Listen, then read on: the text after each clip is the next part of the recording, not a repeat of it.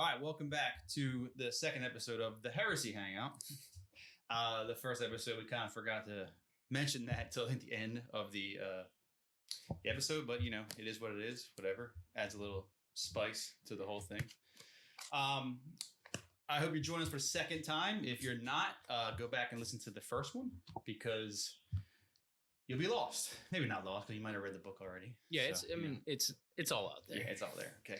Before we start, I want to give a thanks, shout out, whatever call it, to a gentleman named Carl Tuttle. Carl Tuttle, if you're in the 40K world, he's like the host of one of the bigger podcasts, and I wouldn't say a celebrity, but in that world, kind of celebrity. So I reached out to him to help with some technical aspects of this, and he was really helpful. So he told me, what kind of mics to get, what kind of whatever this little box here is to get, and how to use certain programs and all. So just big shout out to him because it helped to make this thing smoother. So before we get into the episode, we're going to just go talk a little bit about just what's new in our world of Games Workshop, Warhammer, general nerdom.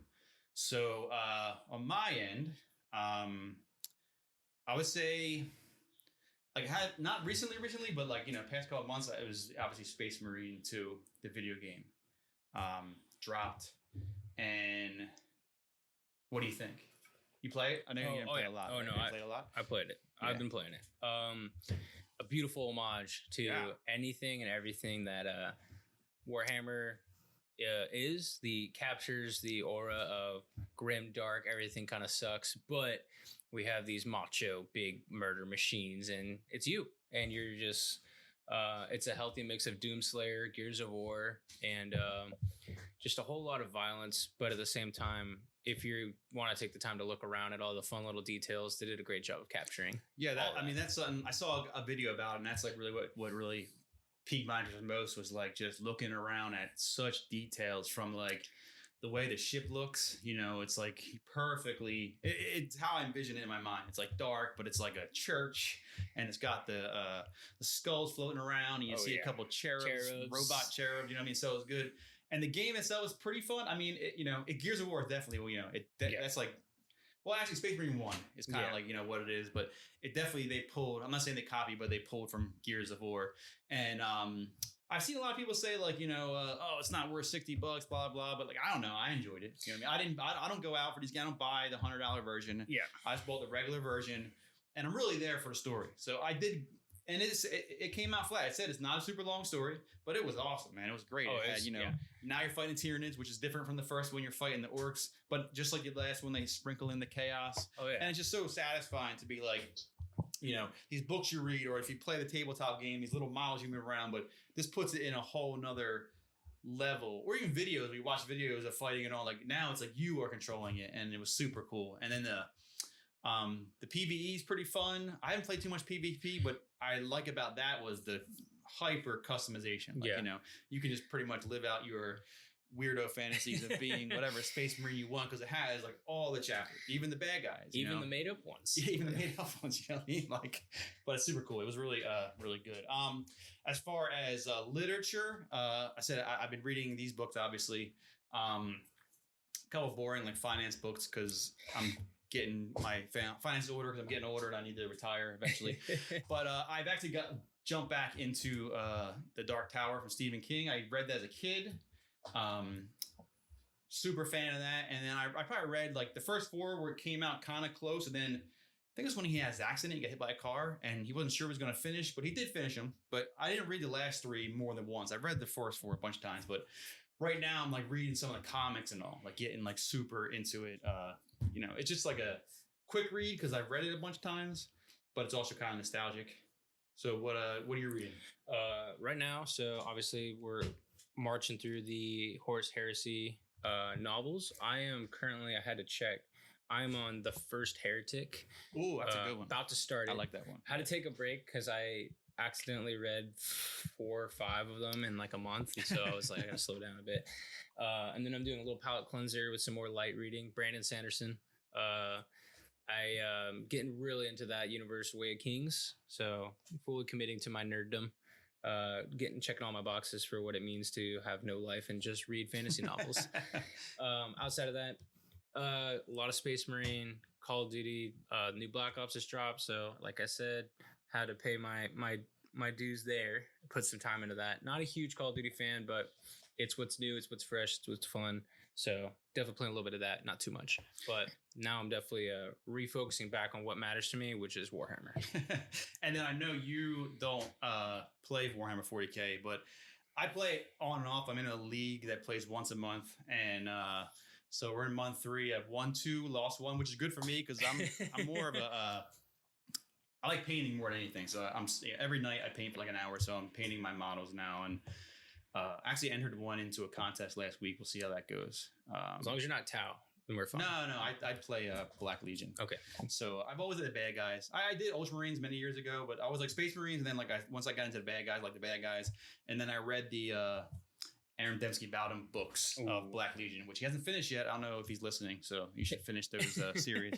But yeah, it really got me in. It really fleshed out the characters because even these books, these earlier books, a lot of the bad guys are just like these like stereotypical twisty mustache, ha ha ha, like evil bad guys, and they don't get a whole lot of love or a whole lot of like backstory. But when I read the Black Legion books, which takes place in the 40K universe, so many, many years after these books, but it has a lot of same characters, and he fleshes out these bad guys and gives you an insight into like what they're thinking.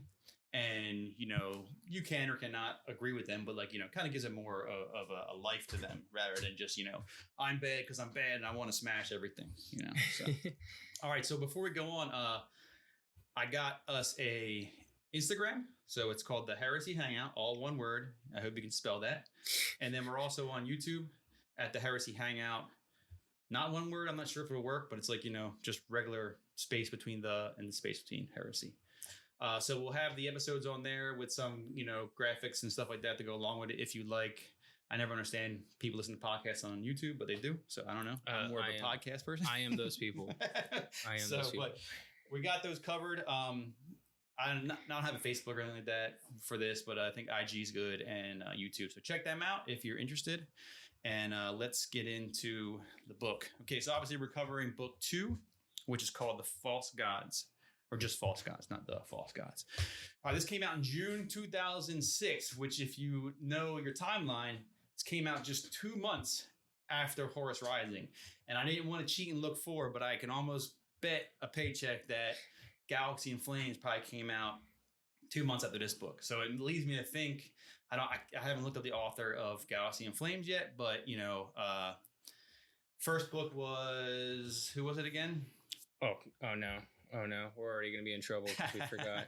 It's the Holy Grail. I'll say the Holy Grail. Either way, so different author than this one. This one was written by Graham McNeil, who's also like a big heavy hitter. But it makes me think that with this IP and with this like how the Games Workshop keeps this very close to the chest, they kind of had to be working in tandem with these books. Like I feel, it's just too rare that they be like, oh, this one pumps out, and this 2 months later, the second one pumps out. Dan Abnett, that's it. Yeah, good old the big DA. So the third one, I said I don't have it on the top of my head, but I'm sure it's probably another heavy hitter. But this one clocks in at 409 pages. Horus Rising, 411 pages. Galaxy in Flame, 407 pages. So I feel this was definitely masterminded to take this story that they probably all sat down and wrote, and they probably bled into each other, and then they started figuring out how they can chop it up into 3, good books that they can cash in on rather than making one big fat book, which would probably be too daunting to read, 1,200 pages. We're talking like a Stand kind of, or Stephen King. We're getting on Sanderson levels. We're getting on Brandon Sanderson levels. Yeah. But we'll talk about the end, how, I think we both agree that I think they could have had better chops here and there. Like it would have made it more suspenseful, but hey, I'm not an award-winning author, so. Yeah. Did you go to Oxford? I didn't go to Oxford. But funny, so we'll talk about Graham McNeil. Graham McNeil is from Scotland, but he currently resides in Los Angeles. And he received a Bachelor in Science in Building Surveying from Glasgow Caledonian University. So he wasn't a writer. Not always a writer. Obviously he's a writer now. You know what I mean? So I guess that didn't really pan out for him because in 2000 he went to work for Games Workshop as a game developer. So he's writing codexes. So he's if you're into this game or if you're not, I'll fill you in. every little army in these games has a book you buy that goes with it, and in that book has all the rules and the stats, but in that has all this lore behind it to get you really immersed into your army, and that's called a codex. So he wrote codexes from 2nd edition through 4th edition. So it's 2 editions of games. He's banging out codexes. All these different armies. I didn't get the details of which armies, but usually they write multiple armies. So he's getting his head into all different sides of his lore, from the Space Marines to the Orcs to the Tau, whatever he wrote. He also wrote lots of articles for White Dwarf. White Dwarf is Games Workshop's monthly like hobby universe magazine. All right. So during the time he was a writer of novels for GW, for the Horus Heresy, he wrote False Gods, Fulgrim, which you don't like, right? I actually think Fulgrim was a great book. We'll burn that bridge when we get there, but despicable characters. He wrote Mechanicum, which is a really cool novel. He wrote Thousand Sons, so I looked it up. Thousand Sons, the book, was a New York Times best-selling book. Rightfully so. Also an amazing book. Yeah, great book. But remember last time we were talking about how all these say New York Times best-selling series. Yep. So, like, I wonder if the T-Sons book is the one that they claim that, or is there multiple? We'll find that out as we go. But that one did it alone win a New York Times bestseller. He wrote The Outcast Dead, which is a really cool book. Angel Exterminatus, Vengeful Spirit, Crimson King, which is also really good. I haven't read Vengeful Spirit or Angel Exterminatus, but Crimson King, really good. And he wrote a bunch of novellas, so, little short stories. So he's well-versed in the Horus Heresy, lore in the books. I didn't look up if he wrote any of the final books, because usually they... Yeah, I haven't not seen... sure. I think DA and, like, Co were the ones hitting the final ones, but I don't know about Graham McNeil. Yeah, I don't know. But outside of Horus Heresy, he's written lots of novels for 40K and Age of Sigmar, which is Warhammer's, like, fantasy version. Most notably Empire, which won a 2010 David Gemno Legend Award. I don't know what that is, but hey, it's an award. Good job. So yeah, good job, man. In 2006, he left GW to freelance, and he continued to write 40K stories for GW, but on his own. And he wrote stuff for StarCraft and a series called Arkham Horror, which is like an H.P. Lovecraft kind of game series. So he wrote, books for that. It's actually pretty fun if you're into tabletops and really big board games. Oh, so you know it? Yeah. Is It's it a board game? Yeah, it's not what we're talking about right now, but it's super fun. It's not something you bring to a party. It's something you plan with your friends, and you're basically solving a mystery and trying to beat the clock. It's really, really fun, and your character dies. It's a great time. All right, so 2015, he left the UK to work for Riot Games in Los Angeles as principal writer on Runetra and Arcane 2. And I've heard of Arcane 2. I'm not sure what Runetra is, but obviously, so he worked for a video game company. So I think, let's see. Yeah, my boy Graham's staying employed. Yeah, so I think that's where he's at now. So now if you pull up the cover. Okay, let me pull this to the side. Okay, so the cover is by a gentleman named Philip Sibering. Sorry if I mispronounced that. He's a 3D artist. So this is, like we were talking about last time, this is not a traditional oil, acrylic, pencil, blah, blah, blah, painting. So he has tons of 40K and GWR. I went on his website, and he does like fan fiction and alternate histories and all this cool stuff. But with this one, so if you look at it, it's got lots of duders on it, and they're all, pretty much they're in the white of the Luna Wolves, which is kind of weird because they're not the Luna Wolves in this book, but either way. So they're like, not to take away from the skill, because I don't know how this works, but they're pretty much the same character. Definitely over and over. Episode 2 Clone Wars vibes. Yeah, copy paste. But like Jason said, not to take away from any of this. It captures exactly what you think it would try to convey. But the depth and the character of it's a little minimal. Yeah, that's what I have as like not a critique, but the only thing I'd say is the first one had a couple heads off, or not heads off, helmets off, and they look like these 80s rocker dudes with their hair and all, which whatever, but at least it's a face. This one, not bad. Has a different kind of look. Yeah, it's a bunch of helmeted dudes, some with like a Centurion Roman style, which is the look for 30K. A lot of the guys have like plumes on their helmets, and they're shooting off in a distance. You see a couple of bullet shells ejecting. It's really cool. But yeah, on his website, he said that pretty much he rendered one of these guys, and then through his software, he's able to manipulate their bodies and move them around. And you can see that because, even at distance, you see there's, just masses of them. You got a cool like a little banner in the background with the wolf. It screams 40K. The scale is beyond massive because you're looking at a valley of a foreign planet, and then you have just shoulder to shoulder Space Marines. Yeah, which in navigation tactics, that's just not ideal. But that's not what we're talking about. And typical like GW fashion, it's very very good to the lore. Like if you were to just Google, Space Marine, like, and then you look at this picture, they look similar but very different. And GW is very good at this. They go deep. You can find tomes on the internet of different marks of armor. This is Mark, I'm not even sure, but like the newest one that the Primaris Marines wear Mark 10 armor. This is probably Mark 3 or 4 or whatever. Someone's probably going to correct me and tell me I'm an idiot. But you can see how it looks a little more primitive. Not primitive, but like, not as streamlined as the new high-speed Mark 10 armor. And that's on purpose because the idea is that this is the year 30,000. And these backpacks are a little nuclear powered backpack. They still got those, but the armor is a little more medieval looking. It still kind of has that like I'm a knight kind of look. Now they look like I feel they look like more like closer to like robots. I say Gundam, tactical Gundam.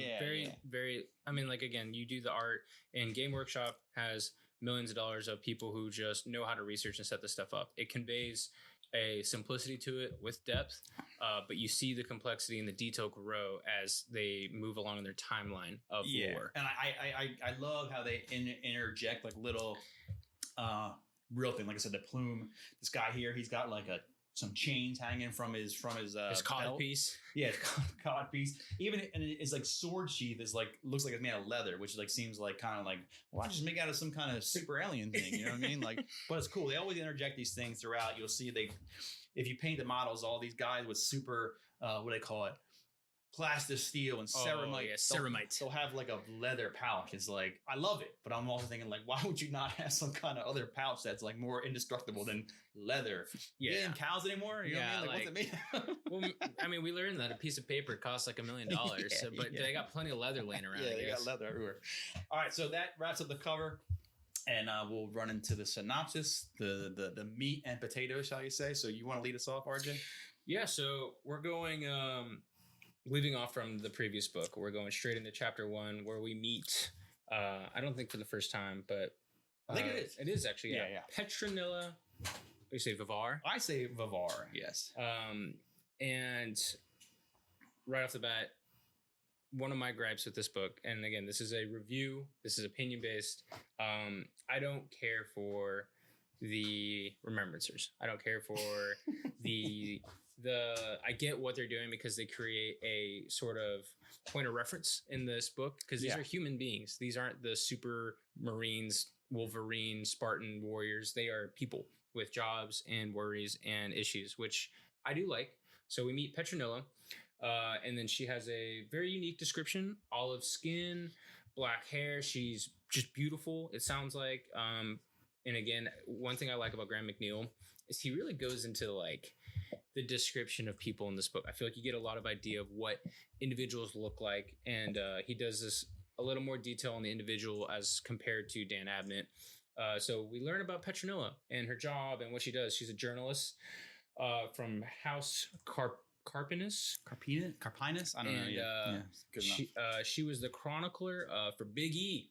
Well, so her family was. Yeah, so she's pretty much she comes from a like big wig family whose family chronicled Big E during the Unification War. So she's a big deal. Oh, you know what I mean? Like, but she's like the new one. She's like, her father's like, go out there and make the family proud. You know what I mean? Like, you're gonna go do something big.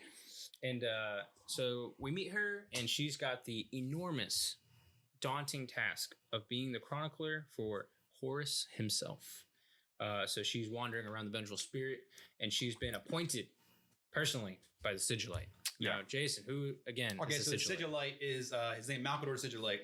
He's pretty much like, I mean, if you think of democratic terms, he's like the VP in a sense, but we're thinking like a king. So he's like the right hand man. You know what I mean? Like he's the lead advisor. Yeah. So like the emperor, he's too busy with figuring out who's going to chronicle one of his sons or his greatest sons. escapade. So the Sigilite is the one, but yeah, so she's rolling around the Vengeful Spirit with a a scroll with a seal, a scroll, with a seal of the Sigilite, which pretty much gets you in anywhere, get any party you want to. You know what I mean? Like, but so it's a big deal, but it's coming from Terra, so this same theme goes on and on, where these remembrancers get these appointments from high people in Terra, and they get out there and they think like this is going to be great, and then they get out there and these people don't want them there. These Marines don't want them there. They're like, what the hell are you doing here? All this stuff, And again, it's one of the beauties of Warhammer. It's this super hyper fantasy sci-fi world where you're dealing with an issue of why is someone millions of billions of light years away telling me what to do? Yeah, and the strangers being appointed over me. Yeah, that's a very real issue, because like I could have a boss who knows someone. You shouldn't be my boss, but hey, your daddy owns the company. Yeah, exactly. Yeah. So the symbol has the double-headed eagle on it. Yeah, and that's goes back in the lore. So the Emperor during the Unification Wars, which is where he was unifying Earth before space, his symbol was like a fist with a lightning bolt. So fast forward, he's going to take over the galaxy, which our galaxy as we know. So during there, he comes to Mars, and Mars is already rolling. Mars is like got their own shit going on, and that's where the Mechanicum comes from. The Mechanicum are like the super tech guys, super nerds. So they meet, and then they decide that they're gonna they become a treaty. It's a whole other story, but they're gonna team up. They're a little give and pull. It's not so much like a normal thing where the Emperor's like, you will do as I say, or shut up now. They're more like, oh, he's like, I know I need these machines. And they're like, cool, we'll figure something. And that's where the double-headed eagle comes from. It's the two heads of Mars and Terra. And that becomes like the symbol of the Imperium moving forward. And then it's a super interesting dynamic. You get a little Mechanicum sprinkled in, actually a big Mechanicum sprinkled into this one. But there's this weird balance of, is the Emperor their mechanical god? Is he not? That goes more into like with Mechanicum. We'll talk about that. Like, the Omnissiah. Yeah, it's kind of weird. He's not. And then God. you get into all our side of like, he don't like gods, but all these mechanical dudes totally worship. You're totally God. Hey, guess what, man? You're totally God. Yeah. But anyway, so yeah, we got this. I want to call her posh. Like, she's this very pompous. Yeah.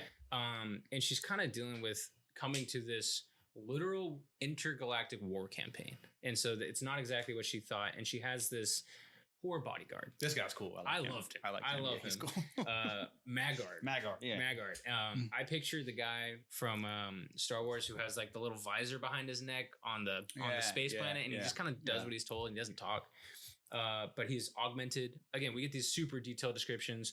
Just this jacked, dark-skinned dude who just lays the hurt, and begrudgingly, it's almost obvious. Yeah, he's begrudgingly following. You kind of like I don't know if it ever says exactly, but it sounds like he's a slave. Yeah, like it's not like he signed a contract and they're paying. I think it was some kind of deal where he is into her the family service as like a slave. You know what I mean? Because he's not happy. You know what I mean? But like he can't voice his opinion because his tongue's been removed, which they talk about later. But I just spilled the beans. Sorry. But what I think is cool here though is so she had instead of writing, she has like a pen that can write for her, but also the pen can write his thoughts. Yep. Which is really comes into play later. But I think I read that and I was like, that's really cool. So she can. So he can't like escape her at any level. If she wants, she can like whatever fingers it out how he does it, but she can read his thoughts and then whatever he's thinking goes on her little, what do they call it, memo quill or something. You know what I mean? Which is kind of like really crazy, cool, like tech wise, but like sad as hell because this guy can never get away. He's like this indentured like Marine super soldier, but his mind is enslaved. Like, he can never even be like, fuck this bitch. You know what I mean? No. I can hear, you know what I mean? So, but it's again immediate stratification, right? So you have this total conflict that'll nothing ever bad will happen with this interaction. So we got Petronilla walking through, and she then we are introduced to the Dies Irae. Yeah, so it jumps. So just like all they kind of jump around. So now we're like in my head I picture like a big warehouse, but like the biggest warehouse you can ever imagine. Yes, it's the size of New Jersey. Yeah. So now we're at the Dies Irae, which is a Imperator class Titan. From Legio Mortis, and they do meters, so I changed it for us Americans here. It's 195 feet tall. That's freedom units. Yeah, so it's giant. It's armed with all types of weapons. Each weapon could like destroy a city. And I have some notes here on the Titan Legion. So if anyone's unfamiliar, so Titans, think if you're into other things, Robotech, BattleTech, all like just think giant robots. You know what I mean? Yeah. Giant robots, but not. They're piloted. You know what I mean? It's like a ship. Okay, so Mechanicum. They come from the Mechanicum, but they're not like necessarily part of the Mechanicum.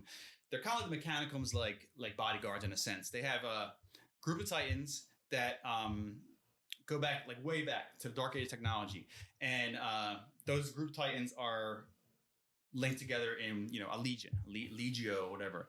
All right, so each legion can have a couple or up to hundreds of Titans. Various sizes, from the smallest to being like a Night Titan, which is like as tall as a building. It's got one pilot. A dude sits in it and he controls everything. So it's like a tank. Then the biggest ones are called the War Master Titans, and they're like like even they're bigger than 195 feet, because this one I read is like Imperator is pretty big, but it's not as big as the War Master Titans. Yeah. They're like gigantic. You ever seen there's a couple books in the Heresy that deal with Titans, and the pictures are insane. It's like. This is we mentioned the first thing. This is the War Master Titans are the ones that it's like a city on its shoulders. Yeah. That is a church, and the robot is under it. So it's the like cathedral literally built onto each shoulder. Yeah. So depending on the size, the crew could be one like a knight, or like hundreds of people inside operating this thing. The various legions ally and battle with each other. They go into that Mechanicum. They fight each other, but it's not like necessarily to eradicate. It's more over like land and resources. On Mars, they're always fighting. They began accompanying the Emperor once Mars and Terra were unified. So once that happened, they Mechanicum joined up with the Emperor, and then that meant that he was able to tap into those legions. And then as the Crusade went out, they find like Forge World, which is like mini Marses in a sense, and they find other legions. And then we are introduced to my boy Moderati Primus Jonah Arukin. Yeah. All right. So he's like a high-ranking. I think of like a Tom Cruise kind of guy. Yeah. He's like a fighter pilot kind of dude. He doesn't pilot it directly because this thing's so big it takes a couple. And he's not the head dude. He's like an XO in a sense. Yep. You know what I mean? Like he's like below. But that's the kind of vibe I get. He's like so he's hungover, so he's out partying. He knows he shouldn't be because he's got work in the next day, but he's too cool for that stuff. So he bumps into a couple of enlisted folk who kind of give him shit, but then he like shows them who they are. Like, hey, who you talking to? You're talking to a Moderati, And then they're like, oh, sorry. And he doesn't push it any further. So I like that. He's not like some kind of posh, high-born dude who's like, I'll take you to fucking whatever. Take you to Captain's Mass. Captain's Mass of Mars. Yeah. So I feel like he's a good guy, all in all. I got a quote here that I highlighted. I thought was pretty cool from this scene. So yeah, this is when he bumps into them guys. So he says, sorry. Smiled Jonah, spreading his arms in a gesture of amused apology as he watched the man fight the urge to say more. Didn't see you there, Chief. Got a hell of a hangover. Anyway, what the devil were you doing driving so fast? You could have killed me. You just walked out in front of me, sir, said the man, staring fixedly at a point just over Jonah's shoulder. Did I? Well, just be more careful next time, he said, and he walked away. So like that was the altercation. He bumped into the guy, and he could have probably had him in trouble, because that's the way it works in their world. But, he's not like he uses his rank to his advantage, but he's not a total. He's not, he doesn't use it as leverage to think you're better than someone, but he definitely uses it to make his life easier. Yeah, and he's a big wig. So like above him is the Princeps, which is like the dude. He's like the captain. If the Titan's a ship, the Princeps is the captain, and then under him we'll have Moderati Primuses, a couple of those. You know what I mean? Yeah, and like you got to remember, people understand the absolute devastation that these machines wrought. So the responsibility that this guy has when he has a mobile fortress city that he is basically in charge of, people tend to respect that, or at the very least acknowledge the responsibility, because also a lot of people don't really want that. Like they kind of mentioned, like people don't really want that responsibility, what it's like to be trapped in a war city and you're in charge of all of it. So the hangars fill with all types of Titans. We see like Warhounds, they're about 65 feet tall. Reavers, which are 115 foot tall, and then the biggest one there is the Deus Irae. Deus Irae. Jonah meets up with another Moderati who's hanging out by like. In my head, I picture like there's a door on a foot or something. You know what I mean? Like that's how you get in. But anyway, he's hanging out there. His name is Titus Kassar.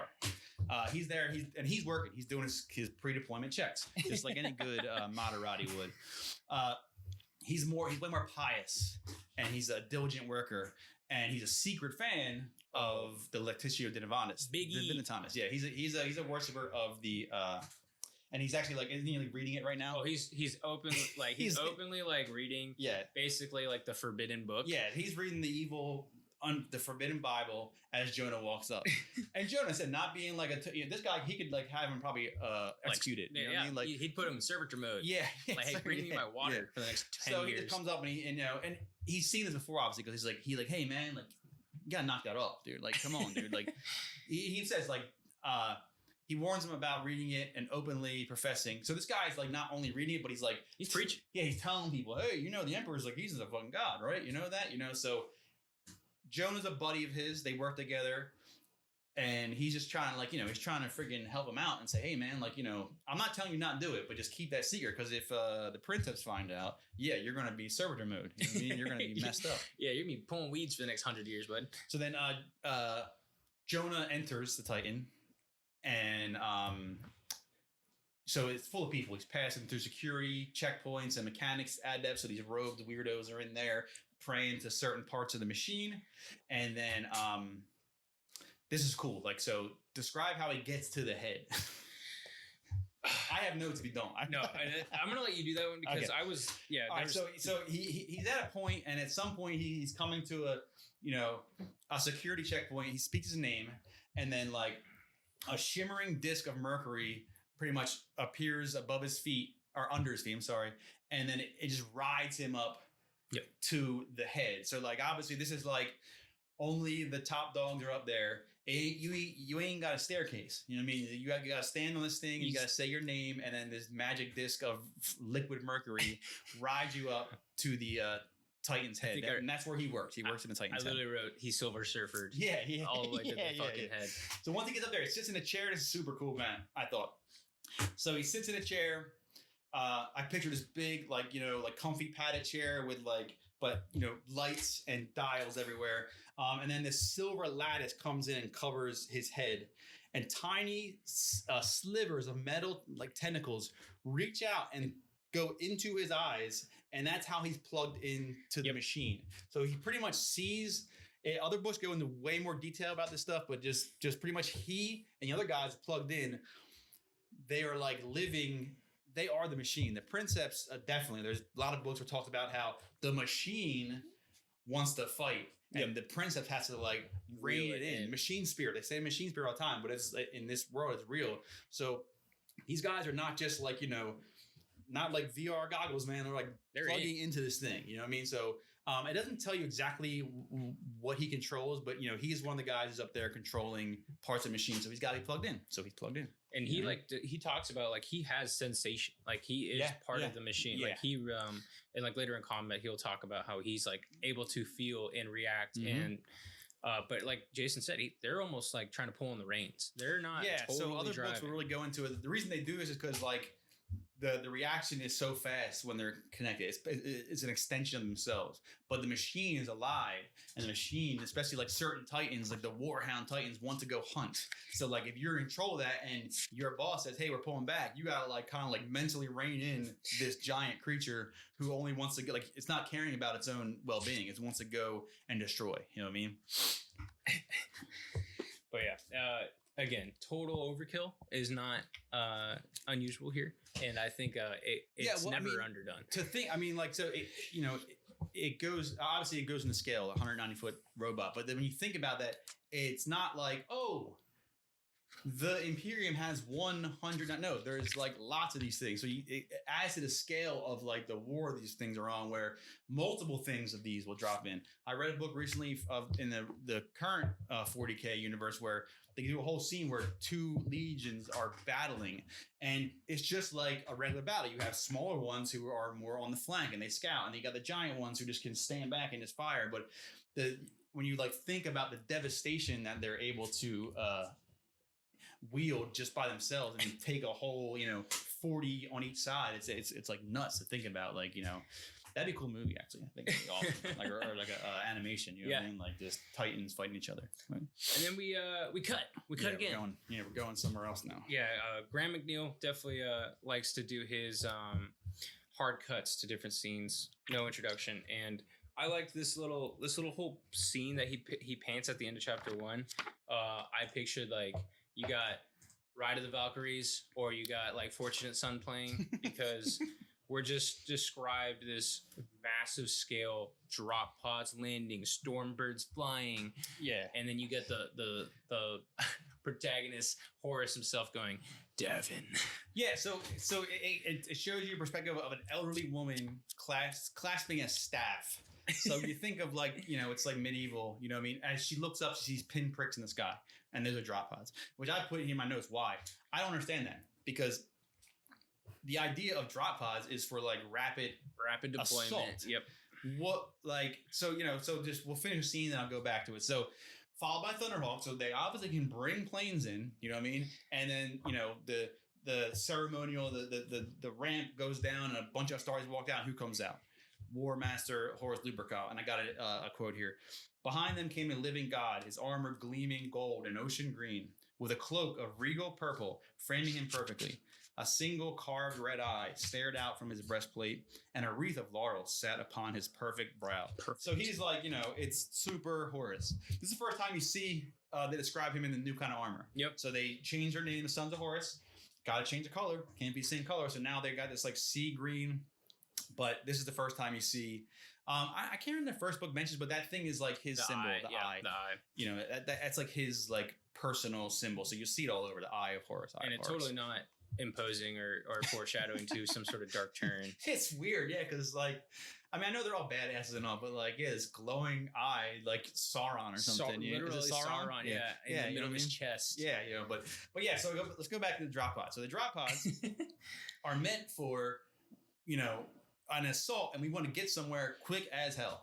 So like, I don't understand, like, because the scene ends with them. He just goes, Davin, like, okay, so they're here to meet this lady. Like, what the? I don't get it. Like, I mean, it's cool, but like, we gotta get there fast. Why? Yeah, but they brought a plane down. So I guess he don't ride it. I guess he's too big to ride it. He's too big. Yeah. That's for the new guys. Yeah. Get them. I mean, like, it was a cool scene, but I was like, I wrote why because like, yeah, like I don't understand like why we. I mean, okay, so just think of the servitor power, the manpower, the fuel to like load these things up. And there's scenes in these books where it's dangerous that they go off course and all. So like, you're gonna risk 5 dudes in a drop pod and just hope the target works. Hope we don't hit like a lake. A lake, yeah. You know what I mean? Like, it's so weird. I don't know. Like, it's just a cool factor. You know what I mean? They got it. You know, a plane itself wouldn't have been cool enough. Yeah, so they got it. Like I said, like you got to throw Fortunate Son in the background. Yeah. So. And speaking of music, Dies Irae is the name of a Latin sequence attributed to Thomas of Solano. It's a massive. Like, if you heard it, you'd hear it. It's like battle royale music. It's a classical masterpiece. Good find. But yeah, I was like, I know that word. It's because it's one of those classical musics that's always put in huge battle scenes. So that's cool. Of course, Latin, Warhammer. Yeah, who would have guessed? Yeah. So, all right. So that ends the chapter. We open up with chapter 2. So we see our good old friend Mercedes Ullerton, and she's doing what she does. She's hanging out with Loken. And Loken is pumping iron. He's sweaty. Yeah. I'm picturing like Thor had like a love child with Superman. And and she's she's scoping. She's clicking. She's blink clicks images. So I don't know if we answered that question, but we were curious if she can do that with her eyes. But yeah, so she's liking what she sees. She's clicking image of him, and he doesn't mind. He says, "I don't mind if you I don't mind you admiring my physique." You know what I mean? I have here. He's not offended, and he wants to be remembered like this when he's young instead of old. And then she has a good question. She goes, "Well, do you guys even age? You know what I mean? Like he's a couple hundred years old now. He's I think 300 years old. Yeah, you know what I mean? Like, do you age?" And he says, "Well, we don't know because none of us live that long to age. You know, we all die pretty much." And he's fine with that. And she's kind of like jokingly asking, like, "Well, what about what are you gonna do? Retire? Like, what are you gonna do when the fighting's over? You know?" And then he kind of like gets a little more serious, looks at her, and he's like, "The fighting will never end. Which I have. It's funny because it's a very big contrast to what he was talking about in the first book to his boy Sigismund. Yep. He was the little like whimsical puppy being like, when this is over, what are we going to do? And now Sigismund's like, he's like, he's like, I've always respected you, but I didn't know. He's like, call him naive. He's call him stupid, but pretty much, I know you're dummy. He's like, he said, well, we're going to fight to win, and then we're going to fight to hold it. So our very first look at Loken now, which, time has passed since the first book, all the events have passed. He's definitely more like in a dour mood. He's not so like, hopeful anymore. Well, he just watched his role model, just body of an alien planet when they were literally telling him, hey, this is like probably the most important plot point you're ever going to hear in this entire story. You're betraying me now. And it's like, okay, hold on. Yeah. So, he's not he's not like the happy-go-lucky Loken that we knew. I mean, obviously he's a train killer, monster, mayhem man, but still, it's a good, I like how he opened with this. Like, he's not the same person anymore. Okay. So then they're chatting. Abaddon walks up and he pokes fun at Loken because Loken had like a cut from the sparring machine. Oh yeah. They mention how the blood runs down his rippling biceps, which is a quote. You can look that one up. And, and it seems to be a good-hearted, jab at him, but Loken doesn't really find it funny. So you get that. He's building that tension. Like now, not only Loken is like a sourpuss, he's also like, well, that's his mournable buddy. And he's like, he don't have it. You know what I mean?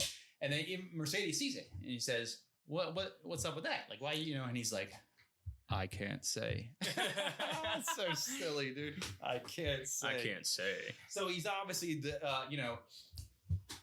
they're trying to fill in the gaps of what happened between where we last saw, where it was the end of them leaving the Interrex into now. And they're kind of like showing that there's a rift forming, the happy guy's not so happy.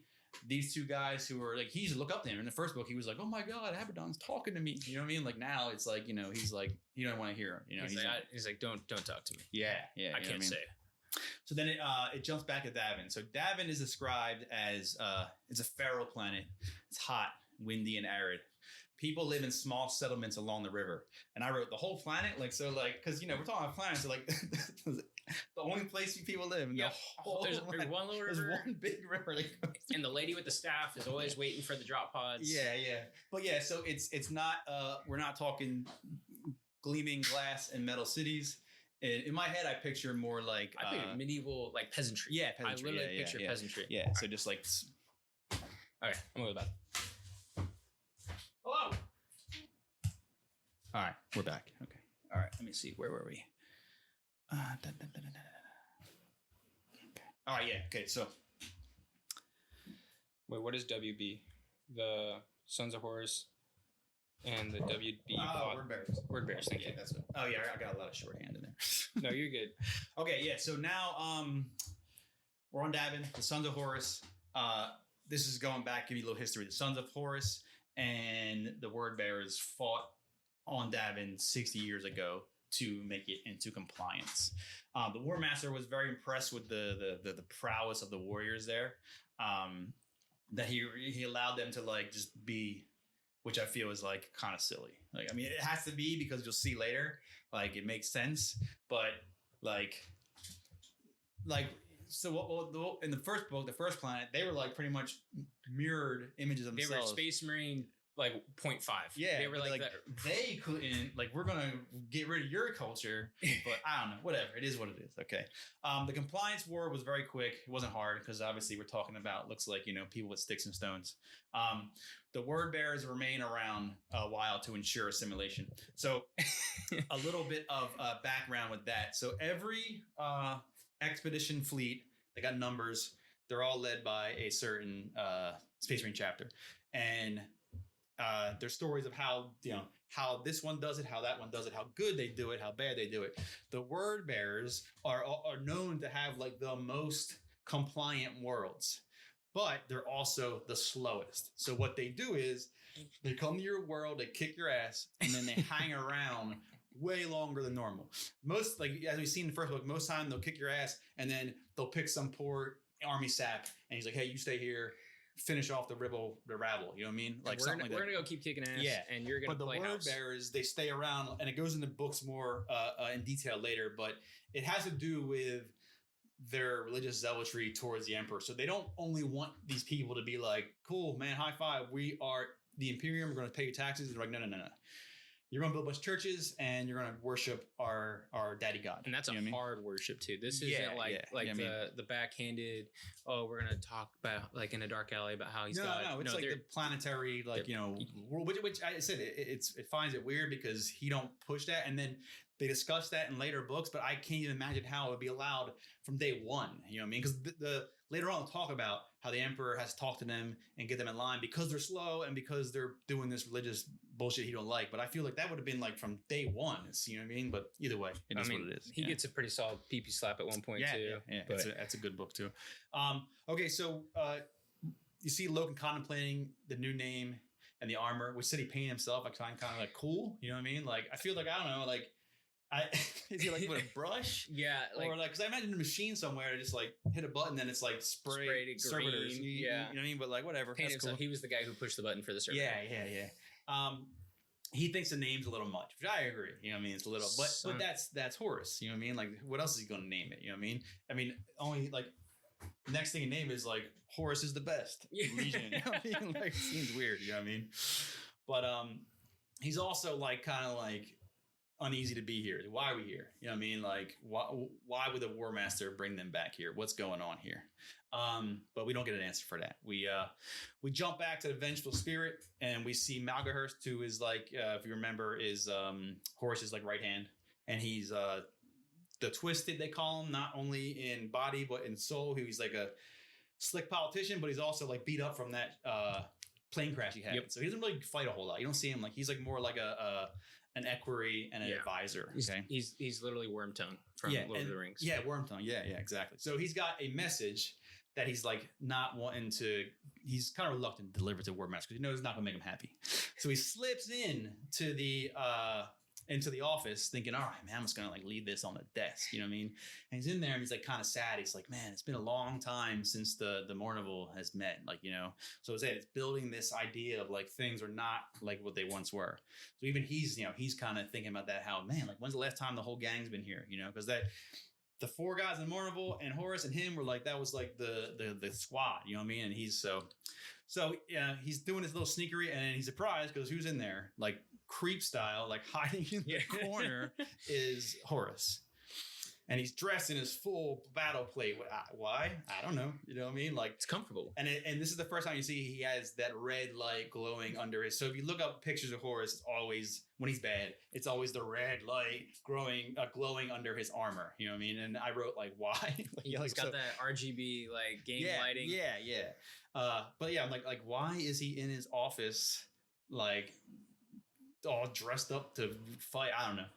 He looks troubled though. So Malgahurst, obviously being a good buddy, he's like, hey, is everything all right? And he's like, I don't know anymore. So he said, we're chipping away at these little rifts that's happening. He had a lot in the last one, you know. When he yelled at the sky, why, father? You know what I mean? Like, so he's like breaking down, which is kind of crazy to think that this super enhanced human, beyond super enhanced human, would have any problem. But it shows like it shows you how like insanely smart, talented, and beyond human that the Emperor is. If he can do it, and he gives to his guy who's like the best of all these super humans, and he's like, damn, this is too much to handle. So, he's not looking too good. And he's like, he wants to know, what's up? What do you got? So he's got the message for a private audience from Petronella Vavar. Mm-hmm. And Mal's like, yeah, it's some bullshit. Don't worry about it. He's like, I can't believe she would even ask. This is bullshit, And then he's like, well, what do you mean? Like, am I so insignificant that I don't require remembrance? Ooh. And he's like, yeah. So Malgahurst thought like, he's like helling him out. Like she's being, this human wants to talk to you. Do you believe that? And he actually responds like, what do you mean? Why wouldn't she want, like, do not deserve to be talked about? You know what I mean? So he apologizes, but it throws the War Master into like a big hissy fit, kind of freaks out. So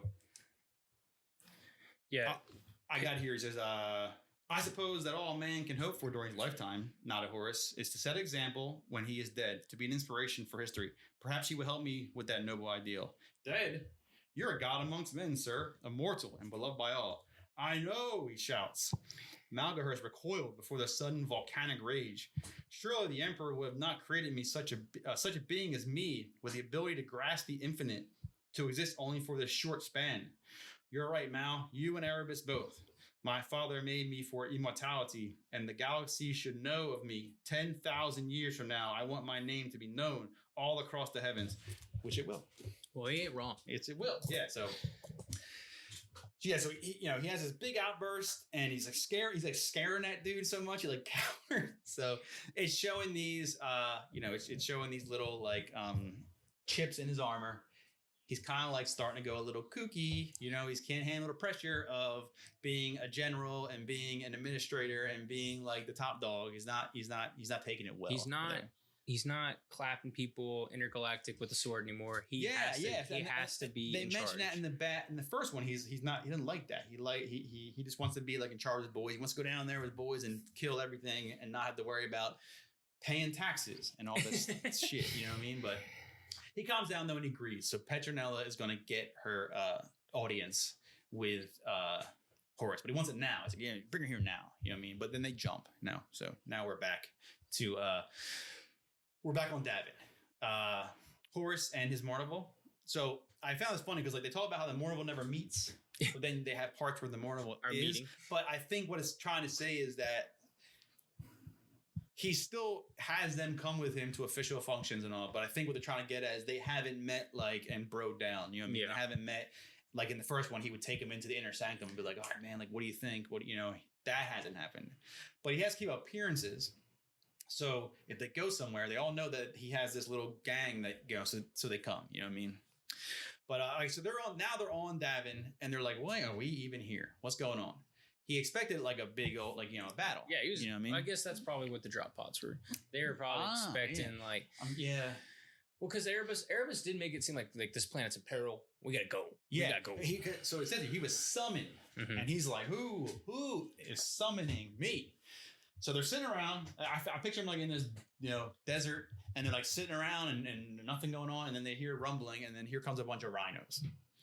Which are like tanks. Yeah, they're like what do they call them? Armor transports. You know what I mean? Like no turret, but like just guns and armor and put guys in it. And then they pull up, and it's door drops, and who gets out but our friend Erebus, everyone's favorite. Everyone's favorite Erebus. Yeah. So they jump a little bit again, and now we are under this large tent where they're going to have the war council, which is what is going to happen when they meet. They're going to have the war council. And we meet our friend Ignace Carcasse. He's there. Who has probably the best character development in this book. Yeah. Because this is what happens when you get punched in the mouth, is you kind of learn to have some perspective. And your words mean things. And so we get Ignace and Euphrates. Yep. She's back, for better or worse. And they're watching this... It's like local shaman. That's what I said, like a local shaman, like he's like doing some kind of dance. I mean, it's like the so it's like they set up a tent and they're going to have a little meeting with the word bearers and the Sons of Horus, and they invite the locals because that's just it's right to do. They're on their planet, so the locals come and do their thing. They're going to do like bless the meeting or whatever. You know what I mean? Do their little ceremonial rain dance. Yeah. And it kind of just bores everyone. Everyone's over it. Yeah, they're all bored. Yeah. And so they start chit-chatting, and Erebus walks in under the tent, and he's dapping everybody up, sees the remembrancers, and then he's like, "Oh, okay, I get why I'm here." Yeah, because so Erebus walks in, and he's actually surprised to see remembrancers. You don't like those motherfuckers. You know what I mean? He's like, "Ooh." But yeah, so him and Euphrates are chatting. He's like, he realizes he's in love with Euphrates, which never really develops. But anyway, they're kind of chatting. But yeah, so when Erebus walks in, it kind of like snaps Ignace back into reality. He's like, "Oh yeah." He remembers a previous meeting he had with Loken, saying, "Hey, I want you to come to this meeting, and I want you to watch closely a certain person that I don't trust." And, we can assume who it is. But so I want to ask you that because, okay, so it doesn't say watch Erebus, but he means Erebus. But I can't remember, so far, has in the first book, remember when they first met Erebus? Everyone's like, Erebus is good. That's the guy. That's the guy. I can't remember from the first book. Has there been any altercation so far where you would think that why Loken wouldn't like Erebus? So I can't remember. There's like a little between the lines Because we know that he has the knife. Yeah. But no one else knows. No one else knows. But also, Loken doesn't understand why he is going out of his way with his whole ass legion, with the big WM War Master. Mm. Why are we doing this? It definitely seems like something's fishy. It seems like Horus, for whatever reason, is like at the beck and call of Erebus. You know what I mean? Like Erebus called him here, not what's his name, Lorgar, who was their big daddy, not Lorgar, Erebus. So it's like, and then he mentioned that outburst. Mm-hmm. You're right, Mao, you and Erebus. So he's been spending a lot of time with Erebus, and I think the mistrust is correct. Obviously, we know, but like I think it also comes from a place of jealousy at first because the Mortivals meaning less. Yeah, he's hanging out more with Erebus, and they're all like, "This is my dad. We're go to your dad." You know what I mean? Like, so. And when you spend 500 years with someone, you tend to know their tendencies, and when things are changing, it's like, "Hey, when did things start changing?" We got this word bearer loser who just keeps whispering at my dad that I suck, and I don't appreciate that. So yeah, Ignace is in there and he's like, "Oh, okay, got it." Yeah, now he's like, now he's stopped oogling over Euphrates, and he's like, "Oh shit, I have a job here." He's like, "Oh, that's right. Yeah. This priestess that's not a priestess. I gotta pay attention." And he sees No, not yet. It's not yet. They jump. Yeah, that's later. He jumps around a lot. So now that ends that chapter, and now we're back on the ship. That's right. And then so days before, Loken goes to seek out his tutor, Kiro Cinnamon. First time we see him in this book, and he wants to discuss why he wants to get some more info on that weird book he got, the Chronicles of Ursh. He says weird because like he's reading the book and it's mentioning things like men turning demons, like our boy Jubal, and other magical things. So he's like kind of like wants to know what's going on with this. They go back and forth a little bit. Kirill says the Imperials aren't much different from the olden days. You know, even now in our advanced time, it doesn't take a lot to fall into madness. And I thought he had a good little quote here. He says, "Common decency and civil behavior are just a thin veneer over the animal at the core of mankind that gets out whenever it has the chance." I like that. I like that a lot. So, he sounds, just like Loken, he's also sounding like a little down and out, you know what I mean? But he assures Loken that with the Emperor, man shall rise above all carnal instincts to a revival of brotherhood, education, and logic. And he says, "Pray he has never taken from us." I like how they always do that. They throw in like, "I was there when Horus slew the Emperor," all these little things, you know what I mean? Like the foreshadow about, things that come. But yeah, now we're back. Back to the War Council on Davin. So just like every other meeting, Horus is outside with the Mornival going over the playbook, how things are going to go, what you're going to do. You know what I mean? In that little meeting, Torgadim cracks a joke, and the War Master like rebukes him, like he's pissed off. Yeah, which is like that's Torgadim. That's our funny guy. Yeah, that's our funny guy. Like, what are you doing? You know what I mean? So and then they talk about how the War Master's been pissy with everyone pretty much since the Interrex, and this is where I say he hasn't seek counsel of anyone outside of Malgahertz and Erebus. So that jealousy's building. He's acting weird. He's all pissed off all the time. I mean, I can get it. Like, so you saw that he was very upset over the way, because after the first planet in the first book where they all jacked everyone up, then they go to the Murderlands, which they had to kill that shit. It's like monsters. But then he was talking about how maybe we can do this differently. Maybe we can, instead of conquering, Big Dad told me to go out there and do this, but he didn't say exactly how. So they meet the Interrex, and they're very much like each other. Cordial, good people. They do deal with Xenos, but it's just like the Emperor and the Mechanicum. There's give and take. You know what I mean? Like how space racist are we? The Imperium's like super. But then that's what he's told me that. So I can see why he'd be upset, because he had this mindset like, okay, he went down, had dinner with these people, and then all of a sudden shit goes to the fan, and there's no going back. And we can only assume that time has passed and they've wiped the Interrex. They mentioned I think Torgadim mentioned they wiped the Interrex out. Yeah. So I can see why he'd be like a little upset. But all these things are compiling, you know what I mean? Like he's upset. He's not talking to us. He's only talking to Erebus. He's having these outbursts that are scaring a dude he hangs out with all the time. You know what I mean? Like if you're in a bad mood and your best friend's there and you kind of have an outburst, you would think dude would be like, hey man, calm down. Not like, oh, I'm scared to death. You know what I mean? Like, I get it, he's a god, but you're also like a demigod. Kind of god, you know? And you guys hang out all the time for hundreds of years, you know, like so. The administrative side of his job is becoming a heavy burden on him. Aid requests, tax questions from back on Terra, tactical assistance from all his fuck brothers, always bothering him and shit. So it's like, you know, getting in his head. Horus enters the tent, all grand and shit. It says Carcass is so amazed that at that moment, he decides to write an epic speech about his nobility. So I literally just picture like that like apple hitting the head. Yeah. But like instead of gravity, it's just like Gettysburg Address about the War Master. Yeah. So I love how like these. I like this one a lot. But I like how in general how the humans like see, because I imagine like these characters we know, Ignace and Mercedes and all, like at this point they have to be getting over the majesty of seeing the Astartes. You know what I mean? Like a little bit, because like.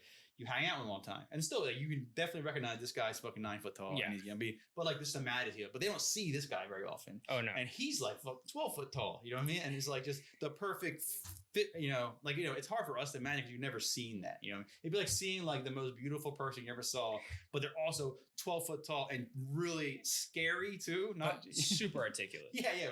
But graceful speaker and super funny and all this stuff. And it's just like, yeah, so you would want to write an epic speech about Clearly, my first instinct would be to write the best speech ever. Yeah, so Horus comes out. He's doing his smooth stuff like he always does. They all kneel. He's like, no one kneels. Only kneel to the emperor. He's doing his, which is good. He's doing his normal thing. You know, he's like, oh man, maybe he's back. You know, he's looking all charismatic. Everyone's loved to see him. All right.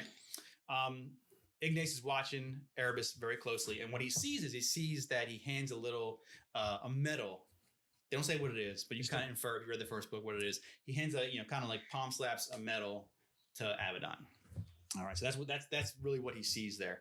All right, so Horus is ready to go. He starts giving a speech about how it's grand that we're here to help the compliant Davin, and as he says, compliant Davin, Erebus interrupts him, which is like. Mind blown to everyone. Like you can't crack a joke with this guy right now. In general, like so he's doing his thing. He's I picture like not thousands, but probably like 100 some people, dignitaries and all that stuff. And he's like, hey, we're back here in Confined Davin. He's kind of trying to like just give a good speech. He doesn't even know why he's there. You know what I mean? He's like, I don't know, but he's kind of make it good. And then this guy interrupts him. Like he goes, he's actually like this. Excuse me, War Master. It's not compliant. When you say compliant, it means yeah. So he tells him, you're a little wrong on that because the governor here, his name is Eugene. Yeah. Eugen Tempa. All right. He tells him, your old buddy Eugen here has become a traitor and he's fled the planet and he's on the moon. He's held up on the moon with his boys. He says that Eugen was twisted by sorcery and he's basically called Horus a bitch. You know what I mean? He's like, he shucked off the Imperium. I can't. Somewhere in the book it tells you like the Horus and him were like buddies in a sense, like for a human. Yeah, because like he acknowledged like his prowess. Was, like, the whole so deal. like it wasn't just like it's some dude you don't know. Like so Eugen is like like not like a confidant, but he knows him and he's like, oh man, this is my boy. So he's like extra mad because this guy's like not only betrayed the emperor, but he pretty much said fuck you, Horus. He name dropped him. Yeah, he said Horus. Like, hey, you ain't shit. You know what I mean? Like Horus ain't shit. You know what I mean? So he's mad as hell. You know what I mean? And this is like it throws the game plan out the window. Whatever kind of cool, calm game plan they had, and hey, you Loki, listen, and hey, you're gonna talk at this point, it's gone because now he's just mad, and this is all what Erebus wants. And this is like, if I was Loken. Because Loken's role is the Naismith. His literal reason he was recognized and promoted was because of his ability to critically think in these like hot-headed moments. Yeah, which is really rare because these are super soldiers that are jacked up on adrenaline who love to just kill. And if I was like in his shoes and you're seeing this, like my guy's getting played. Like I'm watching this man make decisions that are not regular, and you even you kind of get a sense of why he's starting to distrust Erebus. I mean, he watched him. He literally hit him with the actually, and then said, "You're a bitch." Yeah. And so it's like, all right, okay. Yeah. Is he supposed to be? Is he getting played right now? Yeah, but it works because then Horus is like right there. He's like, "Yo, we're going to the moon, and we're gonna wreck this guy." You know what I mean? So and that's like you don't go back from that. No, like, that's it. No, we're going. Boom. Meeting's over. Meeting adjourned. You know what I mean? Like whatever I was going to say about what we're here to do and check things out and take it nice and slow. No. He said that. We're going to get him. So after the meeting, Lucan goes to Ignis and he's like, "Hey man, so like what did you see? I didn't see." You know what I mean? He said what he saw in his angle was a marvelous performance from Erebus, manipulating them into doing exactly what he wanted to do. You know what I mean? As we're chatting. Good old Abaddon overhears this, and he bunts in. He's like, "I'm gonna kill you. You insult one of my brothers. All this stuff." Loki kind of tell him that hey man, he was here because I told him to be here because he thinks Erebus is shady. You know what I mean? Abaddon don't buy that stuff. You know what I mean? And then they're kind of going back and forth. But this is like a top tier for Ignis, which is like I can only imagine the brass balls on that. He's like, "Oh yeah, hey, by the way, what did Erebus give you? What was that thing she gave you?" I was like, "Oh," so like you imagine like you're talking to your buddy who's 9 foot tall superhuman. A meaner one comes in who already don't like you. Who is bigger? Yeah, Abaddon is bigger, and I'm gonna kill you for insulting my And then those two are kind of like I imagine like face to face spitting at each other, and then instead of running away, or you're just like, "Yeah, hey man, what did he give you? He gave you something, right?" And it's like, oh man, that was funny. And unfortunately, we have to wait to hear because he jumps again. The chapter ends and we get. Oh no, it does. No, chapter goes right back to it. Okay. So they're fighting. Yeah, so chapter 4 opens and he's like lunges at him. You know what I mean? But Loken like blocks him, and they're not like knives are now. They're kind of like wrestling each other. You know what I mean? He wants to kill him. Abaddon wants to kill Ignis 100%. But he also Abaddon is also such an interesting character because you see his turn is much more immediate. He's a total follower of Horus. He drinks that Kool-Aid. That's the only way I can put it. He just drinks the Kool-Aid. And whenever someone questions that, it just hits that switch. Yeah. And so, but he still has like right now, you see a little bit of restraint because he sees red. He wants to kill Ignis. This guy basically stands for everything he doesn't believe in, questioning the immortality of the Imperium and these ultra like space marines. And he's like, okay, you know what? I'm done with it. But he has that little bit of knowledge to not kill or actually go for the throat with Loken, which is like interesting because like if I'm fucking want to fight someone, well, and it's almost like I can't, and I like I said, I like Abaddon. I painted his model. I play the army that he runs. You know what I'm saying? I like, and I from the books that AEDB wrote, I like him. But this is almost like bullyish because he's like, "Oh, I'll kill you," but. I mean, he probably could kill Loken. He's like way bigger and strong, but still, he don't want to like. He'd be way more of a bite against Loken than this. This guy, and he can probably just like crush his face. Yeah, you know what I mean. So, but anyway, so Loken's like, well, yeah, what was it? Was it a lodge coin? Huh? Is that what it was? And he's like, I can't say. So, all right. So then Loken's like, all right, well, is Erebus a lodge member? Is that what's going on here? And then Abaddon really like blows it open. He's like, well, actually, Erebus is the one who told us about the lodges. You're like, what? You know what I mean? Like, so we get to Loken. He's in deep thought about Erebus being a liar. You know what I mean? He remembers. I think he's thinking about like what Keeler said to him about what if there's corruption in the Astartes? And like, well, that was like a one-time fluke. So now I think they don't say it, but I think he's thinking that like she said, how far would you go to hide this? Now he's thinking again like. Yes, he's not turned into a monster, which is very easy. You know what I mean? Like, this guy is my friend, and now he's a raving lunatic monster. Kill, cool. But now it's like more like subtle, and he's wondering, is this guy being slick? Why? Is he lying to us? What's going on? And I think he's thinking about what Keeler was saying. So he's very, very conflicted about what's going on. And then kudos to the writers, Dan Abnett and Graham McNeil, because if you want to create like a realistic depiction of how to divide a literal 100-year-old brotherhood, you have to do it so slowly. And they like to the point where I mean, obviously it's easy to hide it from the readers because you just don't tell them. But like, all right, the lodges. Oh, a little stratification. You're creating an immediate division. Yeah. And you're like, oh, you know what? It's in good faith. Well, actually, it was Erebus's idea. So I imagine, like I said, I don't know, but like, so the lodges aren't mentioned anywhere in like those old 80s books I talk about. So I imagine the writers probably thought of this as a way to interject very subtle ways, like, hey, we'll have these lodges, and they already know the answer, but we don't know. We see these lodges, and we're like, okay, that seems kind of cool. It is a little weird, and Loken's very strict, so maybe he's being over. But now they add a layer, like, hey, Erebus, who we all see, he got the knife, so he's up to something. He's the one that gave you the lodges, like, I don't know, you know what I mean? So yeah, because you isolate the leader, you create stratification within the party. Like this is like infiltration 101. Yeah.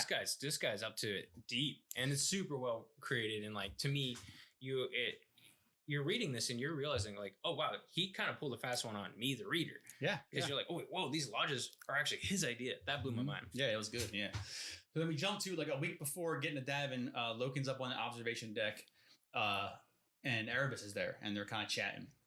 They're chatting about, and this is a little good. They describe his shaved head, and his tattoos. So pretty much, not only him, but all the word bearer dudes. I mean, I'm sure all of them, but like they're pretty much shaved head dudes, and they all have tattooed skulls, faces, all this stuff, and it's inscribed with words from the Book of Lorgar, which you'll learn about later. And it's pretty much the Book of Lorgar was like kind of like his religious book about the emperor. You know what I mean? So they're all about that. They put it on his head, but and I think like it so you look up pictures of him and all, it gives it a cooler look because he looks like super crazy. He's like a bald dude with friggin' weird runes all over his head. Well, anyway, they're discussing chaos, and he tells them that Tull, remember Tull was a guard from the Interrex, mentioned how chaos is evil, and Erebus just shoots out the party line. No. It's that the doctrine is, the warp is not conscious. It's not malicious on its own. And he wants to know, like, is there any other reason you would think that? So he's like prying. Yeah. He wants to know. He wants to know some stuff is going on. But Loken says no. He's not going to tell him because like Erebus doesn't know about the Whisperheads, technically. You know what I mean? Like, he doesn't know. All he has is that some alien dude told him about chaos being evil, and he's like, no, that's not evil. He reassures him. He said, look, man, Tull was a liar, dude. He fucking hung out with Xenos. He's a dirty, one of them dirty Xenos. Yeah, Xenos a lover, dude. You know what I mean? And he's like, didn't they blame us for stealing the Kinderbrack sword? Who do that? Right? Who do that? So he even says, don't they blame us for stealing the Kinderbrack sword? And Loken, it's like a light bulb, dude. He realizes that no one to this point has ever said that it was a sword. They said a weapon. Yeah, a weapon. So he says sword. So it's like, bing. This is just really lighting his mind up. Like, something is real wrong because no way he should know that. So he's kind of figuring out that this motherfucker stole the sword, obviously. He didn't even know it was a sword. You know what I mean? Like, everyone knows right now that someone stole a weapon, lit the building on fire. They blamed us. No one knows. You know what I mean? He says sword, very descriptive. You know what I mean? So like, could be a slip. You know what I mean? Could be like a slip of the mind. Like, oh, maybe he said sword because of sword. You know what I mean? But no one revealed what the weapon was yet. He's the only first person to reveal that. And you gotta remember, they went through like the hall of every weapon that's killed universes, and it's like, why did you say sword? Like there was literal like gun that makes guns your head and pop. So you know what I mean? Why would you say sword? Yeah. So it's very. All right, we jump to Ignace. He's hanging out at the retreat. He's hanging out with some female remembrancer, and they're bitching about Petronella. So now in the world of remembrancers, she shows up, and they're all posh, rich kids, but she's like the posh rich kid. You know what I mean? And she's gonna go hang out with the War Master and all this stuff. So they're kind of bitching about it. Gives a good description of the retreat. The retreat has now become like full bohemian. You got music playing, and the walls are whitewashed every week so they can paint on them. There's gambling going on, so it's very different from the rest of the ship. In the first book, they talked about it, but now he reinforces that it's like fully the remembrance or hangout. It's like totally different from the rest of the ship. I'm picturing like Woodstock, like level, but they're all like I said, like the most well-spoken, well put together individuals, but they're just vibing. Yeah, it's like what's that? I picture like that. That secret stuff, Bohemian Grove. Oh yeah. They're all like having orgies in the corner and stuff and all. But they're all like dignitaries and they're not like junky scumbags are all like super smart and super intelligent. And they all can, this guy can paint the Mona Lisa, and this guy can write a song. Yeah, like that. So, so he's sitting around hanging out. He's having a memory of remembering how he was hiding from Abaddon on Davin, and Loken found him then and pretty much gave him an oath of moment, which is like really weird. That's a big deal. Yeah. But pretty much he was, hey man, look, don't say a word to anyone. And this is not Loken being like shifty. He's just trying to keep the information like with him too, so he can go and figure it out without it spreading out, and then the enemy's finding, the info first. So yeah, he got his own, now he's like, he's got his own oath of moment. Kind of cool. He's roused from his memory by a hooded figure, and it's Euphrates. And she comes up, she's like, hey, I'm looking for Loken. And he's like, I don't know where she's at. And she's like, all right, she gets out of here. But as she leaves, he notices that she's like popping these pamphlets on all the tables. Dude, you know what I mean? I like the picture again, like what? This world makes no sense to me. They're throwing around like strip club tickets. Like that's what I picture. But it's like, hey, praise Jesus, space Jesus. Yeah. So he picks one up and he's like, he sees it's a copy of the Lectitio Divinitanus. I don't know. What was called the Emperor Bible. That way. So he picks that up and then he's like, oh shit. And he gathers him up because he doesn't want her to get in trouble. You know what I mean? But she's willy-nilly just throwing these things around. Now her name's not on them, It's a printing press. But if she's caught with a satchel full of them, you know what I mean? Like that's servitor. I hope you like pouring tea the next millennia. Yeah, you know what I mean? So all right, it jumps to we see Petronella now. She is waiting for the War Master. She's in his room and she's like surprised how like Spartan it is. You know what I mean? It's not like lavish like a king. It's just kind of basic. It doesn't really go into how basic it is, but it says Spartan. It says Spartan. You know what I mean? She's called into his inner sanctum where he waits. He's in a pale green and gold battle armor. Why is he in armor? I don't know, but it just makes it cooler. And I found this funny. He's described as having short hair, which is kind of weird because every picture I see, not short hair, I guess it depends on who. He just missed a day shaving. It's like, that's what I picture. But then I go back to the first book where they said Sanguinius had black hair. So like, I don't know. Like, so 2006, this stuff's been around for a while. Like the Sanguinius one's really crazy. It says black hair. All right, which is like weird. Jason, I'm saying we're splitting hairs. We're doing it. I just thought it'd be cool. Yeah, short hair. He's bald. Every picture you see him is bald. You know what I mean? Sadly, he's bald. I would think he would have, if I was him. I wanted that Garth, like... Yeah, if I was him, I'd have, like, the flowing lock. I mean, maybe baldness runs in the... They don't got Rogaine in 40K, all right? Rogaine. Even superhuman demigods can't... Some of them are bald, man. It's just the way it is, dude. Sorry. It's hard, man. Actually, a bunch of them were bald. Hey, gene seed, brother. Sorry, you got the wrong gene seed. Bad gene seed.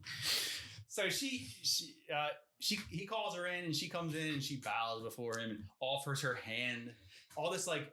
very like ceremonial stuff, and he just kind of ignores her. You know what I mean? So she gets out of her curtsy real fast, and she's like a little perturbed. You know what I mean? Like, hey, what the fuck, dude? Like. So he starts kind of jabbing at her, like asking her, like, about her qualifications. Is she good enough for this stuff? And she gets mad and actually kind of like throws some shit back his way. She tells him she's the best there ever was. Like I'm the fucking best documentarist. I never hear someone say that, whatever, but I'm the damn best documentarist in the whole galaxy. And he likes that. He likes that she's like, she's not just like a pushover. You know what I mean? Because he's just jabbing at her. He's like joking with her, And then he says, all right, you are hired. You are my personal documentarist. And he speaks how if you're, I know you're eager to see the face of combat war. So he brings her with him to the embarkation deck where they're about to load up and roll down to the moon of Davin. I get them mixed up. I say Davin a lot, but it's actually the moon of Davin. Yeah. And that ends the chapter.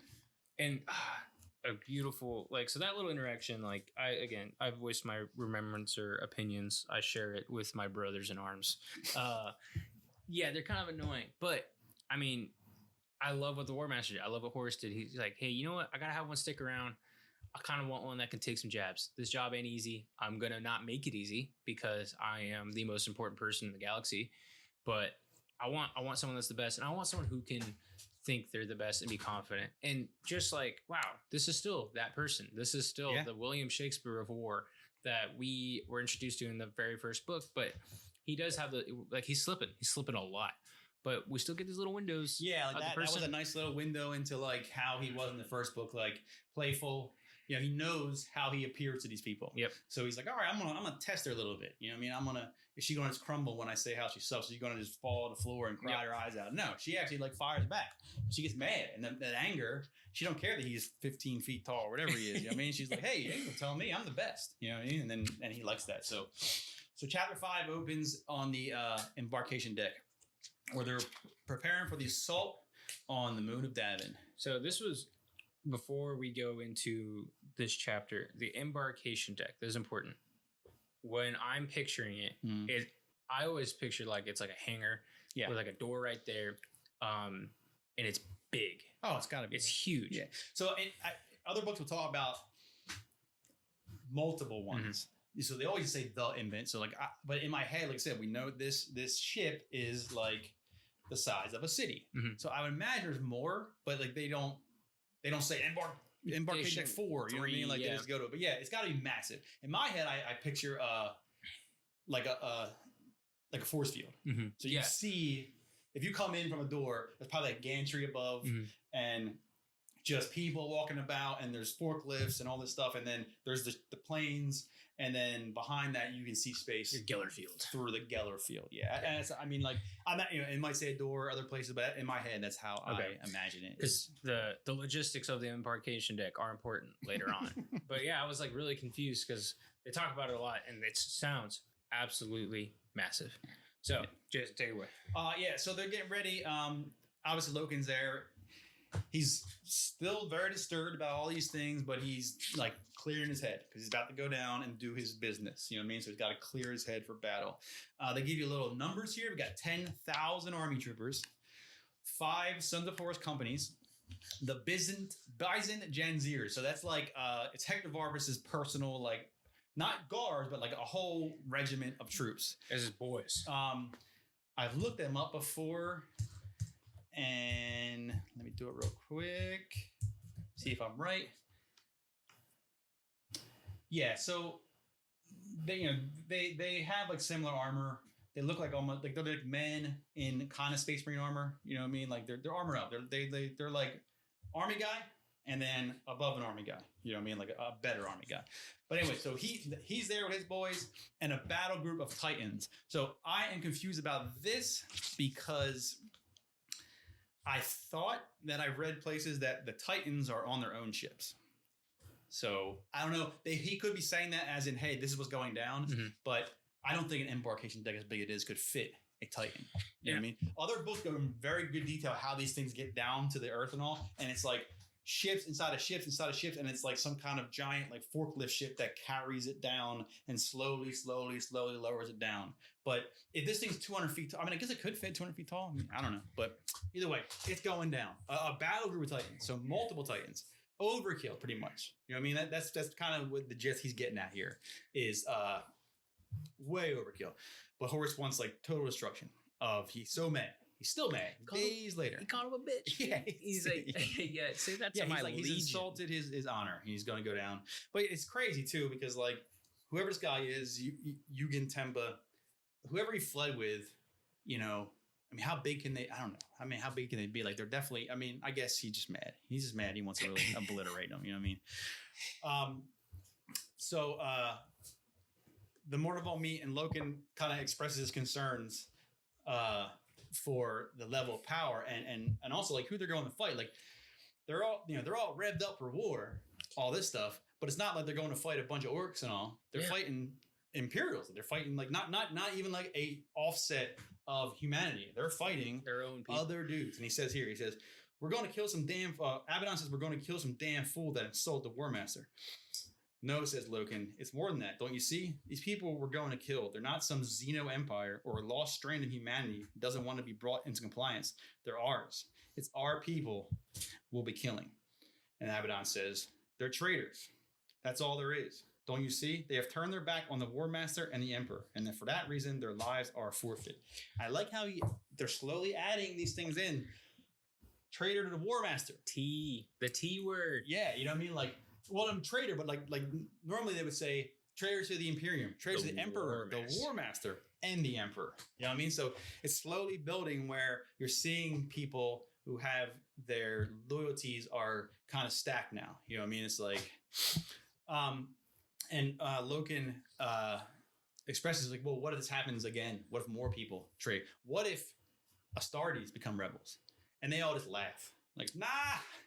Loken, you fucking idiot. You fucking dummy. Come on. This can't happen. Ha, ha, ha. They still... And I say, it's only so far we know is, Jubal turned into a crazy monster. But this is, there's been no rebel, like, full rebel, like, fuck you, Horus, fuck you, Emperor of the Astartes. And if they have been told, and supposedly they're in Gene Seed, they cannot, trade. They can't be traitors. But he's seen it happen. Not in a fashion way where he's like, I'm mad at you, I hate you, I'm gonna shoot you. But it has happened. So he's like, he's kind of like, and I don't know out of these guys who knows the full truth, because when it happened, Abaddon said that the line is going to be it was an animal, right? The War Master comes down and kind of fills him in more like, yeah, well, look, this is kind of thing we do. This guy, if he's depressed, the warp got in his brain and it's messed up. But hey, so I don't know if the rest of these guys like know that. I think only I would imagine they. I mean, I don't know. Like they're the close knit, so I imagine they know. But I don't think the regular dudes know. No. I bet but like someone got her there. You know what I mean? Like what's that guy's name? Nero Vipus. You know what I mean? Like he was there. You know what I mean? So I don't know. But either way, they're still thinking that a rebellion from Astartes is impossible. So they cheered each other. They're ready to rock and roll. Loken gets full of pride. He's kind of putting his feelings of sadness and doom aside because he's getting ready for the fight. Get ready for the fight. Yeah. Also, like, you got to remember the adrenaline pumping. Like, I mean, they probably have, like, all like natural, but they probably also have, like, like chemical stings. Chemical stimulants. You know what I mean? Like, because if you've seen anything about this, like, their bodies are covered in, like ports. Yeah, ports all over their body, which their suits connect to so they can move fast, and they're like their power armor is generated, so if it dies, they're stuck. It's kind of like the Fallout thing, like and you see the show, and they had to get the so it's like that, but also they can probably deliver stims, deliver medicine, all that stuff. So like they're probably also like battle mode engaged, and they're like and they're like jacked up to the max. You know what I mean? So the War Master comes on deck with Petronella, and she's just blown away by like the size and the martial power, So everyone, I picture everyone is like in ranks, and flags are flapping, and everyone's just standing there waiting. The ships are getting fueled, all this stuff, and they're just waiting to go. But they're all standing there in line. So she's just like, "Whoa, this is crazy." She's like, "This is insane. This is giant." He's like, "This ain't nothing." Compared to Olenor, where the whole Legion fall alongside the Emperor. So I don't know the size of the Legion. I know that in the current thing, there's no more than 1,000 in the chapters. So I think it was a minimum manning of, I want to say the smallest legions were like 10,000 was in the 30K universe, because the scale of the heresy becomes so large, and like there's just so much death. All right, so Reddit says roughly 100,000 is average. Okay, so he's saying is the whole Legion. So 100. We'll just go with that. 100,000 people fought alongside the Emperor at Olenor.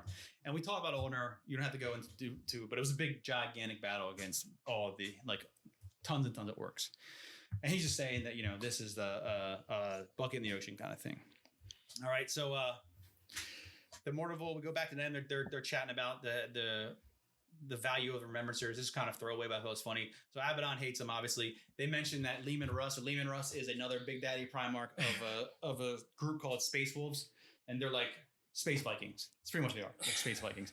And he said that he heard Leman Russ said that if they're going to come, they should all get a gun. You know what I mean? Like to be useful. So it's kind of funny. You know what I mean? Like, so Horus walks up and he introduces Petronella to the Mortal. I feel like it's like a dude introduces a new girlfriend to all and all these guys are like, what the hell? And she's confused about who are these four captains, like exactly. Because then the Mortival's not a normal thing.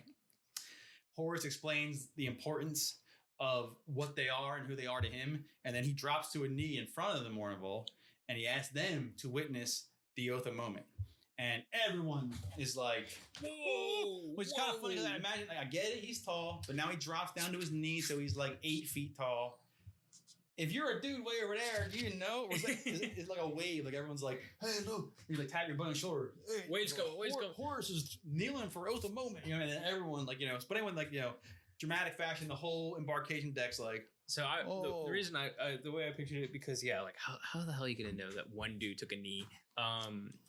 Like I said, the logistics of the embarkation deck are important. I pictured like their Stormbird was in the middle. Yeah, they're very maybe it's on up to. I would say they're raised. I picture like they're on like a little bit of a platform, and there's flags, and like it's really obvious. Like, hey, this is where Big Daddy Horus goes to board his plane, like Air Force One. Yeah. So I picture like obviously because he's not getting in like Stormbird 11. No, he's getting in his Stormbird. Yeah, it's probably his gold. boys. It's probably gold or something. It's literal gold with a servitor that speaks Latin that doesn't leave the plane. Yeah.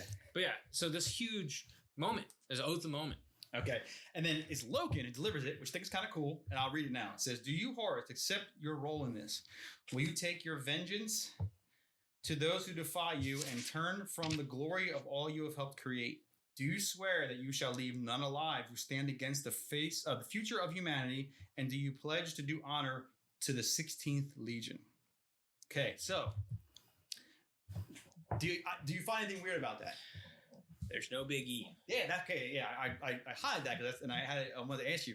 Yeah, so I don't know who writes these. Loken delivered it, but he knows happening, so he didn't write it. So in my mind, it's Horus who took the little paper. Yep. With his quill. It was quill, and then he gave it to Loken, which I find kind of weird to give it to Loken, but then just Loken read it, so whatever. But yeah, so it doesn't mention anything about do you agree to smash the enemies of the Imperium or Big E or anything? It's like, no. Do you agree who take your vengeance to those who defy you and turn from the glory all you have helped to create? Oh, I like that. That's good. And if you like put that into like if you're buddy with Horus, you know what the read between the lines a little bit. Hey, you're pissed off. You go and bring honor to your boys club, and you go clap some cheeks. You don't talk about honor or like your dad who gave you this privilege. It's and then if you see these on the figurines and stuff, it's like stamped onto their armor. I haven't read exactly how it's stamped, but it's a parchment of paper. It's really long, like vertically instead of being wide, and then it's like a seal. And it's sealed, and it's like super sealed. So like in my head, a servitor is walking around with a boiling bowl of wax and a stamp, and then they whistle one over when they're doing their oath of moment, and then they read it, and he's like, "I swear," and they come up, and the servitor like to the shoulder. And when you're modeling, you can put them. I've seen people as goofy and put them all over. Usually, like it's on the shoulder or something like that. You know what I mean? But it's like I said before in the first book, it's an oath. You already know what you're doing. Go in there and fuck shit up. But the oath is like, I'm going to do a certain goal, or I'm going to like go above and beyond like this. I'm going to make sure that we wipe out everyone. But so I don't know if it's like a hint of treachery or it's more like it's showing how personal it is. This is not about fixing the Imperium. This is about this dude. I'm mad. Called me a bitch. And I'm mad. And we're, it's about me, not Emperor. And this was like super improv. So when Horus, I'm not going to read like the play-by-play, but when Horus drops to a knee, he kind of just holds out the oath to the Mournival, and no one went for it. No one, and then out of all those captains, even Abaddon and Tiny Horus, none of them went for it. Yeah. But Loken had the gall to be like, hey, you know what? I'll hold you accountable, which is huge. He's literally the only one who says, you know what? I'll hold you accountable. Yeah, I like that. Because, we find out later. No one else does. So after the oath, they all hug it out. And then Loken's in great spirits. He, wonders how he can ever doubt. How can I ever doubt him? I doubt him, man. It's my boy. You know what I mean? They're in high spirits, and they're ready to rock and roll. So the expedition launches. You got Stormbirds, army transports, Mechanicum loader vessels, or lander vessels. So that's what I was saying. Like, I thought, in my head, I picture, because the Mechanicum and the Imperium are not, they're joined, they're not like one. I picture the Mechanicum at their own ships, but I don't know, because on the ship are Mechanicum representatives. Mm-hmm. But in my head, I pictured all the big giant robots are on. It's too big to be in here. They're on a different ship. You know what I mean? I don't know. Either way. And then support craft. As they take off, you see one small golden skiff flies by following the pack, and it's unnoticed. Ooh, who was that? You know what I mean? All right, so on the way down, we're getting a crazy radio, a box signal. All right, and clean up that static. Yeah. So Loken's reminded of Whisperheads, and and it's creepy. It says, "Faint as though coming from somewhere impossibly far away was a voice, a gargling, wet voice. The ways of man, folly, seek, doom of all things. In death and rebirth shall mankind live forever." And then it continues. Thus, I do renounce the ways of the emperor and his lackey, the war master, of my own free will. If he dares come here, he will die, and in death shall he live forever. Blessed be the hand of Nergaleth. Blessed be, blessed be. So it's spooky, just like the other one. And I'm still like, yeah, I put hours and hours into reading these and pride myself in totally overreading and everything. I can't track these demons. There's so many. So we'll go into it when we get to the planet. I have a little spot. I know a lot about. So yeah, so it's talking about a certain god. There's a lot of them. Yeah. I'm trying, guys, but okay. So Loken's like, he's freaking out a little bit, but then they're like, hey, it's cool. We figure it's coming from a ship. It's an actual box this time. Yeah. It's not spooky season. Okay. But then Loken thinks it could be a trap. You know what I mean? Because it's like, well, it's. They're being like just like fish hooked and led. First Erebus lead them to the moon, and now they're going to the moon, and they're just going to land and probably start scouting. You know what I mean? Like find out where, and then we don't have to because like, there's right here. They're being led. They're being led. Literally on a radio. You a bitch. You're your dad's little keeper. You just do whatever we tell you to do. So Logan thinks it's a trap, but Horus and the Mournable just try to calm down. But they're seeing. They're like, don't worry about it. Like, do you see who we got here, dude? Like, we got everyone. Don't worry about it, right? So they land, and the moon is like a swamp. It's filled with thick yellow fog that smells of death. But it shouldn't be like that. It should be similar to the planet, which is arid and dry. So it's kind of weird. All right. And that ends chapter 5. All right. So chapter 6 starts with them. They're moving out. The Astartes army troops move out as mechanical landers begin to arrive. And this takes a while. Loken's kind of like watching them.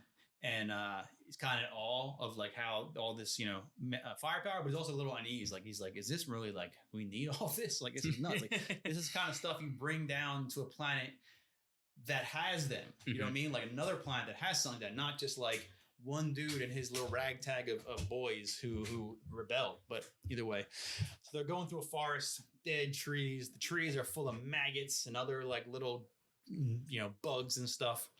And Loken's sense of dread is just building and building. Nothing's right.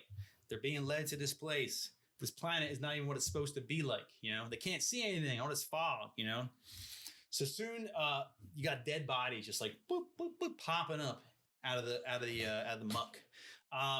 So Loken goes up to inspect one, and he sees that he's wearing like the uniform of an Imperial soldier, and I guess he can tell that it's from Yugen's army. Yeah, he's got like the insignia. Yeah, whatever that is, and then as he's looking at it, the dead body comes to life and grips him around the neck. All right. Gunfire ensues. So that's probably their other things are coming alive. You know what I mean? So gunfire's breaking out. Horus has asked Torgadon to figure out what's going on. Torgadon takes a look around, but boom, he's knocked under the muck by a multi-teeth Cyclopean Hulk. Let me see in my notes if I go into it. I can go into it here. Or no, it's later on, actually. Okay. So on board the DS Aerie, which is landing, Princeps Turnit, who's like the head dude, is kind of first time you hear him. He wants to report what's going on because so they're pretty much set up. Systems are up. They're ready to rock and roll. They're getting reports that there's fire down there, firefights. But he's like, I'm not firing down there. There's Astartes. Yeah. If it was just the army. Oh yeah. Hey. I love that. Thank you for your service. They put that in. Yeah, they put that in. Like army would be okay. We're not wasting Astartes. You know what I mean? So. Whatever. So they got all systems are up. They're looking around. What can they shoot at? We're not shooting over here because there's Astartes over there. But hey, there's something flying. They got a target lock on something that's in the sky. All right, and we jump to Petronella's skiff. So I guess she was the one in the skiff, and she had the bright gold Corvette, Daddy's Corvette.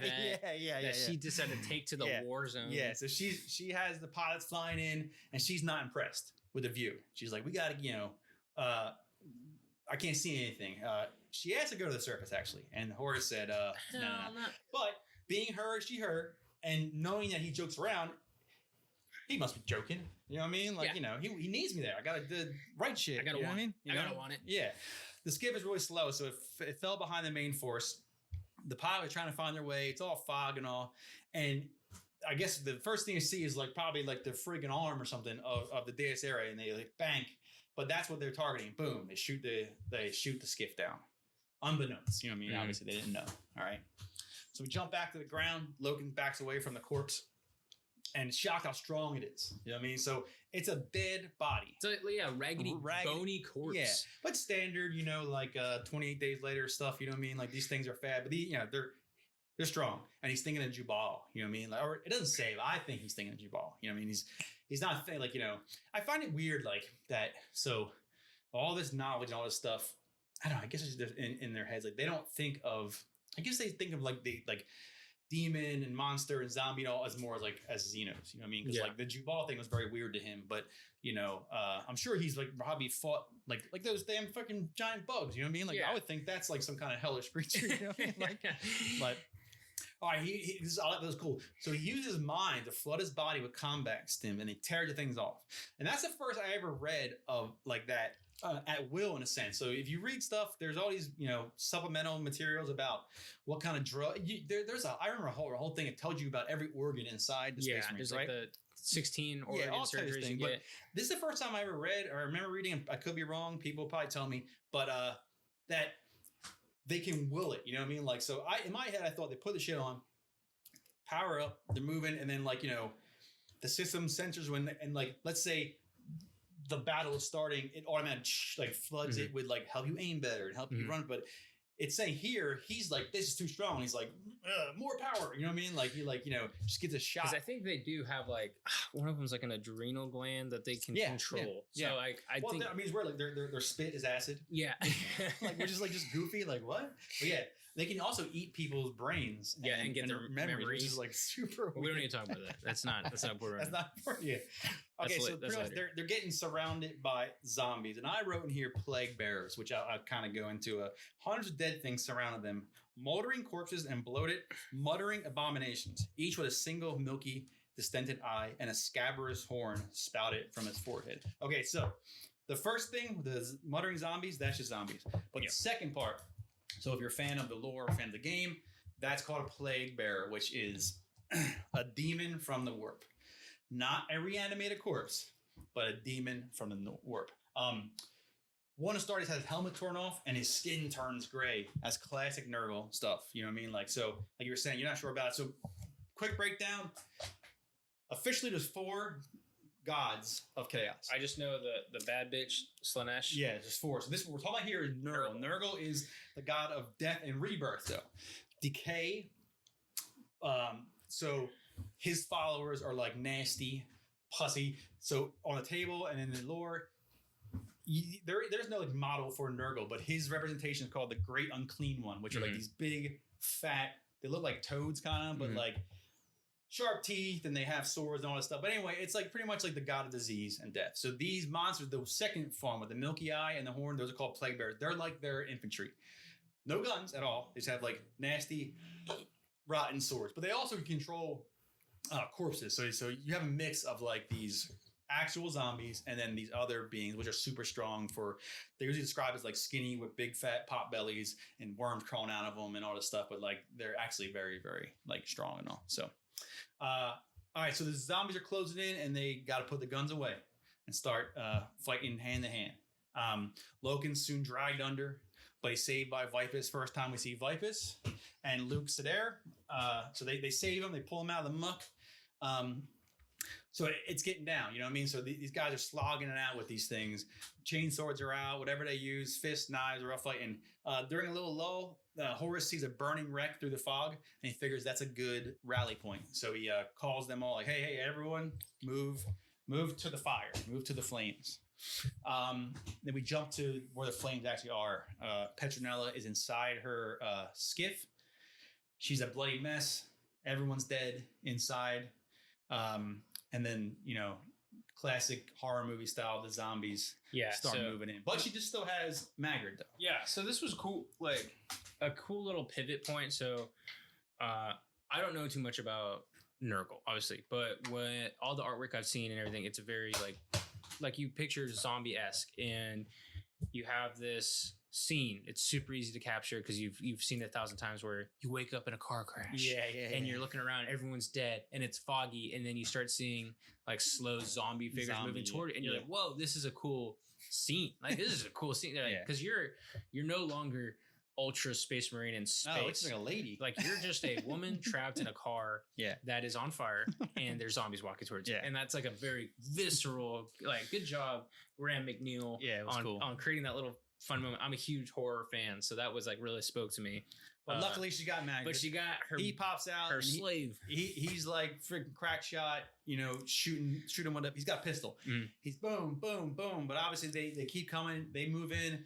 He pulls out he's got a dagger and a rapier, so like picture like a fencing weapon, and he's still boom, boom, boom. He's still, and then it made me think, like, is this guy a failed Astartes? You know what I mean? Because so for those who don't know, the Astartes take people from planets and they put them through trials, usually children. You know what I'm saying? But like, not everyone. You know, like they say like 1%. You know what I mean? Like not everyone makes it. So, but like to be to that level where they would take you. So I don't know. You know what I mean? Because he's obviously amazing. You know what I mean? He's like, he's over here just like, headshotting zombies. And then he pulls out a knife and he's stabbing them and all stuff like that. But they keep coming. And he's doing the best he can, but he can't keep up. He started to get little wounds.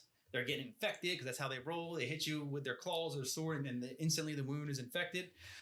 But, classic fashion. Sons of Horus arrive, and this bolt rounds start going off. And they said bolt rounds are like little mini grenades. So they're just blasting apart these guys. Like, they come in, and then, smooth operator Horus comes in, like, personally, like, I picture him, like, picking her up, like, yeah. And he saves with her. one hand. Like King Kong style. King Kong. Yeah. He picks her up, and he's like, what are you doing here? You know what I mean? Like, what? And but he's really impressed. He's like, looks over. He's like, this guy. This guy's out here. This guy, like, who? And he's like, who are you? And then Petravella, I imagine her like all like haughty, like, oh, he doesn't talk. Like, I'm over here. Yeah, I'm here, and he doesn't talk. We had his tongue removed. And it says Horus like frowned at that, like he's like, so he doesn't really like that. You know what I mean? But he's showing Maggard attention, and Maggard's like. So he like bows before him, and then obviously classic Horus stuff. Hey, don't you bow? No, you don't. He says, "A warrior of such courage shall never bow to me." You know what I mean? So Maggard's crying with joy, and he pretty much like ceremonially like offers his sword. She like in my head I picture like holds the hilt to him. Yeah, I mean, which pretty much means like, hey man, like, which is a huge little moment. Yeah, it's so. There's so much happening. Dias Area is out here trying to fucking figure out what the hell's going on. Like, these Ultra Space Marines are just getting bodied. There's fog. Warmaster doesn't really know what's happening. And there's also this grand scheme. And then really quickly, oh, by the way, the slave offers his sword to Warmaster. Yeah. And you're like, okay, whatever, keep going. Cool, and you're like, wait a minute. That little moment has a pretty big implication play out later. Yeah. All right, so what is it? They start regrouping. They're taking stock of situations going on. The morning was all good, but they all got like these crazy interactions. Like, I was put under, and this is crazy. You know what I mean? But the humans, unfortunately, the Byzantians, they radio in. They've taken heavy damage, and they're dug in. They ain't coming out. You know what I mean? Like, we ain't coming out until we know everything's good. The zombies are not around, but no one can really tell. Because they're still foggy. So no one's sure if they're like regrouping or what. But it's not very good. You know what I mean? Like, the Astartes came through pretty good.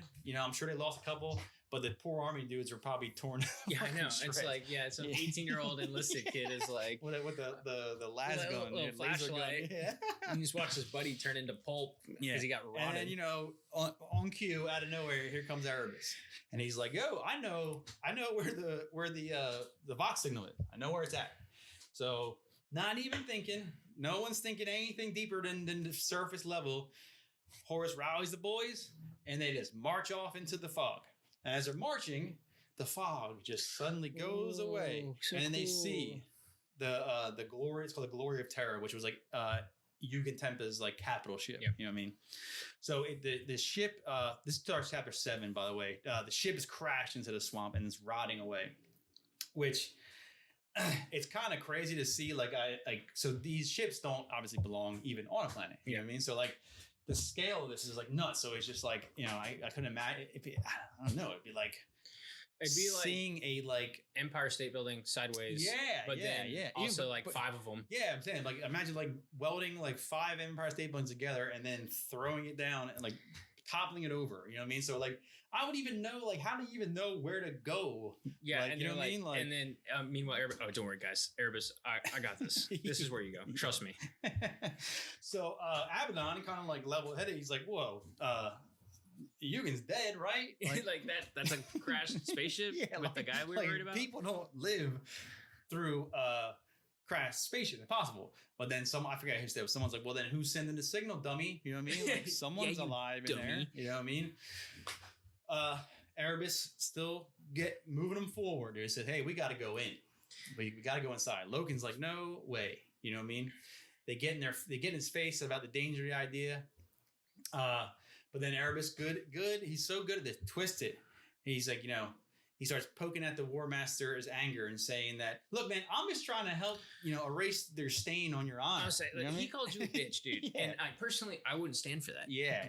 He's just very and like I understand that it's a story and we have to move it forward and all, but it's almost like they're taking his intellect down a couple of notches because like this guy can like trick you. It's the horror movie jock of like, I can take the tough like, guy. I get it. He is a demigod, superhuman, can kill everything, but also they're also supposed to be very, very smart and very, very tactful and all this stuff. But maybe his flaw is that he is his blood boils and then he like loses that stuff. That's happening here. You know what I mean? Like one of his main dudes is like, "Hey man, like this is way too it's crap. Like, it could fall over. Who knows? You know what I mean?" Like, and then Erebus is easily like, "Well, hey, look, okay, if you don't want to, I guess, but I'm just trying to help you guys, find the guy that put a stain." And that, like words of that nature, stain on your legion. You know what I mean? Like they don't like that stuff. You know what I mean? So they're chit-chatting back and forth, and then Horus just says, "Hey, we're going in. We're going in. I don't care what you said. We're going in." But Logan's like, "All right, look, like, let us go in. You're too important. Yeah, you're literally God. Please don't. Please don't do this." He said, "If he, and he asked him, he's like, 'Do you even value what we're saying here?' And that like really it hurts Horus. He's taken aback by the accusation, and then he's like, 'All right, I'll listen. I'll listen to give me a plan. I'll listen to something.'"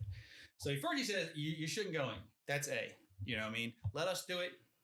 And he ain't about that. He's like, "I'm going in." He's like, "All right, well, at the very least, let this robot just blast this thing to hell for whatever. I don't know, for a volley, whatever. Let it hit it up for a while." You know what I mean? And he agrees to that. So he's got like Logan's able to rein him in a little bit at least. You know what I mean? Like something.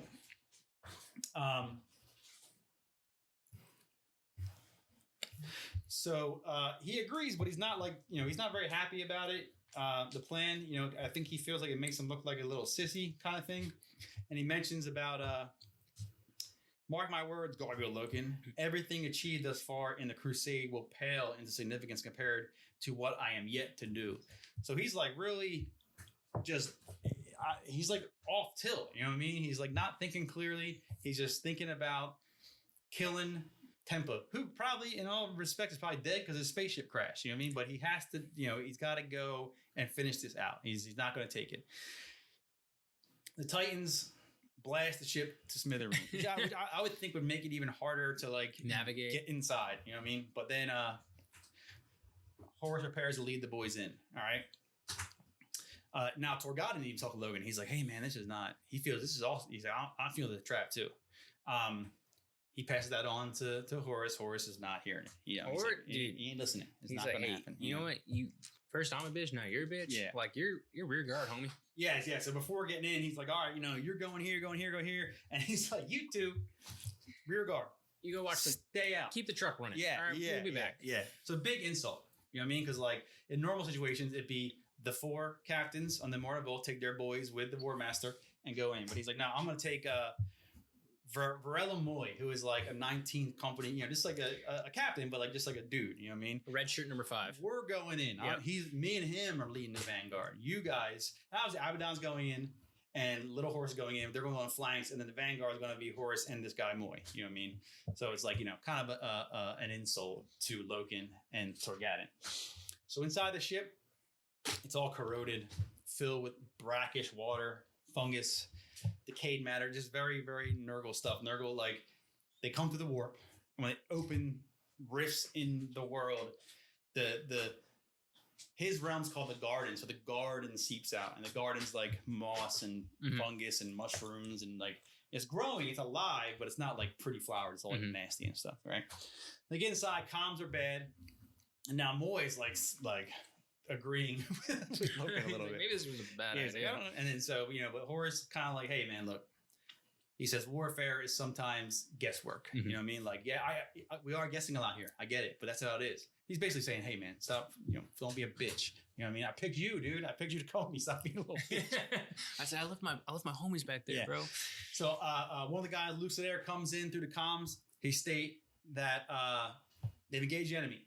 And at that moment, outside, the ship like takes a shift and collapses, sending Loken, Torgadon, and his boys like flying through the air, like smash into the mud. They're making their ways out, and then who's coming back? Here come the zombies coming through the fog. So now, as the rear guard, they probably thought they were going to sit back and hang out. They got some problems on their own. The fall, though, is really messed up most people inside.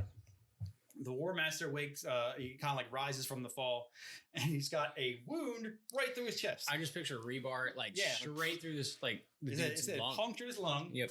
No problem. He just changes up his breathing. I'll just breathe in my other two. Yeah. No comms. He's hey, no one, and he's totally alone. All right. He recovers his sword, which is kind of different because everyone in the picture he's always shown with a big like hammer, mace, whatever. I think this says his sword is a gift from his brother. One of the Primarchs named Ferrus Manus is like a super blacksmith. So, he gave him a sword. So he got a sword either way.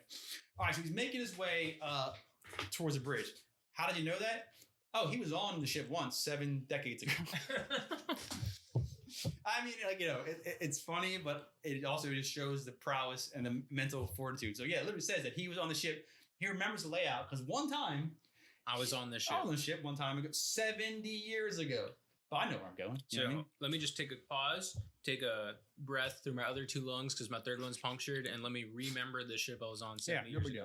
All right.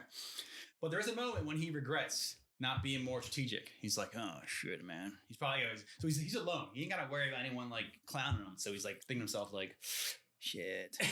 I'm gonna have to tell Loken sorry. Yeah, I gotta tell him I'm sorry. We're done with this. You know what I mean? And then he thinks of Yugen and he's like, nah.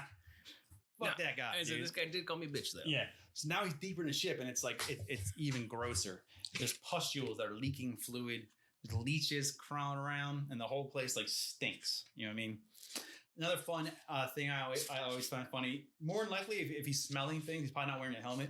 And he's definitely not. It's so funny because like it's always a joke for the people who play the game too. Because like your lieutenants in your squad, your captains, you can put it. It'll give you 2 heads, helmeted or not. And most people pick the non-helmeted because it gives them more character. But it's always funny because like you're in a war zone and you're not going to wear a helmet, dude. Like a helmet. Are you serious? He's like, I'm talking about I could just not get shot in the head. Yeah. There's no way there's a sniper anywhere, right? Like or anything. I say, yeah, we're gonna bring every Titan, but I won't wear my helmet. Yeah. All right, so he's moving his way through, and then he encounters a bunch of the living dead. A mixture of dead bodies and these plague bearers. In the game, the zombies are called pox bringers or pox walkers, pox walkers. And then he thinks, maybe they were right about this being bad, but he don't care. He tears through hundreds of them, just ripping through them, which is it's not weird. Obviously, he would do this, and it's kind of a cool couple paragraphs of him just bashing through these guys, wherever they are, he's smashing through them. And then as he's doing his dance of death, smashing these things, they vanish. They just disappear. Even the dead ones, they start to like disintegrate. And that's common for Warhammer stuff. Is the demons when you like if you fight a demon and you slash it in half and it's dead, it doesn't die. It just like gets sucked back into the warp. Yeah. Back to the primordial ooze in a sense. You know what I mean? But that's happening. So the living ones disappear and the dead ones start dissipating. Is that because he killed so many that they couldn't hold on the world, or is it all just part of the trap? Like, hey, we're going to hold you up here a second. But all this causes the Horus to think, oh shit, man, like this ship's not normal. Pustule fungus, dead body zombies. These aren't the normal zombies I fight. Wait a minute. These are warp. It's warp tank. Which, oh no, warp. I remember no shit. Like, I about to say, I guess like in this setting, they're fighting all types of crazy things that are just regular aliens. So whatever. But he finally thinks that the ship is warp tank. All right, so he reaches the bridge, he gets on there, and the bridge is fully transformed with decay. You got dilapidated banners hanging from the ceiling with weird icons on them, dead bodies hanging from them, fuck, cool as hell. all the control consoles are like broken apart, and they're all like rewired to go to the central conduit, which is the broadcast. Yep. So they whoever did this is sucking all the power from the ship, literally just to send a diss track. To the War Master. So not like a on repeat. That's pretty much what it is. Intergalactic they version. The ship crashed and they use all their power just to send a diss track to the War Master up there in space.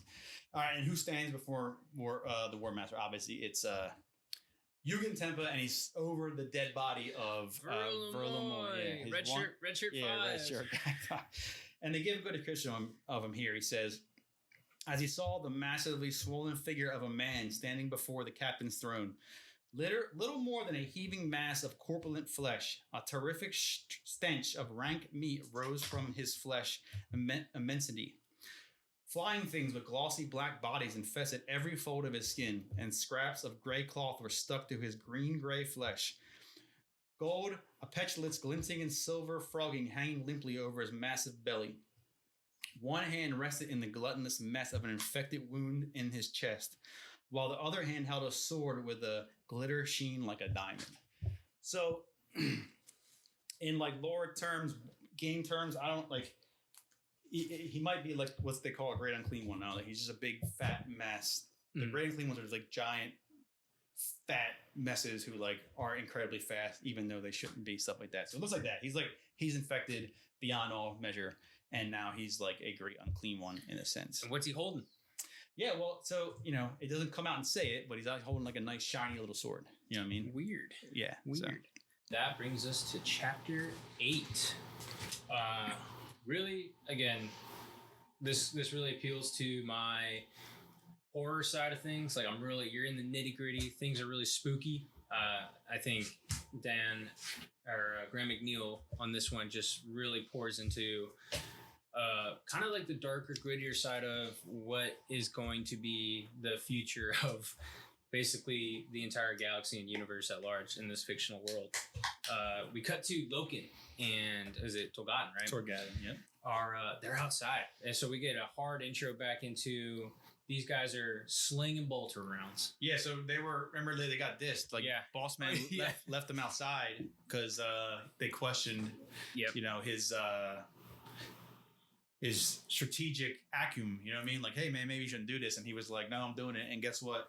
You guys can sit back here and watch the gear. You know what I mean? Keep the truck running. All right. But it turns out like they get to fight. Yeah. So we cut into and again, I'm not the biggest bolter action scene guy, but this really does paint a good picture. You're just seeing these monstrosities that you haven't seen yet, these things that have not been introduced in the previous book, and they're just out there like these super soldiers, super gods are fighting, and they're not winning. No, and I took notes here because it says like, so they got the Titans are helping, so they're kind of blasting, and then it mentions that they start to run out of bolt rounds, and that's kind of funny because like in all these books I've read, and I'm not saying it's never happened, but like I very rarely ever see, and I always thought that like how many bullets are these guys carrying? Because like you'll have these scenes where it's like firing, and like they never even mention like reloading, which that would be boring. I get it, but they never mention like, oh hey, I'm out of bullets. And if you look at the models and all, it's like You see some pouches on You them got some and stuff, belt. You got a but, like, belt. yeah, it's not like they're all, like they're all carrying a backpack full of Just and these things are like bolter beer can sizes, Yeah. so that takes up a lot of room. You know what I mean? So, but yeah, so they mentioned they're running out of bullets. So like they're not winning. These things are just like a unstoppable horde of just unskilled zombie monster things that are just incredibly strong, incredibly resilient to what they're used to, and it's like a whole freak out session because like they're all trying to call each other and no one can reach anyone on the inside. So they can't reach Abaddon, they can't reach Little Horus, they can't reach and they can't reach War Master. So like it's kind of like a little panic, you know what I mean, as they're trying to fight for their lives. Yeah. And again, great scene setting. You get the guys outside very much in a whole different setting, and then it immediately cuts back to our head honcho. Yeah, so now we're back on the bridge. And they're kind of squaring up. So like Horus is kind of like, eyeing up Temba, who's like this, big giant mass of disgusting flesh and all. And he kind of wonders if this is how Loken felt when he was like squaring up with Jubal, because he knows this is not normal. I think I mentioned it before. Like it was kind of funny because like it took him so long on the ship till he's fighting these monsters that disappear in front of the eyes to realize like, oh, this is warp fuckery. You know what I mean? Like before that, he was just probably thinking like, oh, this is some aliens, Xenos, whatever, Xenos. So he knows that this is like beyond normal capacity of what he's been used to. I don't think he's scared or anything, but he does have a moment where he's wondering if this is how Logan felt. Well, like they don't feel fear, so it's fine. They don't feel fear. So and they're squaring up, and Temba common to like the whole at least in Warhammer, like how the Chaos Gods, the warp works. He's trying to mess with him. He's trying to tell him the warp's full of power, and if you want, the power can be yours. It's not just for me. He's trying to like tease him that he too could have this power, which is like weird sounding because he's like this big disgusting mess, you know what I mean? But he's powerful, He mentions that the universe's destiny is chaos. He says, this is how it's going to be. There's nothing you can do about it. There's no way to get around it. This is how it's going to be this is the destiny of the universe, is to fall into chaos. And so that's where the fight starts. Primarch, Astartes fashion, he tries to just end it quick. So he just stabs him right through the chest. Easy day. Done. You know what I mean? So frankly, would have probably worked 99% of the time. So he hits him to the chest. Pus and black blood and ichor come like rolling out of this guy, and he just laughs. You know what I mean? So he's not even, he's not infected. And he mentioned that he draws his sword, which is like this fancy looking. Yeah, like so not very like common for what you would think of this kind of, if you're into the lore or the game, like these monsters, these demons have like rust covered everything. You know what I mean? This is like a fancy sword. So as he pulls a sword, he like whispers Horus's name. He says to the blade. Mr. Horus Heresy. Yeah, he whispers it to the blade. You know what I mean? So these are all giving you hints of like, if you hadn't figured out where the sword came from. And so they fight, and like and then Horus is surprised, but he's keeping up with him. He's like really fast, he's really strong, and he's kind of like he's overpowered and all, but he's like, whoa, this is it's kind of nuts. And then the sword hits Horus on his shoulder guard and like just rips it off. You know what I mean? Like just cleaves that whole thing off. This ancient, powerful, nuclear powered armor, and it just clips it. Yeah, it clips it, boom. You know what I mean? So they keep fighting. It talks about how Horus is cutting him up. He's anything. This would have killed a normal person, monster, Xenos like a million times over, but he just won't die. You know what I mean? He's just, and then that goes back to, I made a note here of Nurgles. That goes back to the Nurgle. If you know the lore, they're pretty like, they're just thing zombies. They're zombies. They're like super zombies. They don't die, and they die, they just come back to life. All that kind of stuff. You know what I mean? And he's fat. Yeah, he's a thick boy. Yeah, so I think I said last chapter, it's in my head as being a fan of the game and the lore, he was called a Great Unclean One. You can Google that, or maybe we'll throw it up. But yeah, so they're giant blobs of just disgust. You ever see that movie back in the day called Weird Science? Yeah. It's like, remember? The fucking, yeah. That's what I think. So like when I first started playing the game and I saw that, that's what I thought. I feel like that was inspired. But yeah, so I was thinking like kind of like a toad. I don't know. Just you can Google it, but like they're the greater demons of this chaos god, and I feel like that's what they are representing him as in this moment. Stinky boy. Yeah. So, so during the fight, he sees just like kind of like with Loken and Jubal, he saw, or was it Loken or from the pictures? It was from the picture. Yeah. In the picture you see. So Horus is seeing like this thing's moving is very similar. It's like flashing in and out of reality as it moves, and it's incredibly fast. He's seeing like the form of Yugen inside the creature, and he recognizes like that, like he's not happy. He's like trapped inside there. He's screaming in pain and all. He can see this because he has super Primarch eyes. You know what I mean? But like similar to Jubal, it's like the person inside is like trying to get out. It's not like he's happy about this. You know what I mean? And quick segue on that one was they don't explain, again, beautiful. They don't explain anything.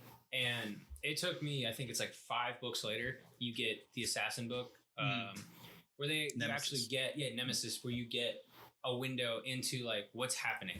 And I love that he doesn't tell you. Happening in what? The possession-esque. Oh, yeah. And spoilers. But it's super interesting because I thought going into this, it's like a submitting, and you're like you got the power of the demons with you, but it's very much the second you give them an inch, they take your soul basically. Yeah, it's weird because like certain books will, as it's called the Heresy, so we know this basically can happen. Certain individuals kind of like control it more. Maybe it's because they're more powerful, but yeah, in general, it's like. It's just, it's just standard, like, mythology probably of like, I think instantly thinking like Christian mythology, like being tempted by the devil. And you think it's a deal and you're like, hell yeah, you know what I mean? But then it's like, it's instant, like you regret it. You know what I mean? So this guy was most likely tempted by some kind of demonic force and promised power, promised blah, blah, probably for good reasons. You know what I mean? He's thinking whatever, like this is going to be good. But then when he gives himself up to it, he is under the control of the chaos god. So they're still fighting. They describe him like, Tempa like is moving forward. He's breaking his ankles and he's still just moving and all. So Horus has the upper hand in this fight. He parries an attack and goes for the kill. At that moment, both blades connect. So, Harry Potter, man. That's what I pictured. Yeah. So Horus, was it Horus like stabs Temba in the heart and the lungs, I think? Mm-hmm. Yeah. And then Temba hits that shoulder that is no longer guarded. Oh, the unguarded shoulder, which if you didn't realize, that's probably what's going to happen. You know what I mean? and this time, though, the strike from Horus, like, kills him. So I guess, like, all that all that damage is probably, finally taking its toll. And so, again, like, I thought it was like, he did what he needed to do. I actually don't think, I think the evil, like, demon was like, oh, mission accomplished. Yeah, well, yeah. I mean, like, because he spoke to the blade, so he knows what it's supposed to do. Mm-hmm. And I don't think he was like, he's not. I mean, we don't want to. Well, I don't want to give too much away, but they don't want to kill him. No, yeah. You know what I mean? This is not part of the plan. So he's good. He's like, hey, and then as far as the person inside, they don't care about him. You know what I mean? So he's dead. But so they like that's kind of like mission accomplished. Like he got hit in the shoulder by this blade that is magical enough to hurt him. You know what I mean? So very dramatic movie style. Now the monster's dying and Temba's no longer the monster, and he's apologizing for the betrayal. He kind of confesses that the tribe showed him the power and he accepted it. So the people of Davin, this is the moon, but so the people of Davin are kind of like middling in like work fuckery. So like he, so I picture this like like Horus, because they mentioned before he was like friendly with him, I guess as friendly as like a superhuman could be, like brother in arms, like, kind of thing. Like he liked them, and that's kind of also why that it angered him so much. You know what I mean? Because it wasn't just like so they don't really mention it, but like I don't think the way they talk, I don't think like there's like Imperial rebellion yet. You know what I mean? No. Like they're fighting other people like who look like humans, who are kind of humans, but like this is the first. So you got that blow that is like painful. Then also it's like, oh, it's like Temba's my boy. You know what I mean? Yeah. Like we've been friends, and so that's where the anger came from. But now I picture him like cradling this dying man, and he's kind of confessing that he messed up, and he told him how it happened briefly and stuff, and he's just he's sad that all this stuff has happened. He tells the evil of chaos and the destiny he saw when he gave himself over. I have a quote here. What are you talking about? What fate? I saw it, War Master. The galaxy as a wasteland, the Emperor dead, and mankind in bondage to a nightmarish hell of bureaucracy and superstition. All is grim darkness and all is war. Only you have the power to stop the future. You must be strong, War Master. Never forget that. So kind of just like telling you the setting of the current. Yeah, it's hey, this multi-million-dollar franchise, I've seen it. Figurines costing hundreds of dollars. And you see this a lot, you know what I mean? Like, and it's adding to that. Like I said, we know the story, so we know how it goes, but it's adding to that like quarrel of like, can he stop this? You know what I mean? And he's being told he can stop this. And it kind of like was seen in a couple of chapters. It kind of like clouds his vision because he thinks he's going to stop it by doing what he does. You know what I mean? Instead of like maybe what he should have done. You know what I mean? But yeah, and it's again the War Master isn't War Master. That's at the end of the day, it's a human, a superhuman. Yeah, but it's a guy struggling with this. Literally, everyone's telling him like, "Hey, you're the chosen one, man. You're your daddy's favorite, and just don't fuck it up. Don't fuck it up. Hey, everyone's gonna think you're gonna mess it up. Everyone thinks you're gonna fail. Just don't do that, and you'll be fine." And he's over here trying to not fail, and he just keeps stumbling. And we've seen that like they do little hints from the last book and this book of him like the cracks starting to go in the veneer, like all this. Me fighting and kicking ass and ruling armies and all that's easy. But now like, all the other stuff, like they talk about like the request for aid and the High Council asks for taxes and all. And it's kind of like, oh, it's like, whoa, this is like way too much. It's not what I thought. You know what I mean? Like, so Temba dies and then that magically severs the calm. There's no more spooky music. But a horse like sits down clutching his shoulder, so he's in pain.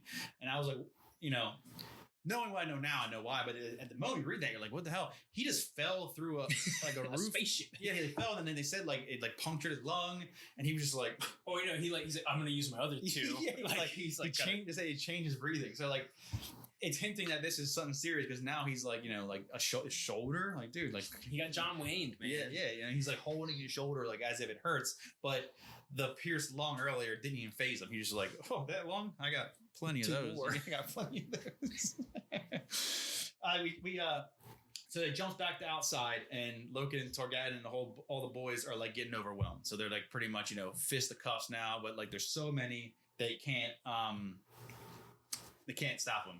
But said magically, the zombies just they become unanimated. You know what I mean? So that springs Logan to think like, well, what happened? Changed? Yeah, what happened? Why did it's kind of like I just imagine this like a scene like a World War Z scene of just mountains of them, and then all of a sudden they just like it just melts it. Yeah, and it makes it seem like they literally melt back into the area. I can't remember they could because like before the monsters that he was fighting inside the ship they disappear, so it could be that, or they could unanimate. It's kind of neither here nor there. You know what I mean? They stop. You know what I mean? That kind of makes look and wonder like, whoa, what happened? Like who was controlling all these? You know what I mean? They weren't on their own volition, And then we get so Abaddon, Little Horus, and Erebus come out of the ship. They're all beat up, but they're okay, you know what I mean? And then they're looking around because there's no Horus.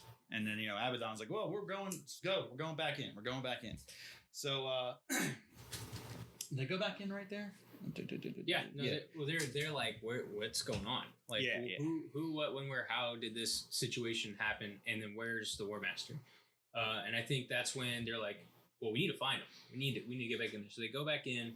And they stop and they find Luke Sedair, and he's they find him and whoever's remaining alive, and they're all shaken up. You know what I mean? Like I think they liken it to Euphrates Healer after the Whisperheads. You know what I mean? Like they're shaken up, like, which is very weird for these guys. You know what I mean? Because like they shouldn't be, but like so something's changed with them.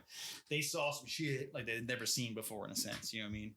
So they're making their way through the ship, and they're kind of thinking like. little Horus said, hey, we should probably prepare to see War Master dead. You know what I mean? Like he's kind of being like, you know, like I get like not pragmatic, but like maybe a little more. Trying to be real. Yeah, like hey man, like you know, like all this shit's going down. The whole ship collapsed. All this stuff. There was like 6 of us. There's one of him. Yeah, you know what I mean. So like. Torgata make a joke saying, no, the sky would fall if the War Master was dead. So they press on and they get to the bridge and they find Horus and he's sitting there, and that's where I got this from. He's cradling Eugene's head and he's like crying, not crying. He's like, I failed him. You know, he's like, you know, he's sad. So they see he's twice wounded, so his chest got a big old wound and his shoulder, and they mention the shoulder's like dripping blood, which is really strange because all these guys like have like hyper metabolism and coagulation and also like that's kind of weird. So they agree that he can't be seen like he can't you got to get out, obviously, but he can't like go out like on a stretcher. You know what I'm saying? Like, no. Like, that's not how this rolls. And he insists on walking out. You know what I mean? Like, so they kind of help him out. You know, he gets out. Outside, Petronella is recovering from the terror of her whole crash and all this madness going on. Because, like, you got to think, like, this is some, like, posh aristocrat. Oh, yeah, her Dior shoes are ruined. Yeah, exactly. You know what I mean? Like, so she, you know, this is like probably super, you know, traumatic for her. Like, you know, this like, what was it? First, her spaceship gets shot and it crashes, and then she's almost killed by zombies, and then you know, and then like they don't really show her, but like they assume like she kind of joins the group, probably at distance, but she's probably like watching all this. You know what I mean? Like, holy shit! Like this is crazy. You know. Let's see. I got my notes here. Okay, here we go. All right, so the Mornival, they come her way, and Petronella runs up, starts asking her questions, but they tell her to get the fuck out of here. This is not the time. Shut off the presses. Yeah. So she's like, you know, she's got probably her little pen out, and she's ready to go because she wants, you know, this is her job. She wants to know, but Horus intervenes and says, no, like we want Petronella with us because, like I said, he's hired her or whatever as his personal documentarist. So he tells her that the body of there's a body of Verlimo inside, and that Eugene Tempa is dead. He said dead long ago. And what he just killed, he's not sure what it was. So he's kind of like telling her, like, you know, this shit is fucking weird. You know what I mean? Like my buddy Tempa is dead, but he's been dead. That wasn't Tempa. Yeah. You know what I mean? He also mentions that to Petronella, so he tells her what Eugene said, or Eugen. I keep saying Eugene because it just comes out easy. He says Eugen says like, hey, he kind of reveals like, hey, he told me some shit like that. I have the power to stop the future. You know, like there's bad shit coming, and only me can stop it. And then with that, he boom, falls, collapses. And that's where the chapter ends. And typical fashion of these books and all, the chapter 9 does not start. Nope. Where chapter 8, and we're somewhere else. I like this guy. This guy's like one of my favorites. So my uncultured being, again, I'm flipping through this for the first time. I don't even know what a Warhammer is. We get thrown into this whole other guy, and I'm like, I think I know who this is. I'm not really sure who this is. Yeah, and it goes back to like you said when we first started this whole thing. It's like it can be very daunting, you know what I mean? Because like, so by this time, you're reading the first book, second book, you know these guys, and you're kind of into it. You might like you don't catch up on all the little things they talk about, servitors. Like we describe them, but you might not know what it is. But that's not important. Not important. But then all of a sudden, the main character, pretty much, I mean Loken, but like, you know, one of the big boys, the Heresy Horus himself. Yeah, the Horus guy just collapses, right? Which is like, if you've been reading the book, you feel that is like impossible. These are supposed to be like gods. And then the you know, great cliffhanger end, you know what I mean? But the next chapter, it's like, and then it opens on Magnus the Red. And so, I'm like, yeah, is his right hair red? Is he a Russian? Is he commie? Is he a bad guy? Is he good in this universe? I don't know. All right, so it starts with Magnus the Red sits atop the pyramid of Photep in the city of Tizga. So all these words, you're like, what the hell? And then on the capital of Prospero. And I'm like, I've heard that word at some point. Said he's running from a nightmare. So pretty much to give you some context, so Magnus the Red is another Primarch. So 12, 14, whatever. I think he's actually really tall. So I think he's the biggest. Yeah, so he's like super big, and he is red. Like his skin is red. He's red. Yeah, you know. So just a quick description. He's like long flowing hair, red skin, and he's like super magical. That's like his thing. His whole thing. Yeah, he's like the wizard. He's like the Warhammer wizard. But don't worry, none of this is told to you. You kind of have to figure it out. Yeah, and if you're just reading this, you're like, okay, Magnus is red, and he's on a pyramid. So they describe him a towering giant with a lustrous mane of red hair. His patrician features were noble and just, which most of them have that because they had that look of the emperor, and just his single eye, golden and flecked with crimson. Okay, so that is funny because he is a Cyclops, right? Yes, but different authors write him differently. Some art I've seen in some way described is like a Greek style Cyclops, like just one in the middle of his forehead. Others, which I like this better, and this is how the model looks too. It's like he lost his eye. It's a pirate. Like a pirate. Yeah.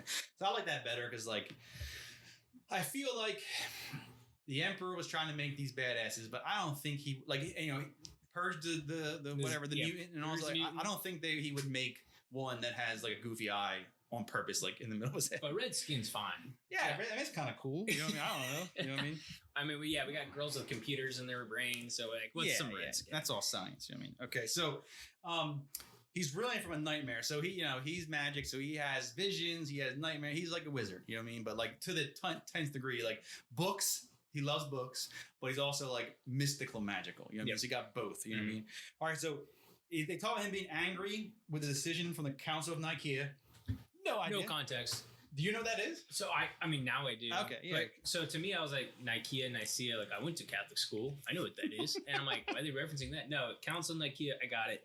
You kind of figure out So what's cool about it is in all these books, like this is a world already built in a sense, you know what I mean? And the authors are fine detail. So most people who are into lore know about the Council of Nicaea, but this book kind of like gives you a hint to when it happened. You know what I mean? Like, because they talk about it in, I forget which book, but a future book. Oh, they show the whole down the road. They show the whole scene. You know what I mean? But if you don't really pick up on that, you're thinking that it happened then. But no, this at this point when Horus gets hit in the shoulder and gets jacked up and falls, before the heresies even begin, the Council of Nicaea has happened, and then pretty much what happened at that was the Emperor called as many of his boys as he could. So he had like most of the Primarchs there. I don't have the actual guest list, but and he was there. And it was on this volcanic, like, just crazy, like the Mechanicum like bored out a volcano. Star Wars Episode 3. Yeah. So pretty much at that council, they had like, panels go around and they talked about, should we use magic? Like, should the Imperium be using magic? You know what I mean? And this guy's whole shtick is all his boys are all like, when we get into the book Thousand Sons, it goes into very detail of like there's different schools and they're all magical, but some can do this and some can do that. Some can bend time, some can throw fire. So that's a part of their thing. And they're also superhuman soldiers, but I would say they're lower on the tier of like marksmanship and all. Oh yeah, I mean, they rely heavily on that. Like their guns are magical. Yeah, they can throw bullets with their minds, all this stuff. You know what I mean? So like. At that, pretty much just to put it quick in a quick package, like at the Council of Nicaea, the Emperor decreed no more magic, but kind of magic here and there. Well, because they still use navigators. Yeah, so they still use the word. They still use the communication. What's it called? They send smoke signals to the brains. So I always find that weird, and they never really, at least from what I read, they haven't gone into great detail. But pretty much at that thing, they were like, hey, you. It was like a trial for Magnus in a sense. They were like, hey man, like you got knocked out. Because also what's funny is there's another group, pretty much at this time they're called librarians. They all have magic. Yep. On little scale, but Thousand Sons are like super magic. But another group called the Space Wolves are also super magic. But they're cool because they're called rune priests. They're Vikings. I was like, don't get me started on them. I can't stand it. It was so weird because like even in the books, like they are just like we're still gonna yeah. Like our magic's not bad. It's like it's like an interpretation. It's like Wiccan. Yeah, you know what I mean? Like we can do that. We just throw some shit on the ground and see what sticks. So the Space Wolves have rune priests, which are pretty much think of like, if you watch show Vikings, the dude who's like blind, I forget, but they roll bones and stuff and all that stuff. But so they don't care either way. But pretty much. So he's pissed. He's angry how the Emperor keeps the Imperium in darkness. Because so he is like second, maybe third after Malcador, like with power. Yeah. So he knows a lot of stuff. He's like, his whole shtick is like knowledge. No knowledge is bad. So he knows about the warp. He knows about the bad stuff in the warp, and he's mad because A, he got censured in a sense he can't use his magic, and B, he's like, why is Dad not like preparing us for this, like telling us about it, because I know about it, you know what I mean, and we're ready, like my guys can do magic wards and all this stuff, but like no one else is even prepared for it. So he's mad about that. He's also he's worried because he saw what was coming, the blade, the test, and he's worried the Emperor's blind to it. So he's having these visions of the future, and he's like sweating, like what's going to happen, because he's not sure. It's like premonitions. It's kind of like, just like the why can't I think about the messages they send? Just like that, it's like veiled in secrecy. It's not like an email. It's like, you get a message of a flower dying. You're like, oh, does that mean something? But anyway, in walks Ahriman, who's like his best boy. He's a space marine, but he's like the best Thousand Sun dude there is. He's like the head dude, whatever, like the general, whatever you call it. But all right, he informed him the spell is ready, but he's worried about the consequences. And he's like, hey man, he's like, hey man, like, you told us to set the spell up. So they do spells, like, not just like, I don't know, Harry Potter, not just like whatever. Avada Kedavra. Yeah, like they like set up like, candles and the Ouija board and everything. Like they do spells. And so he's like, hey, it's all ready. But should we be doing this, man? Like, Emperor banned magic. We literally just got our pee slapped. Now we're going to warn him with magic. So they kind of hint like what the spell is for. You know what I mean? Like, and he's like, hey, man, look. And then Maggie's like, look, this is so important that, he'll be mad, but he's going to be so happy I told him. You know what I mean? Like, he might be mad for a little bit, you know what I mean? But he's going to be happy. And then back on the moon. And we're back, baby. Yeah. So you just got dumped on this, like, super magic wizard Egyptian guy who's got one eyeball. Yeah, I didn't say Egyptian. That's definitely the vibe. Oh, they're super. Egyptian. I mean, he's on a pyramid. In the pyramid, yeah. But yeah, and then we're back, man. We're back on Davin for some reason, and I'm so confused. So we're back to the moment he collapses. Petronella is kneeling, crying, and it snaps like Loki in action, like, oh shit, like, like we gotta do something. So they're looking him over. They remove his armor, and they only see the two wounds. You know what I mean? You got the shoulder and the heart. And then the apothecary, which is like the medics, they arrive. They're like, they start working on whatever they can do. Abaddon's crying. Loken stares off as the Stormbird arrives to take the War Master back to the Vengeful Spirit.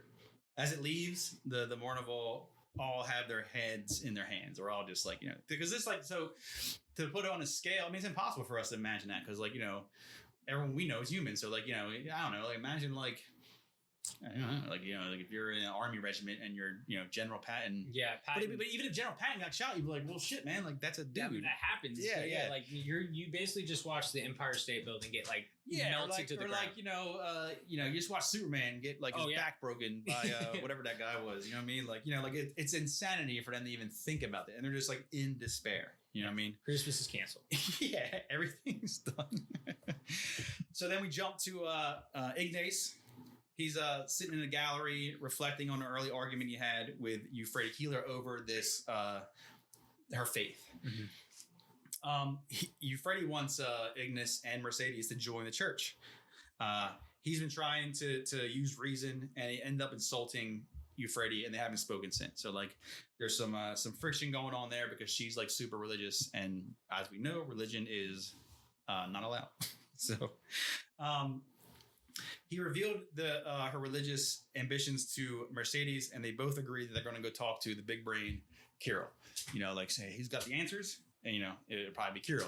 Who can help us here? So, they close their subject for now, and they have the drinks. They're chatting about it, just kind of like hanging out, and then sirens start just blaring. The whole ship as if like a general quarters kind of thing. You know what I mean?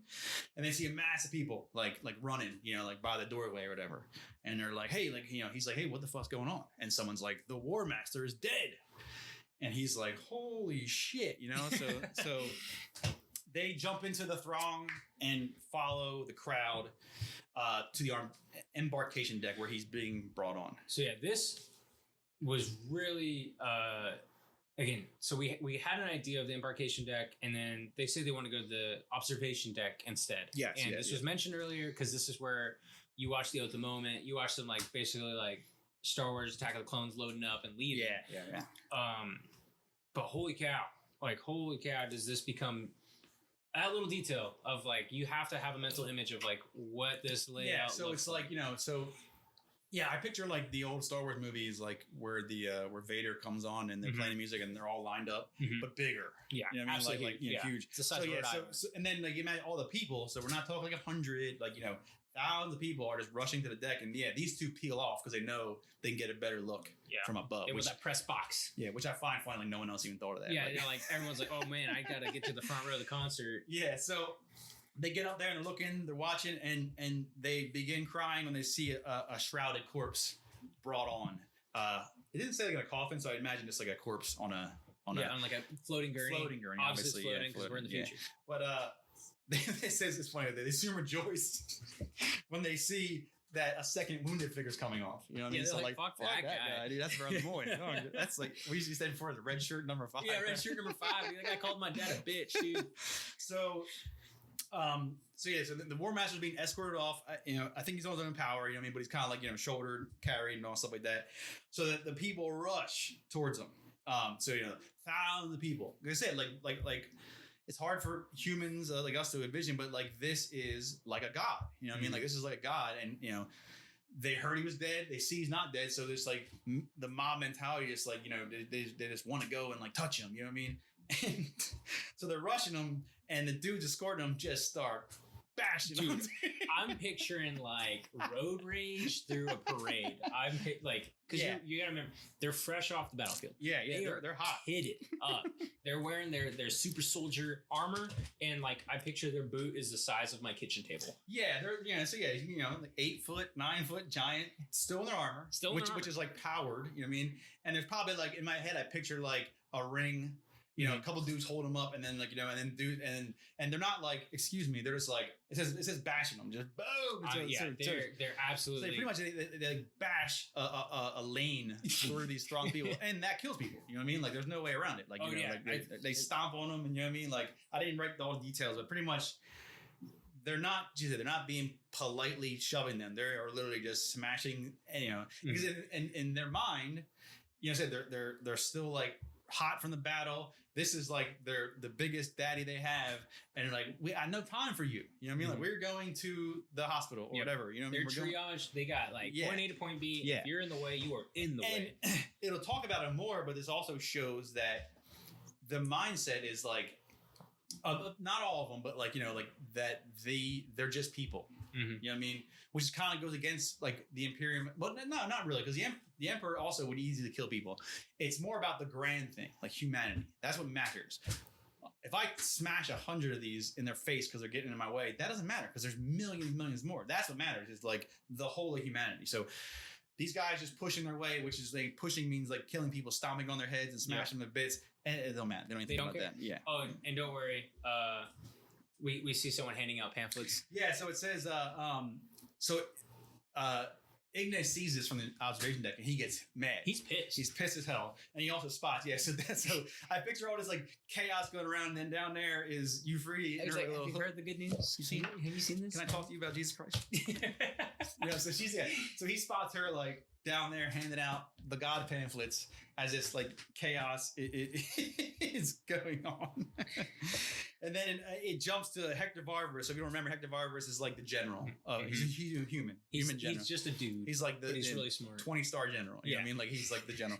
And Malgahurst are watching the replay. So they're watching the security cam. You know what I mean? Like, oh shit, dude. This is bad. This is bad. This looks so real bad. Hector's not happy. And he's like, hey, this is bad when it's going to get out.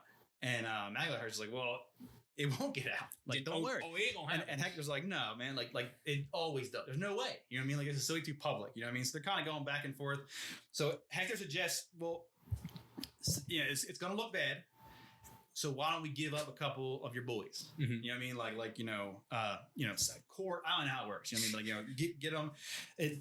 It'll show that we hold the Imperium's ideals. You know what I mean? Like if we this is going to get out. It's going to look bad. It's going to make us all look bad. So you guys look real bad. So why don't we give a couple of your, like, whatever, do just a couple grunts up, send them back to go trial. They don't go in detail, but in my head, I imagine he's like, we'll apologize. We'll send 3 dudes off to Terra for trial, and they'll probably be killed. I don't know. They're privates, dude. Yeah, you know what I mean? But before they can come into Ingmei Singh, so the astropath, this chief astropath, kind of interrupts him, and she says, "Hey, this is like weird." Like, she walks in, like, "Oh yeah, by the way, the warp currents are surging." Oh, yeah, by the way, yeah, and the veil is really thin right now, and you're like. Cool. Like, all right. Did you not just see? Like, we just watched the worst thing ever happen. I'm not a writer. I don't know. I mean, like, that comment kind of plays into what's happening, but it's just a weird, like, they're like coward. Like, they're like, I pictured them like over a computer screen, like, fuck, this is the fucking bad. This is real bad. What should we do, man? Oh, we're gonna hide it. No, you can't hide it. No, we're gonna offer up some. Yeah. Oh, by the way, hey guys, the Wi-Fi's down. Yeah. By the way, some spooky shit gonna happen. It's like what the fuck you say? Like, is that the electrician over there talking to us? Like, not the lady who sends smoke signals with her brain? Yeah. I don't know. I mean, like, like I said, it had to be said because what's going to happen in a couple chapters, but it was just like a weird. I don't know where I'd put it. I have no idea. You know what I mean? But like, it had to be. But said. then guess what? Bam. We're back into triage. We're in the ER now. So yeah, chapter 10, we're in the ER. So yeah, apothecaries are they're trying to go to work on the War Master, and you gotta remember, these are the apothecaries are their deal. Their whole life is on medicine, combat medicine specifically, working on super soldiers. But Daddy is not a super soldier. So they're the wound. So they're the wound on his shoulder is what is like worrying him. You know what I mean? Like, because it won't clot.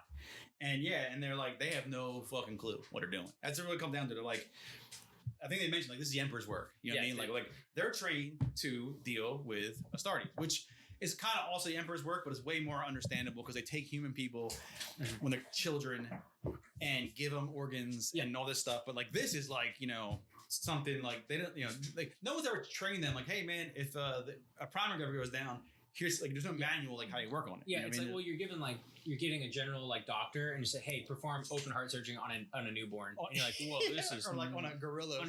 Yeah. Like, what? This is a gorilla with a robot brain. You need to figure this out. So then, like the boss, apothecary, his name is Vadon. He goes to the Mornival and he tells him, man, he's gonna die. There's like nothing we can do. And then that causes Abaddon to like almost try to kill him. You know what I mean? Like, you will fucking not. Like these guys are at their wits' end. They bring him to where they assume or they hope that something can be done. And then the boss there is like, I can't do anything. Like, this thing won't clot.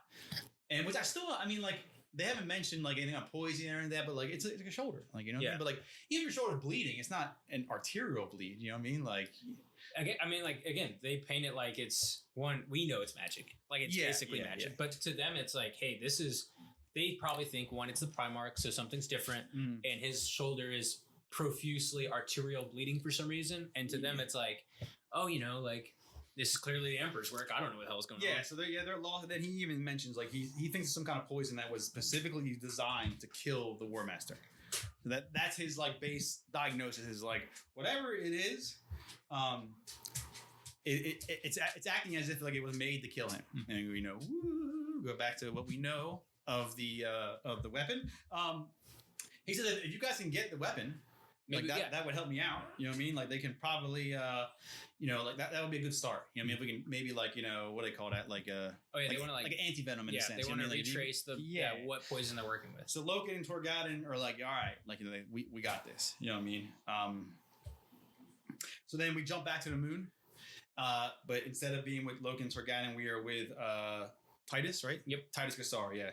So he's waiting for the DS area to be recovered. And I wrote it here. It takes a long time. I mean, it's a city. So yeah. So like I can't remember if this book goes into. There's other books that go into great detail. So yeah. So like they got to bring down this like big spaceship style like loader crane thing to put it back on like another like freighter that's in a spaceship. You know what I mean? So he's down there and sorry. So it shows him praying to the emperor, clasping a silver. He's got a little medallion with an eye and a golden sunburst on it, which I find is funny because like that's the what is that in like the modern 40K? That's the Inquisition, like little symbol. You know what I mean? So eye Imperium, maybe. I don't know. Well, I think it was originally like the Imperial Eye, literally Imperial. Letter I. Yeah. Because like when I read that, that's what I thought. I was like Inquisition, but I don't think the Inquisition exists. No, because right now. We're getting a whole other can of worms, but that happens when Loken gets back to Terra. So he's startled by what's his name? Oh gosh, freaking! I have like short form here, and I can't remember what his name is right now. It's out of my head. I don't. I go back to chapter 1. I have it as Janus in my mind. Jonah Arukin.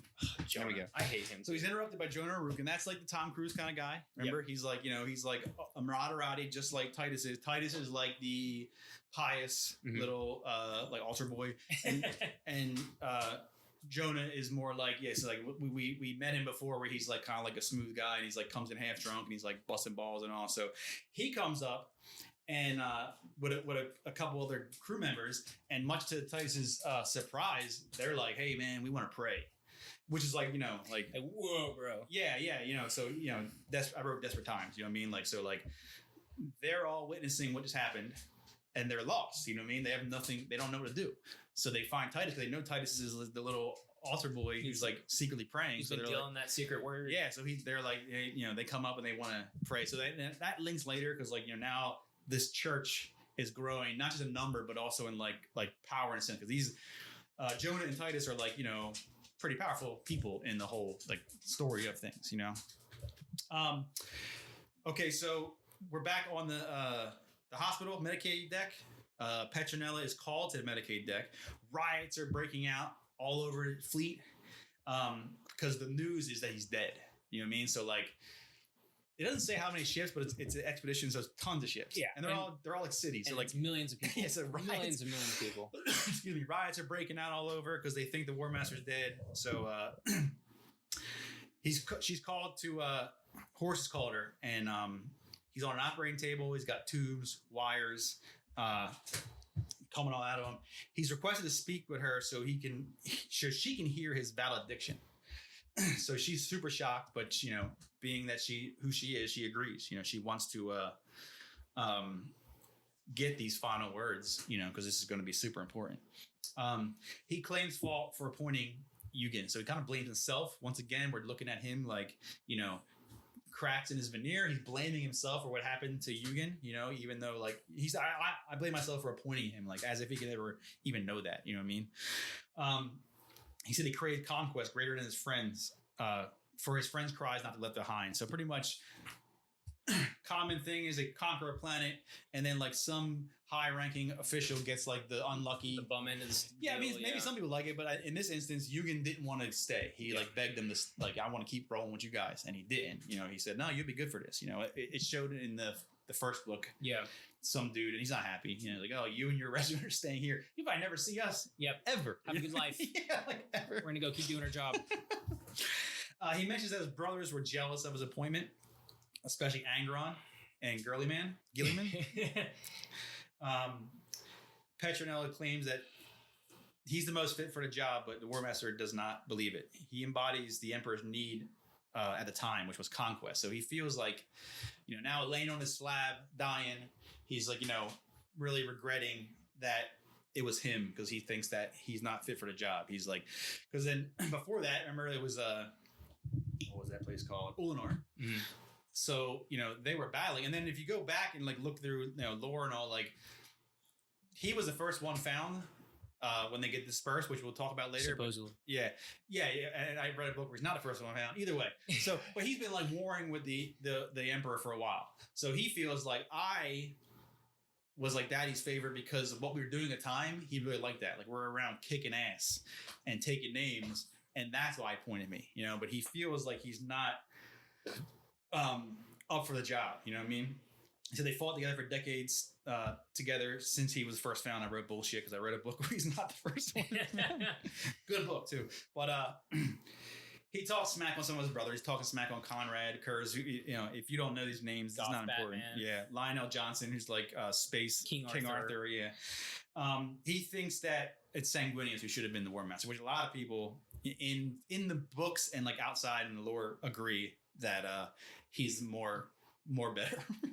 He says he could conquer and rule, and he sees himself as just like a conqueror. You know what I mean? He's just like around kicking ass. The War Master embodies the Emperor's ambition, but the wars are ending, and he hates the bureaucracy and the tasks of administrating. So he feels like that all these books are like acting as if like the Crusade is coming to an end, which I don't know how they know that. Like I guess they're like the maps and all, they're near the end of the universe, but they're all feeling like, hey, you know, like even like when that first book where Loken talks to Sigismund about it, he doesn't say like we're going to keep fighting more wars. We're going to fight to keep what we had. So I think they're all kind of thinking like, we've been kicking ass for a while. We're probably going to stop kicking ass soon. You know what I mean?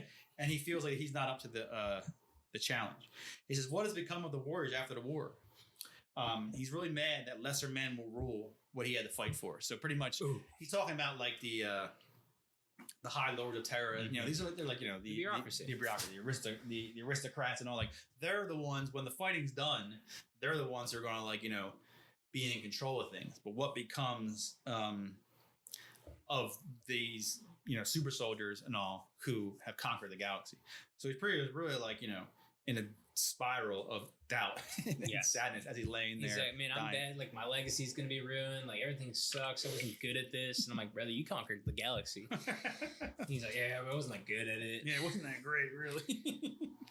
And then this is like, I think this is the chapter where they really paint the picture. So Loken is gonna head back to the moon. So we're in chapter 11. Yeah, and he's finally able to reflect on the absolute just bloodbath that they might have gone a little too hard. Yeah. So I mean, it's only a chapter ago, but like no one's even mentioned it. There's not anything, and Loken's the first one who, like, as you know, Loken is the most human, I think, of all these characters.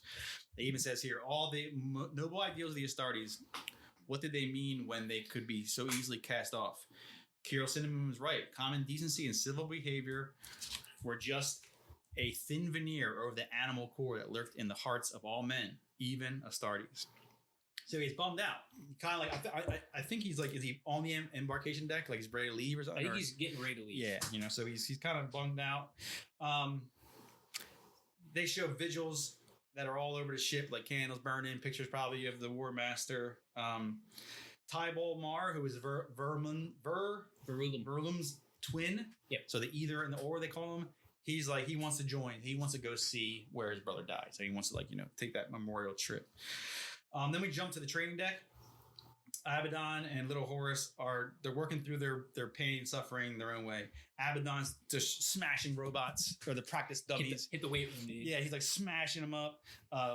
Little Horus is over there just frantically disassembling and reassembling his weapon over and over again. And they chat. They're like wondering what would happen if Horus dies. And then they kind of start questioning. They start a little heresy. They're like, there's a little heresy. Questioning the Emperor. Yeah, and how would he allow that? Does he not care? Why did he leave us? They're all tiptoeing. You know what I mean? Like on this, you know, like edge of treasonous. I mean, like, you know, they're just expressing their thoughts, but in this world, it's like a dictatorship. You know what I mean? Like, you don't say that kind of stuff, man. Like, that's like, you know, and you would think that, like, if one guy said it, the other guy, I've seen before in some like, hey, they're both like, this is bullshit, man. The Emperor sucks. You know, why did he leave us? You know what I mean? Like, and then I wrote here a note, like, so I wonder at this point, does the Emperor know what's happened? You know, I wrote, does he know? Always funny how slow comms can be in these stories. So, like, I would think the Astropath Choir, that's what they're called, right? No. Astropath. Yeah, Astropath. Yeah. I think that'd be the first thing that chick does is like, boop, like, hey, like, man. Hey, your best boy is dead. Yeah, and but you can get a, like, they don't mention it at all. They don't. But let's say if you, as a reader, want to imagine they did that, she mentioned that the warp storms are crazy. Yeah, Wi-Fi's down. Yeah, so like you can get around that way. I wish it'd been cool. I think that they mentioned that. Like, that would have been a good point. Yeah. So like they could have had a scene where she is like in her little room with her people, I hook the cables and all, and they're like, we gotta send this back to Terra to tell, and they do it, and then like 4 of them die. Yeah, and they're like, oh, and then she's like, oh, the veil is thin. I think that would be better. No, she comes over on the side. It's like, hey, in case you guys are wondering. Yeah, because I've read it several times. I always thought that like I feel like that would be like the instant message, just like like a mishap report. You know what I mean? Like work thing. Like, hey, the War Master is dead. The Primarch down. Yeah. Like, LOL. Like no one even mentions it. No one's sending a ship. No one's sending a Astropathic quad. Nothing. There's just like, and like I said, you can get around the Astropath because you could say that because like so many it's such plot armor in these these books where it's like, we can't send a message because the warp is turbulent, you know what I mean? Like, so, but I'm surprised they didn't mention it, you know what I mean? They didn't say like anything. And then our favorite character comes back. Oh yeah. We didn't leave. That was just me going on a rant, but says we're still at the practice cages and here comes Erebus. He hears them talking of all this stuff and he's like, I won't tell anyone. Don't you worry. We're all friends here. Yeah, we're all buddies. And he lets them know that a lodge meeting has been called. So we jump to the lodge meeting. The mood is tense. Pretty much like they're, the lodge is like casual. So it's usually not like everyone's there, but it seems like everyone's there. Even Malgar is there. And he hasn't been the one in forever. He's like too cool for that shit. But he's there. You know what I mean? And Erebus takes center stage because he's like, this is what he does. He's good. Worm time moment. Yep. He says only the lodge can save the War Master. They must take him to a place called the Serpent Lodge on Davin. Because the people there are the masters of mystic healing. And I'm surprised that it's just one person who says anything. Like, so Little Horse like barks up like, whoa. This is nuts. I'm surprised like I get it. They're desperate, all this stuff. But like, they don't say a time frame, but they just recently discovered that he's hurt bad, right? And they said, hey, go find the weapon. That'll be a start. Yeah, go find that. And like, in my head, it's like, I don't know, maybe a day or an evening, and like they're already like, hey, we gotta take him to the stone healer, you know what I mean? Like we gotta take him to the spa, you know what I mean? Like, I don't know. So, anyway, so Little Horse interrupts, but he's rebuked by Erebus and asking, he kind of like, he's so good at this. He's like, oh, is it not? Is Horse's life not worth? He's, I guess you just don't want to save him. Bending the rule, yeah, you're not gonna bend the rule a little bit. He comes back in saying, hey, it's wrong, man, it's wrong. But the rest people are like, they vote and it's unanimous. They're not gonna let him die. And this they see as the only option. You know what I mean? Which I said I find weird. Like, get the sword first. Yeah. I mean, he don't want that. You know what I mean? Nervous don't want that. I don't think he knows that. You know what I mean? Like, but like those two, Abaddon and Little Horse were there. I feel like they'd be like, hey, we're gonna go find the sword and we're gonna get an antidote and you know what I mean? I don't know. But so Little Horse mentions that, well, hey, we can't do a vote because Loken and Torgadon aren't here. So and like this is where it turns. It happens. Yeah. The lodge says, well, Torgadon will come along. He's like, he's one of the boys. He'll come along. But they say Loken's an outsider. I even wrote here, there's been beef, but this is a large shift. I wonder it has to do with discussion Loken had with Erebus about chaos. So that's what I'm thinking. So I feel like Erebus has to make his move. I don't know if he knows why they're gone. They're not here. So he calls a meeting. Let's enact my plan. These guys will follow because they're all freaking out. And anyone, like I said, one guy says, he says, nah, hey man, you gonna let your fucking boss die? Dude? That's dad died. Gaslight king. Yeah, yeah. And then he even mentions Loken and Torgadon, and they're like, this is where he gets everyone. They haven't gone against Torgadon yet because they're like, oh, Torgadon, he'll join. But they're all like, Loken he's a fucking punk, dude. Nerd. Yeah, and I think I wonder if like that was like when the guy when he's writing this, was it like because they had him and Loken had that discussion and he kind of revealed a little bit of what he knows about chaos. And Erebus is probably like, shit, man, we gotta get this going. Shit up. So they pretty much have voted. They don't care if everyone's not there. They voted. And then we jump back to the moon. So the boys are on the moon. It's a walk in the park. Yeah. So the swamp is like not really a swamp anymore. They find the Gloria Terra. they enter to find like all the grossness and pustules and all, like everything's drying up. You know what I mean? So like it goes back to the if you know the lore and all, like the demonic incursions, like the warp opens and things come out and it spills out, and then however you seal it, it just starts to like the earth heals in a sense. You know what I mean? All right, so they find Tempa. It's full of maggots and shit. He's all nasty. Yeah, they search the area for the weapon. Tybalt volunteers to search the corpse. So as they're looking around, you know, Tybalt's looking for this sword. Logan finds like some out of place like wooden box with some strange like writing on it. It doesn't really fits here. You know what I mean? It's not like a You're in the spaceship of all spaceships, and there's like a wooden box. Yeah. They find Tempa's hand. It's still holding the sword. Logan feels terrible power-wise holding the sword. And he's like holding it, talking to Torgadin, and the sword's like, yeah. You know what I mean? Like, and he's like, what the hell? You know what I mean? So Torgadin's like curious, like how he's wondering how did this dude even get this thing?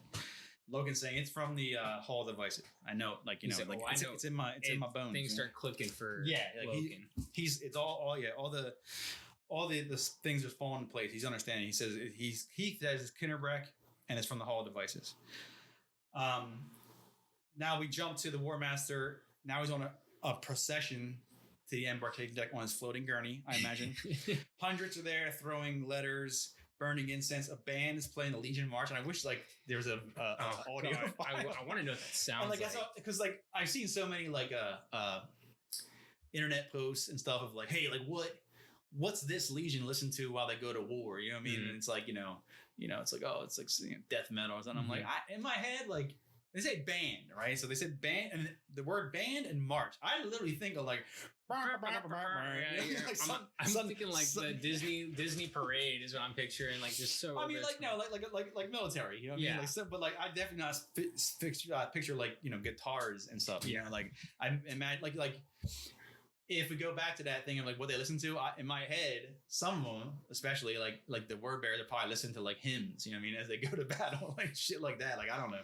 But yeah, so he's being now like, you know, ceremoniously brought through the ship to the embarkation deck.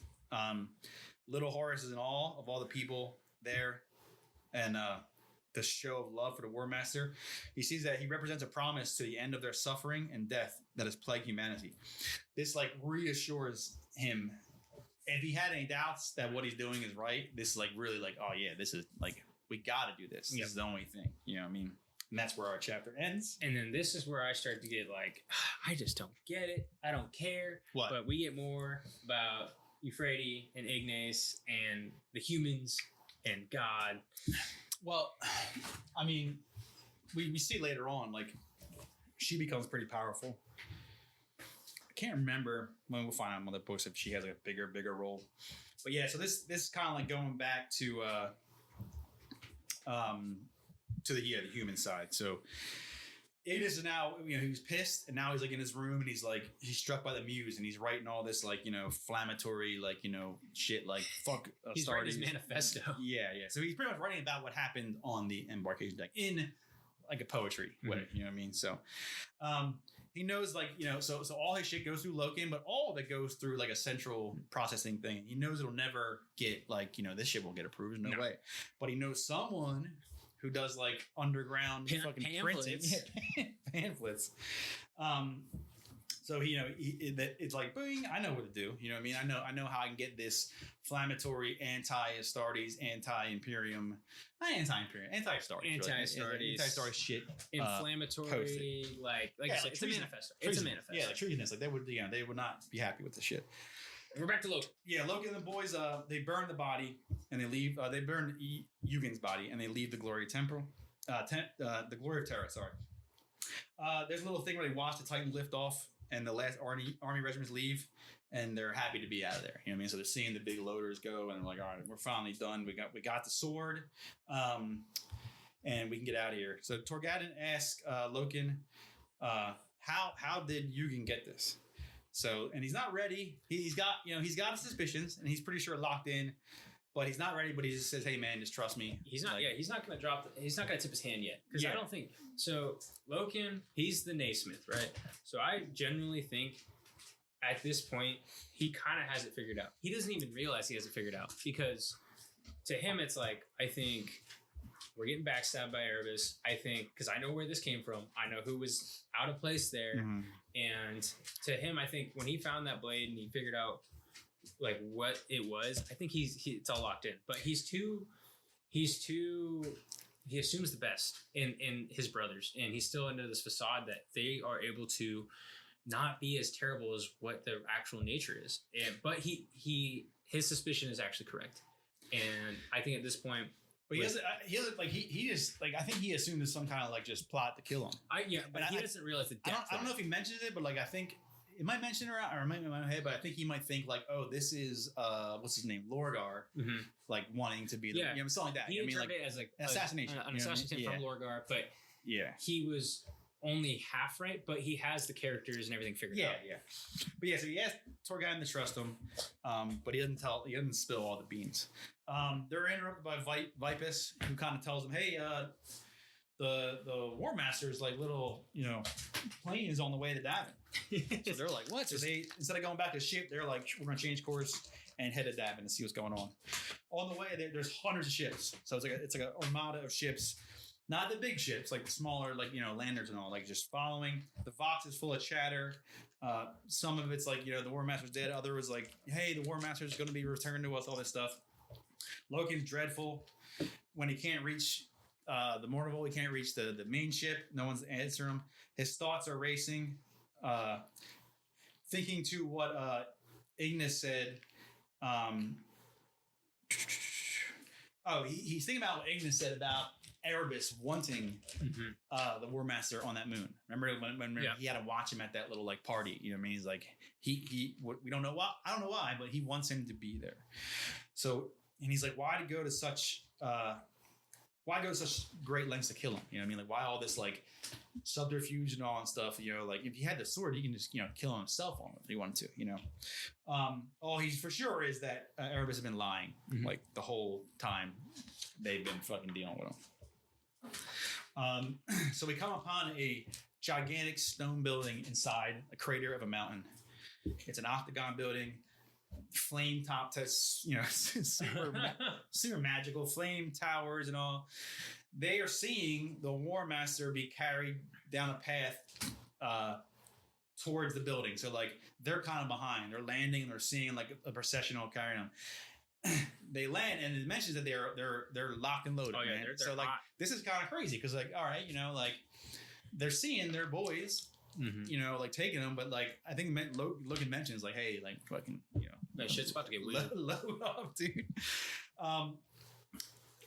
So the gathering is Davinites and they quickly part for Loken, so they're out of the way. And this is the first time Loken realizing like how far from humans these people really are. He wonders why they're left alive. They're described as wide spacing of their features, dark eyes with no pupils, excessive volume of hair on their faces. So they're like Planet of the Apes kind of. That's what I picture. They look more like the mutants. So yeah, it's a quick little thing. He's like, why? It's like because they were left alive, like which is very rare. Not very rare, but like they don't look like you and me. You know what I mean? They're not human. So he's like, just a little thing like They reach a stairway bordered by two serpent statues. At the top, they can see a massive bronze door closing, and a bunch of the Sons of Horus are standing outside. And he's on full tilt now. He's like he's really mad. Seeing red. So he rushes up the stairs. He's ready to kick some ass, and then his anger is like quickly draining when he sees like the sad, depressed looks of all his boys, all his brothers.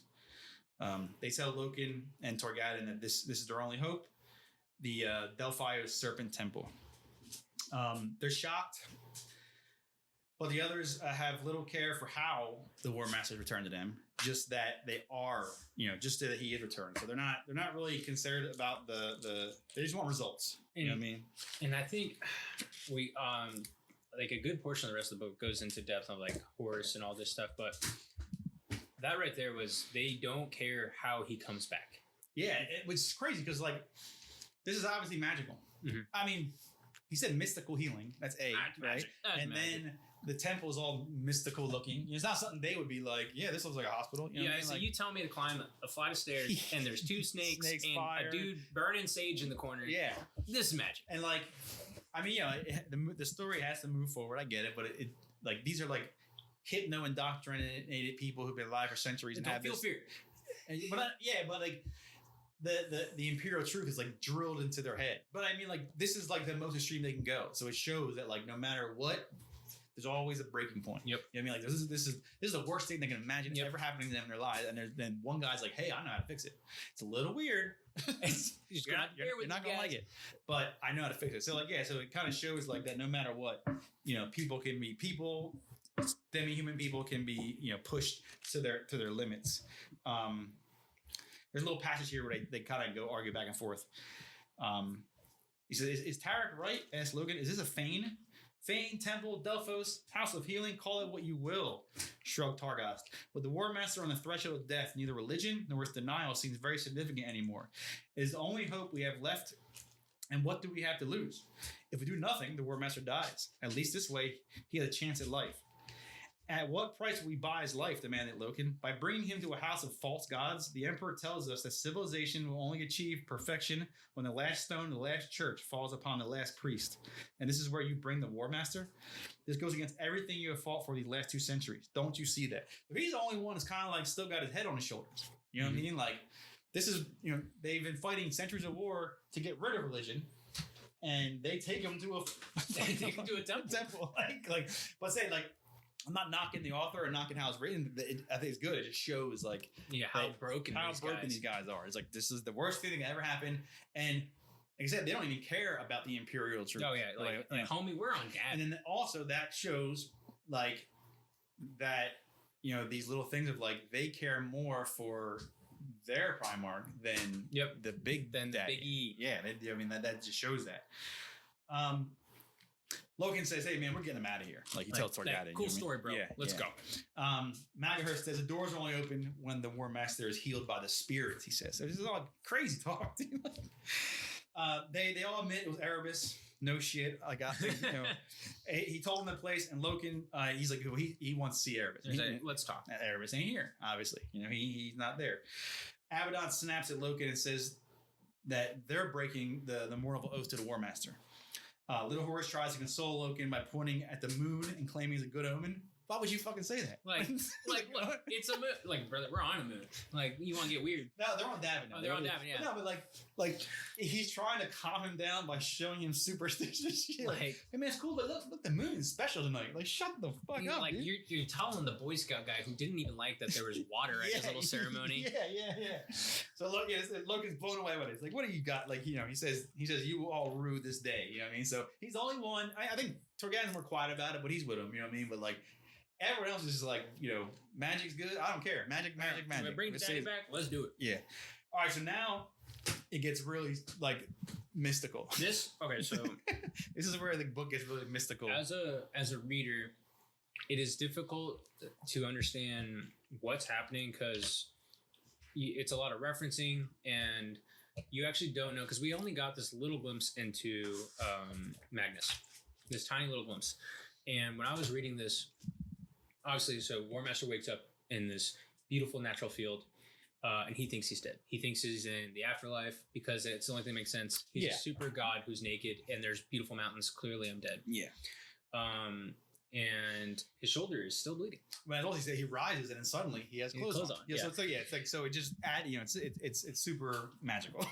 But so he starts and he heads towards a river. But then the mountains start, was it belching toxins? So like the scene's changing as he's going. First it's like, imagine it's like serene, in my head it's always night. I don't know if it's night, but in my head it's like a night scene in like beautiful mountains, and he sees a river. So he's walking there, the mountains, they kind of turn into like, in my head, like some kind of factory, like, belching toxins, so it's like, like a fucking power plant or some kind of shit. You know what I mean? And then, as he's walking, things are turning into ash and iron. And then he starts freaking out. Yeah. He starts getting a little uneasy, and he runs, and he starts to be chased by a pack of wolves. Mm-hmm. One with a double eagle brand. Yeah, which is the symbol of the Imperium. Yeah. But then, so this is where, oh my God, this was so confusing reading this. The lead wolf speaks to the War Master and warns him to remember who he is before he came here, who Daddy sees him as, who everyone sees him as. So before he comes for him, I think he was capitalized. So like he's saying, someone's coming for you. You need to figure out who you are before that happens. And as a reader, you don't know who this this fucking wolf is. No. And the wolf, I mean, like, there's no way to know, but like the wolves, in my mind, it represents, like they're the Luna. Well, they were the Luna wolves, you know what I mean? But like, they're all in the wolves. You know what I mean? Like so. In my mind, it's just like, oh, this is some kind of manifestation of his mind. Double eagle, obviously, is like, that makes sense to me. So in my mind, it was like, oh, this is like his conscience in a sense, saying, warning him that someone's coming for him, and he needs to figure out who he is before that person gets there. And then it ends him at a cliff under a bright moon, and so he's like, oh, I gotta remember who I am. Got it. Jumps off the cliff and screams, "I am Horus Lupercal of the Luna Wolves, War Master and Regent of the Emperor, and I am alive." And he splashes into the line below. And then so this jumps back and forth a lot to like reality and then magical world. So now we're back. Now we're inside the temple. Ooh. So I picture this like dark, smoky incense and all. You know what I mean? The Davinites are working the ritual around the War Master, and who's there watching? Erebus. And he's thinking of how this culmination, like this is like it. He finally got it. He said the last 1,000 years they've been working this shit. So whatever they've been doing this is the culmination. They got Horus where they want him, right in this magical temple. The place is sealed to all scans and comms by forbidden technology, by defective mechanicum adepts. Which I love it, man. Like, get it. All right, you know what? No more wishy-washy, like secret spy stuff. No, these guys are bad dudes who are defective. They call them like they're like double agents. They haven't used the term yet, but they'll eventually call them the dark mechanicum. So like, it's pretty much just like the Astartes in the army. There's going to be people who go on the side of the heretics, and they get cool names like dark mechanicum instead of and they're like, hey bro, you're a mechanic. You turn wrenches, dark, but you're part mechanic. But then so you're window into this huge weird culty ritual. And we're just thrown into it, and the cultists kill an acolyte. Yes, and pass his heart around. Yeah, everyone's taking a bite. Erebus takes the last bite. This cool quote here. It gives you detail of like what's in control here. So he's feeling the blood run down his chin and tasting the final memories of the betrayed acolyte as the treacherous blade had ended her life. That betrayal had been offered onto the architect of fate. This bloody feast to the blood god. And the unlovely coupling of the doomed acolyte was with the diseased swine had called upon the power of the Dark Prince and the Lord of Decay. So it mentions 4 entities, and that's the 4 chaos gods. There's the fate one, the blood one. There's sexiness. The sexy, which is like kind of like betrayal-ish, and then there's the decay one, which we've seen that Stinky one. boy. So it gives you like an insight into like it gives you more like definition of chaos rather than just being like one force. There's like 4 main like factions, we'll say. You know what I mean? The head cultist says all is well, but they must hurry because of a one-eyed ghost who walks between worlds. Erebus knows who it is, but he's not concerned. The War Master is way too far gone, and Magnus is way too far away to help. So it kind of gives an insight that like actual distances matter. So I think what he's saying is like he knows that Magnus is on his pyramid, and wherever, what was that, Prospero, it must be far as shit. and it makes sense because like, okay, so like for him to travel in the spirit world, not in a ship, but like in his like little spirit form, and like it's going to take a lot of power. And he's like, well, man, I know that Prospero is like, light years away. So and they're in their aluminum wrapped room. That is going to. So he's not too worried. He knows who it is. He's not too worried. She also is convinced in their power, it's older and cannot break through. So so the head witch there is like, hey, don't worry, like there's just one-eyed dude walking around. We're not too worried about him. Erebus says, hey, you better work, but she isn't afraid of Erebus either. He's like, you need, she says, you need me. So she starts to prepare him for some kind of part in the ritual. He dabbed his eyes with silvery powder to mask his identity, and said, there's one last part. Erebus asks what it is, and then she cuts his throat. Love it. And I was stoked. I was like, oh, thank God. Like, he's just going to be a spirit, and like, we're going to move on from this Yahoo. And what's cool is like, he didn't know. Oh, yeah, he had no idea. You know what I mean? Like so I'm assuming they told her, or she told him, like, hey, like, I can get you in there too. to go yap in this guy's ear. You know what I mean? Like, I know you need to. So we're going to, put the silver on you and I'm going to blow some smoke in your face, whatever. But he didn't know because it was kind of shocked that he, like, Yeah, he said he was going to take a nap. He had to die. But yeah, we're back. So now we're back in the magic world. Mm-hmm. So we're in Neverland. War Master wakes again. Mm-hmm. So he just took his little skinny dip. His cold plunge. Yeah. His cold plunge. And he wakes again. Similar setting, but this time he's in his armor. Mm-hmm. He knows he isn't dead by now, but he also knows that this is not reality. He sees two scenes shift between each other. He ponders where he could be, but it's determined to find out. Yeah, so he's seeing that beautiful scene, and then like the ash and smoke thing, like kind of like just jumping around. So he's like really like bugging out. So he has a spicy feeling that the wolf was Magnus, but how he thinks he's on Prospero. Yeah, I don't know why that would matter. Like, if he knows that he's in some kind of magic world, yeah. Why would it matter if he's on Prospero? I don't know. Like, he knows he can't be there, really, because he's not even there, really, Oh, and then we get our boy, War Master. He's walking in his spirit realm to a river, and he sees a floating body. Mm-hmm. And who's there but everyone's favorite. His favorite. Sejanus. Sejanus is there. He's back. Yep. And then we're back outside. We're back outside the temple. People are picketing this spirit seance. Loken, Togotten, and Vipus. They descend the steps of the temple. Loken is heated. Mm-hmm. He doesn't like what's happening. I mean, he has it figured out. He knows Erebus is conniving something. We got dark magic going over Daddy, and he wants to discuss how Erebus is behind this plot against War Master.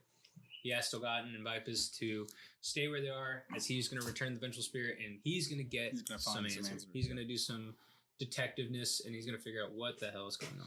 So we jump back to the magic wonderland, and he gets Sejanus out of the water. He's coughing up some water, but he's alive. He sits up. He wonders, like, it's some kind of trick or trap, but he said he relinquishes those thoughts when he looks upon the perfect face of Sejanus. Dude, I picture like this like Brad Pitt smile, and he's like, "How can this guy lie to me? This guy's not gonna lie to me." So he wants to know, how is this possible? Sejanus replies that his death was a blessing. It opened his eyes to the truth, and that one can return from death. And Sejanus is here to help him, but he must move before he is here. So now the wolf said he. Now this guy is saying he, you know what I mean? So they're both like, saying he, you know what I mean? They're kind of like pointing fingers at each other. So one's trying to take him one way, the other guy's trying to take him the other way. So yeah, the War Master's like, I heard this before. And he tells him about the wolf. And he's like, yeah, that's why we got to get out of here. You know what I mean? Like, but he's tired of being led around. So he kind of uses his big boy voice. And he said he wants to know, where are, what is going on here? You know what I mean? So Sejanus tells him, his body is in a temple dying, and they're spiritually in the warp. This world is a construct of his mind. It's old Terra, which is like the beautiful, and then current Terra, which is like the iron ash. Yeah, wasteland. His body is dying. The immaterium will slip more into this scene, so they got to hurry up. So his body's on a slab somewhere. It's dying. He's not dead yet, but if he waits too long, he's gonna be like stuck there. You know what I mean?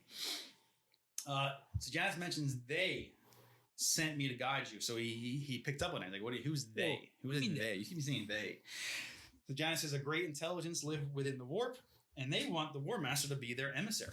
Oh, how convenient. And only they have the power to heal him. He must accept and help their world from being destroyed. So he's setting it that these intelligent creatures need his help, and they want to help him. So they're kind of like, good deal. Like, you know what I mean? we help each other out. So he's wary, but Sejanus says they will grant power to realize your ambition, and if you help them, they don't care about the physical world. Don't worry about that. They are only concerned about their world dying. They don't really get into details of how their world's dying, which they will later. You know what I mean? But like that's their sales pitch. Like, hey, we'll save you. We'll make you super powerful so you can do everything you want to do. But you got to help us. They don't say how. You got to help us because our world is dying. You know what I mean? The howling begins. So Janice gets kind of nervous, says they got to get out of here. There's a glowing door, and he said, inside we'll see the truth. So come meet the door, and you don't know. They cut out. So the sun rises on the temple, and there are thousands of people are there holding vigil over the War Master, and that's where the chapter ends.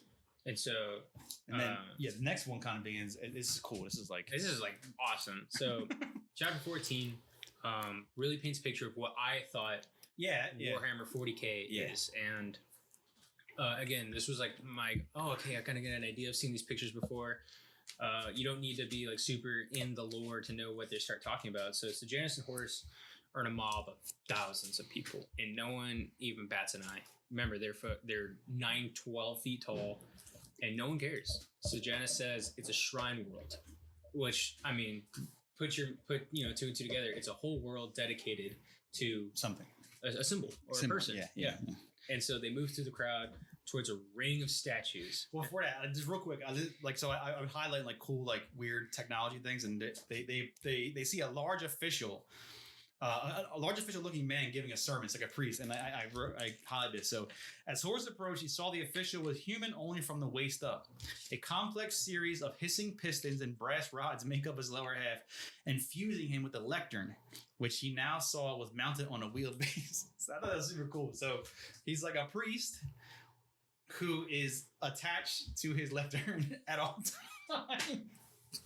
And so you got thousands of people. No one's working. No one's doing. They're all just praying. And he's up there, he's screaming and yelling. And everywhere he goes, he's just. Picture like a heavy metal concert, like Circle of Death. So they're all like walking the circle, heads down, praying. Yeah, praying. Mm-hmm. And there's a guy in the front just giving you your Gregorian chants of the goodness of the Imperium. And that's the whole planet. It's the planet. That's like, it's I mean, like, metal. Logistically, there has to be someone making food and all, you know what I'm saying? But like in general, they say Shrine World, it's the whole world. planet. Like, you got one guy making protein bars for everyone, but like, I don't know. And it's so metal, because then they talk, I don't have the quotes with me, but you get the first cherub. You get you see the cherubs. You get the first cherub, which are like synonymous with 40K. Yeah, because they get these like they're servitor babies, basically, that fly. Then they're also picking people out of the crowd, and the people are described as joyous.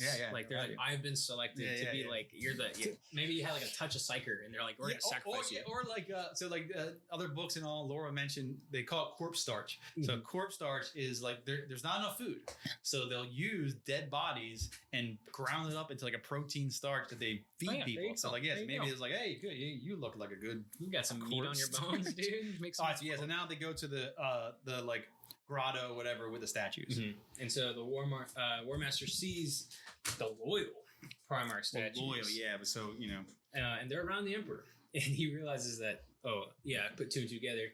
This is a place of worship, and Sejanus claims that this is the future that the Emperor wants. War Master can't believe, but also can't deny his eyes. And again, Sejanus is, if you haven't figured it out, not Sejanus. Yeah. I mean, like, it's hard because it's never said. It's hard. I read it so many times, but I feel like if you can put two together, like, they say, I'm going to put silver on you to mask who you are. It's like, Because, like, I was read this first time. I don't know who's who in the kazoo. So I'm like, wait, is he the wolf? And I'm like, okay, this guy's clearly chirping in his ear. Yeah. He's Erebus. So he realizes, like, Sejanus says, well, this is the future that the Emperor wants. He wants just planets of worship. He wants to be a god. That's pretty much what he's saying. And so, Horus being vain Horus, he's like, well, where am I? Like, where's my statue? He literally, I think he says, he sees no statues of himself. Yeah, like, where am I? And Sejanus is like, I've been to tons of these places, and I've never seen you. I'm all over the place, man. Yeah, I've seen him. I didn't read a quote, but I think he said something like that. He's traveled a lot. And he's like, I've never seen one. So like just spinning him up, dude. And he storms off. So he's pissed. He storms off away from Sejanus, and he hears the wolves again, just very briefly, but it fades. So like, in real times, like it sounds like like he's going through these doors and he's going through all these like pockets of reality, and Magnus is out there like trying to like chase him down, like trying to figure it out. So he's trying to find him. He also realizes that he needs the adoration of others, and he should have a statue to himself. Like he's like he's just like a big baby. He's like, why? He says, why have you forsaken me? I'm sorry. I made a note saying big baby, and then like I quote, why have you forsaken me? Like when he did in the first book, like he cried. So they're playing on his vanity, and he's eating it up. He's like, man, like, where am I? Statue. This is bullshit. I deserve to have statues. You know what I mean? And then we jump back. So Loken now finally gets that weapon, the magic sword, to the Medicae. He drops it off. Say, hey, here you go. Start working. And he goes look for Cinderman. Cinderman's got all the answers. He tells him what's happening. He tells him the Serpent Lodge, and Kiro's intrigued with that. Every time I talk to Kiro, he's always talking like in like, not riddles, but like, old mythology. So he says like, humanity's always like linked serpents to gods. He shows Loken examples in books and goes on connect the moon cycles and serpents and mortality. So all this like, just enforcing the idea of this is like bad, goofy magic. Yeah. He finds a poem mentioning Horus and prophesizing doom. You know what I mean? So like, I meant like how does he pull these books? You know what I mean? Like he's like, snakes? Yeah. This, hey, you know what? I was reading the other day and it said Horus and Doom. Isn't that crazy? It's like, hey, Wikipedia over here. Like, you meant to they say books. You know what I mean? So like he's like, oh, hold on a second, and he just pulled the book. I was reading this like 3 days ago, and it mentions like serpents and moons, and that's kind of crazy. And then I read this book, and it said Horus. Isn't that crazy? And it's like it's just weird. I don't know. Like I get it; it has to go, but it's just funny because like it's not like. They could have made him like a supercomputer or something, you know what I mean? But he's just like, no, he's an old dude who just reads books. Really constantly. Into books. And he's like, oh, I read this thing. It's actually exactly what's happening right now, but I read it. Isn't that weird? All right, so then now we're back in the shrine world. So Janus is called up with the War Master. And hey, look at that door. This is the door we're going to. He calls the beginning. And this is like really cool. This is like super deep into the lore and like all that stuff. So they go through the door and they're in a large laboratory. So once again, they're like ghosts. You know what I mean? Like people don't recognize. I think they say people like walk around them and all and stuff like that, but like they're not. Like no one's like holy shit. You know what I mean? Like they're just like there. All right, so he sees like a bunch of people working, and he understands that they're under terror at the dawn of a new age. He sees a door marked with the Aquila, and he's actually afraid to go through. He's like kind of scared. So Janus warns him. He says, "If you go through, you'll see truths you do not want to see." So the War Master's like. He says no. No, he said, okay, cool. Yeah, not gonna go see it. Yeah. Sounds great. And then Janus like pumps him out, like, oh, you gonna be like a bitch? Like, come on, dude. Like, And then he pumps him out and he goes through the door.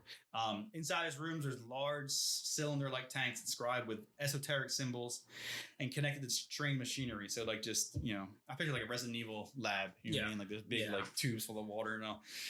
So he's in there and he has like weird feeling of deja vu as he approaches one of the tanks and he peers in the glass.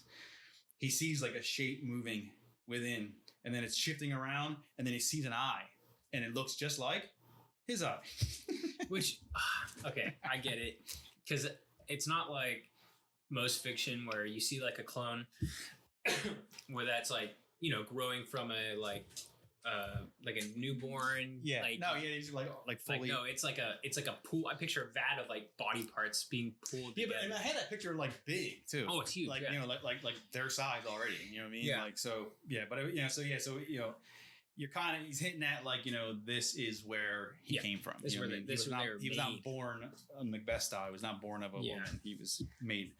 All right, so now we're back on the vengeful spirit. Another human time. Yeah, love him. So it's a ghost ship.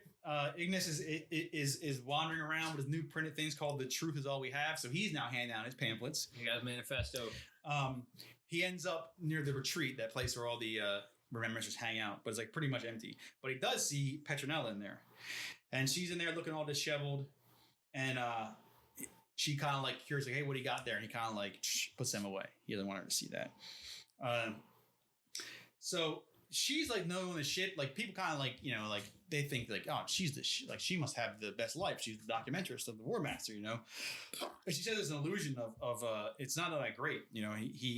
She proceeded to tell him. Pretty much like what the War Master was saying on his deathbed, kind of like confessing to him, like, man, he's been saying this fucking crazy shit. You know what I mean? They're talking about fire and brimstone, man. Shit's wild. Yeah. So we jump back. So now we're back on the tanks. He backs away from the tank containing a preformed hymn, pretty much, and he asks, like, how? What do you mean? How is he here? Like the thing in the tank. All he remembers is his home planet called Cathonia. You know what I mean? So that's where. So up until now, spoiler for next chapter, or whatever. Like all these dudes are born in this thing and they get scattered. So all he remembers is like, I grew up on this mining fucking colony, I grew up whatever. with the mole people. Yeah, you know what I mean. So So Sejanus tells him that the primer marks were made as a weapon by the emperor on his way to godhood, a weapon to be discarded. Sejanus. So he's moseying around this little lab, and he goes up to a tank marked X1, Roman numeral X1. And as they have here, he stopped by the tank with 11 stenciled upon it and placed his hand against the smooth steel, feeling the untapped glories that might have lain ahead for what grew within. But knowing that they would never come to pass, he leaned forward to look within. So what he's talking about is a thing that's been going on for years. So the 2nd and the 11th Primarchs, no one knows who they are.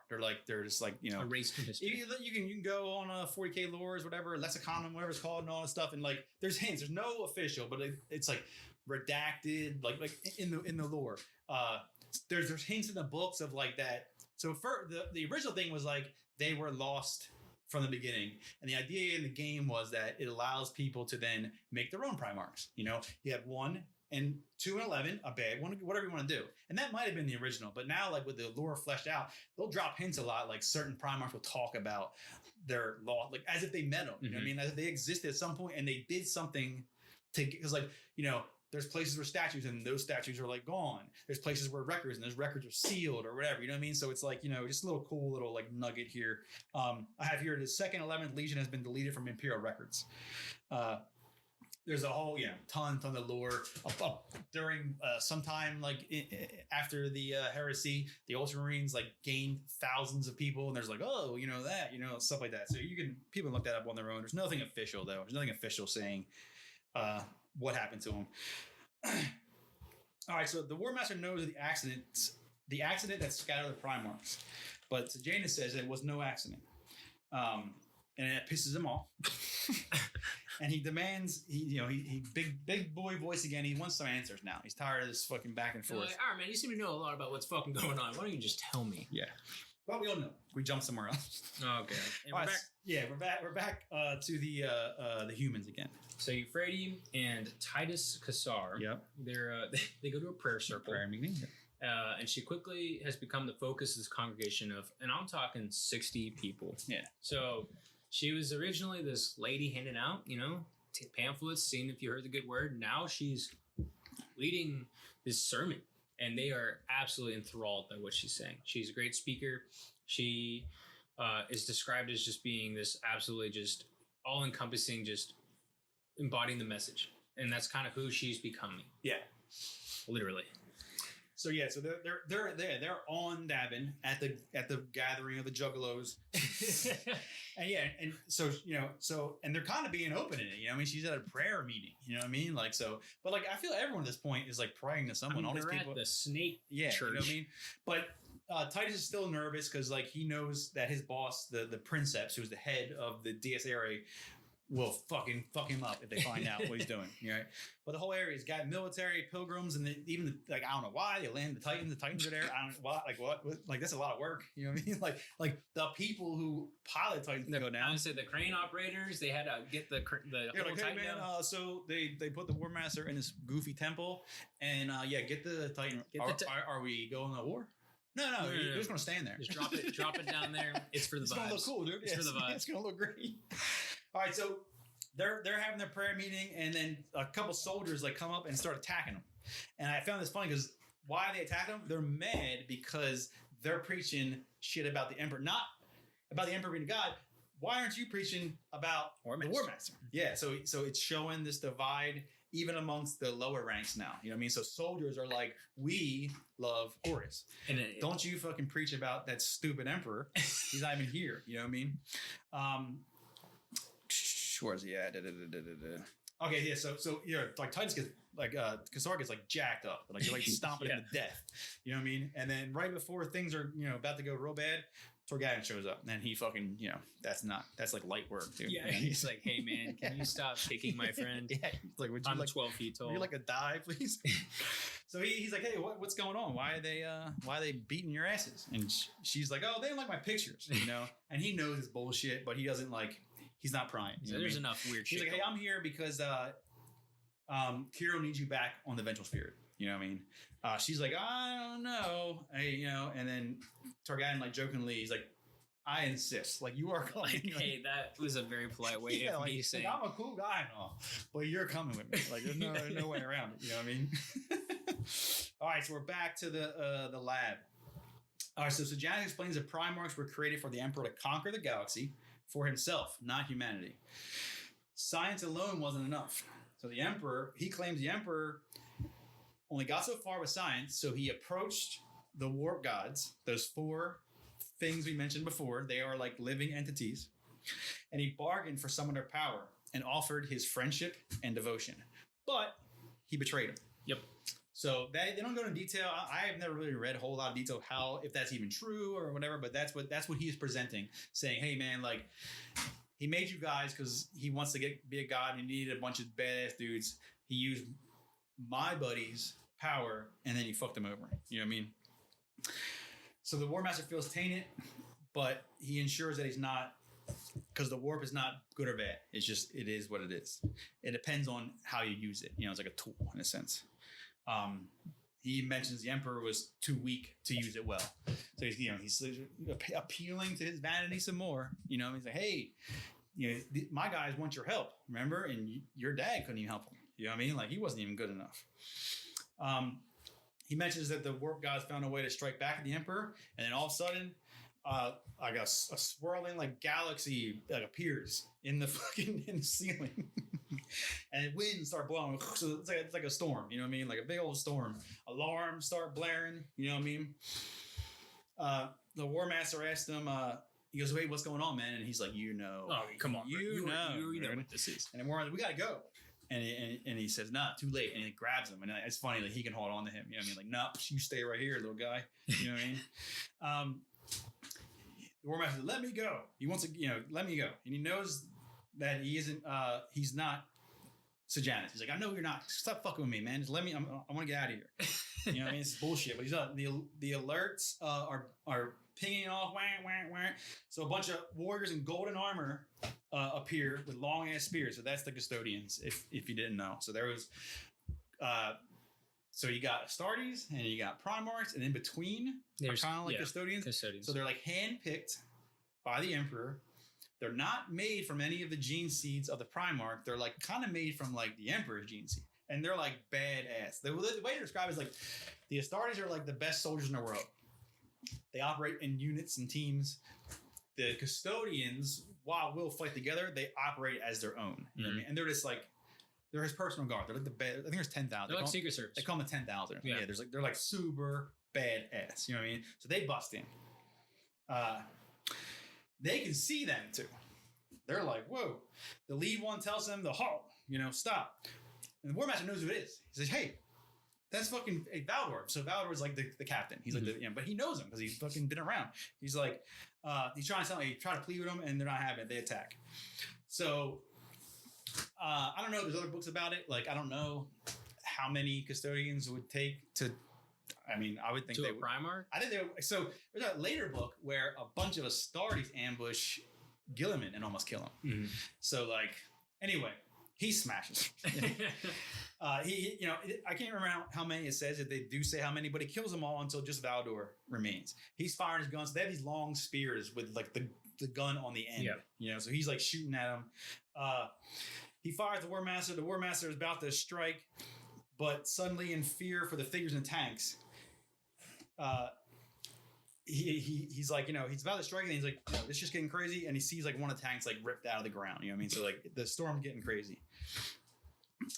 He said he feels warm honey flow through him, and then time stops. So like time freezes, and then he sees.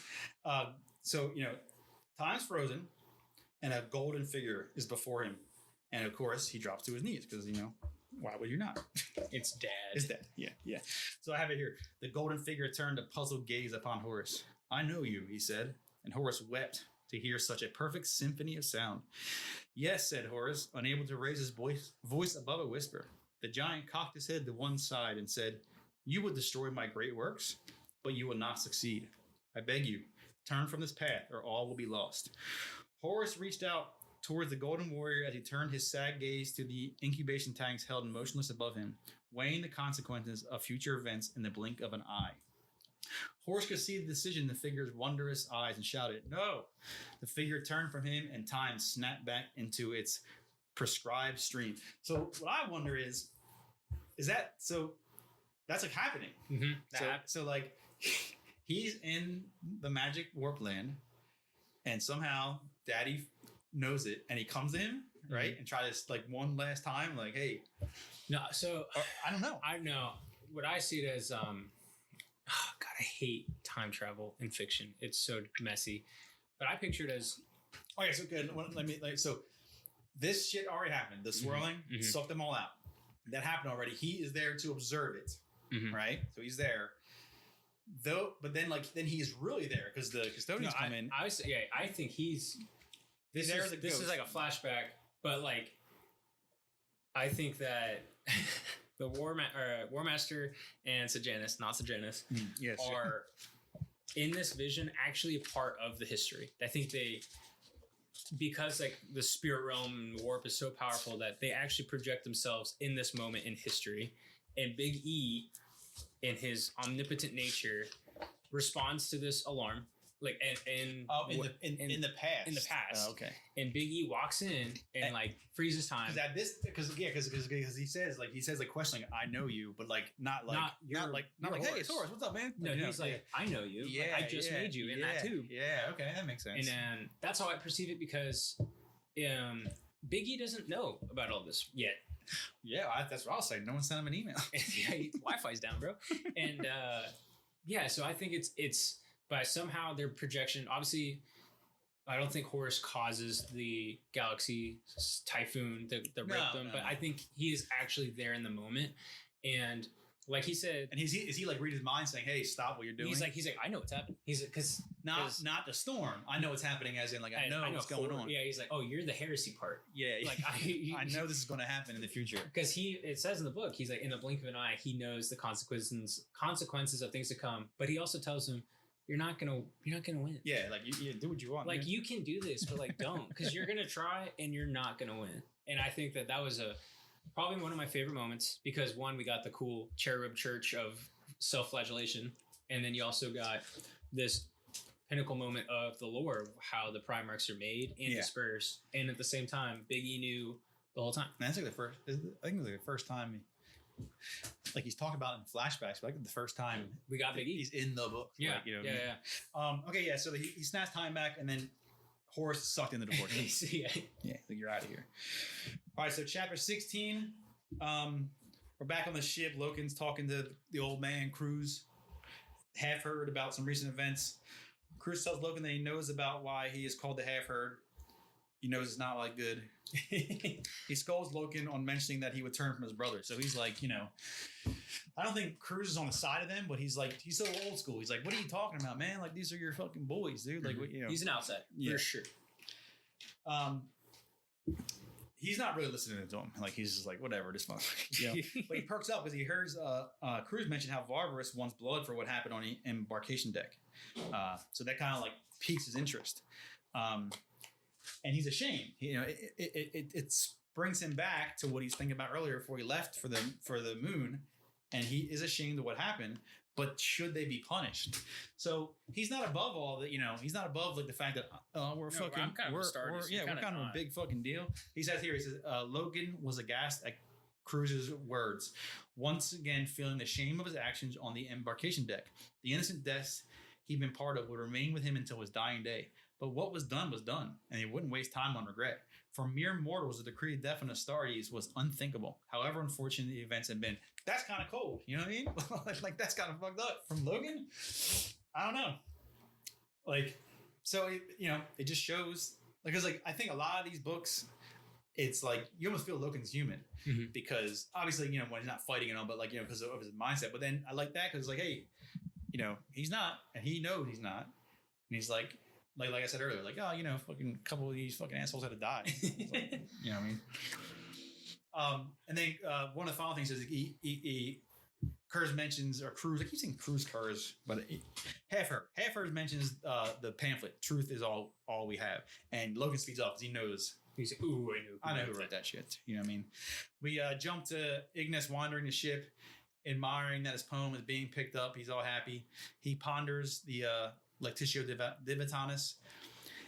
He wonders if it's some kind of human flaw to have faith. Is it unavoidable? In all this logic and science, will we create a god? You know what I mean? Like, it's just what we do. A little deep there, Ignace. Yeah, so he's like kind of walking around. He's feeling good about himself. And then he goes home or goes to his room and he finds fucking Loken in there. He's like, oh shit. And he's more like sad. He's like, what? Why would you do this? Like, you know, like he says, I vouch for you. You know, why? Why are we doing this? But Ignis, like, and I always like Ignis Carcassay because like I would feel like, you know, most people would grovel at this 10-foot giant, but he's like, he stands the ground. He says, hey. He's telling the truth, just like you always said. Yep. You know what I mean? Loken roars and he threatens to kill him. This causes Ignis to reply, is that what Astartes justice means? So, you know, he's kind of fucking putting him right in his place, dude. So, again, the grounding of, I mean, that's the beauty of fiction, especially science fiction and in these worlds. They're so big. They're so surreal, so absolutely over the top. But then you put a person. A little human fat being, guy. a little chubby writer. I like picture a young Hemingway, and he's like, he just really creates context. Like, hey, like, is this what you guys do? Is this actually? Yeah, it's how you roll. Is this actually what of we humanity? do? So yeah, you guys are really cool, huh? You're bullying everyone with your cyber enhancements. Like, yeah, I get it now. Yeah, then you know, and he's taken aback by that statement, and then Ignis reminds him, he's like, you always told me, tell the truth, no matter how ugly. He kind of tries to defend. He's defending the Mournival. He's saying you're being a little too harsh. And Ignis is not. He's like, no, I'm not being harsh. And he has a little quote here. He says, "No," interrupted Carcassay, "I'm not. You Astartes stand above us mortals in all regards, and you demand our respect. But that respect has to be earned. It requires your ethics to be without question. You not only have to stay above the line between right and wrong, you also have to stay well clear of the gray areas in between." So yeah, put him in his place, man. He's trying to tell him, like, you guys were created above us. You need to operate above us, not just stronger, you know, and more violent. You know what I mean? So, where am I at here? Okay, so then we have a Kirill. We also says that Loken, you know, Loken agrees and he says, "All right, you know, I'll fucking keep protecting you. Yeah, he's like, I won't kill you, and I got your back." Because he knows like this is going to bring up some shit. Yeah. Right now everyone's busy, but like it's going to bring up some shit when they get back and everyone's reading these fucking things. You know what I mean? So he's like, "All right, I still got your back, dude. Like, you know, fucking fist bump. You got me, dude." So yeah, so now we have Euphrates. He meets with Kirill, and this is great. This was crazy. Yeah. He's like, "Yeah, dude, I want to join the church." Like, what? I was like, what? Literally. I understand that he has to be in it because that's how they're binding together, but like, it's just like, what? That's the dude who's been like the preacher, the imperial truth guy from day one. But his rationale is that ever since the Whisperheads, he can't, like, he cannot, all the books, nothing's helping him. Yep. He's like, he says he's been seeking answers for the events in the Whisperheads and he cannot rationalize it. And then it kind of leads him to that path. He's like, well, there must be some kind of magic out there because I can't figure it out. You know what I mean? He keeps seeing a recurring theme in his research, a being of golden light, points to ancient text and how the word bearers used to worship the emperor as a god. Ooh. So he's kind of like, he is kind of defending himself to himself in a sense. He's like, hey, well, I've been reading these books and gold. What's that motherfucker wear all the time? Gold. You know what I mean? He's super powerful. You know what I mean? So Keeler's super excited. She's just imagining how much good that he can do for the church because he's like the fucking, what do they call them? Orators? Yeah. Yeah. Yeah. He's like he's the head dude. You know, the propaganda guy. Yeah. But yeah. So she's like excited. You know what I mean? So what his book? He's got this really old book that he believes to be a book called the Book of Lorgar, which is in the lore is like pretty much it's like the Lectitio Divitatis before that. Mm-hmm. Lorgar word bearers were like super religious, and he wrote like a whole fucking Bible to the emperor. You know what I mean? So he thinks that's what it is. But like at this time period, we're beyond that. They've already been. There's another book. They've already been censured. They always say, "Knock that shit off. I'm not a god." You know. And it's funny because in the scene, he forces them all to kneel by his fucking mind. He's like, "I'm not a god, but I'm gonna manipulate you with my brain." Okay. So he's showing the book and all, and she can't read it. But she has seen the text before, so she's like, man, this scrolling looks kind of familiar. So she runs off and she's like, hey, meet me in the archives in 30 minutes. So I thought they were in the archives, but I guess they're in his room. He's got books in his room. You know what I mean? But anyway, so yeah, he's like, hey, she's like, hey, I gotta go look something up. Go meet me in the library. You know what I mean? We're gonna do some nerd montage and figure shit out. All right, so now we're back. The War Master now awakens on Cathonia. Yep. In front of a mine. So Cathonia is the planet that he grew up on, and it's like Ash and Waste pretty much. It's like a mining planet. You know what I mean? So it's like industrial, skies all darkened. He wakes up from the mine. The scene is polluted skies and foundries. He's alone, and he thinks of that future that he was shown. He's thinking about what he just saw. And here they come. Here come the wolves. The wolves now have red hair, and one of them starts speaking, and he, shapeshifter transforms into Magnus. So now, he pretty much knew that, but he's showing Magnus. And who else shows up? Boom. So Janus shows up. So now here we are. Tells Magnus says, hey man, don't trust him. And he's not who he is. He magically reveals, takes his mask off, and it's fucking Erebus. Oh no, yeah. Shocker. He says, yeah, it's me, but I had to do it to ease you into it. You know what I mean? I wasn't trying to, it's what do you mean? You're fucking straight up. It's you looked like Brad Pitt when you're actually just this scummy little worm tongue guy. With tattoos all over your head. He says hey, I know I put a false face on, but it was easy. And everything I showed you though, that was real. That's the truth. That was the only lie. Yeah, as long as the very first thing you saw was the only time I lied to you. All right, so so now we're back on the ship at the archives. And so, all right, I get it. I get what they're doing. It reminds me of Stranger Things, where these little kids are solving the mystery that none of the adults could figure out. Yeah. And it's look, so Ignat, Euphrates, and Kirill are in the library doing their nerd montage, and they find out that Erebus. She has pictures. Yeah, she's like, that's where I saw it. Yeah, and it's Erebus's tattooed head, and it has the same print as the book. Yeah, and so I was like, okay, pause. How is this the first time anyone has figured this out? Anyway. Well, okay. So, not, to try to defend a little bit. So the book, I would imagine at this point, the Book of Lorgar, I would think it'd just be destroyed, all copies. You know what I mean? Yeah. But let's say there is a couple, it's probably so hidden, thousands of, I don't know exactly, but, we'll say hundreds to thousands of years have passed. And, just maybe it's just been in a dusty shelf, and Kirill Cinderman, who reads every book, he figured it out. You know what I mean? But yeah, so pretty much they figured out that solidifies that this is the book. Yeah, because it's on his head. And again, I just kind of takes me out of the story, but total Stranger Things, they're reading the book out loud, and you get this Evil Dead, the wind starts spinning, and then the book bursts into flames. Yeah. So she does some Photoshop magic and takes the symbols off, and he's like, I can translate this, you know what I mean? So he's going to translate it. While he's translating, she's walking around, it starts getting spooky. She picks up an old book. To her, the surprise, the words she is reading from this random book, Cinderman is speaking out loud, so it's getting all spooky. Yeah, and the book he's reading bursts into flames. And then, there's lightning flash, so it's getting spooky, lightning's flashing, and then above them, this creature rips through, this lightning scratching reality, portal, whatever. Euphrates has to grab Cinderman, he won't let go of the book. He punches him, finally lets go of the book.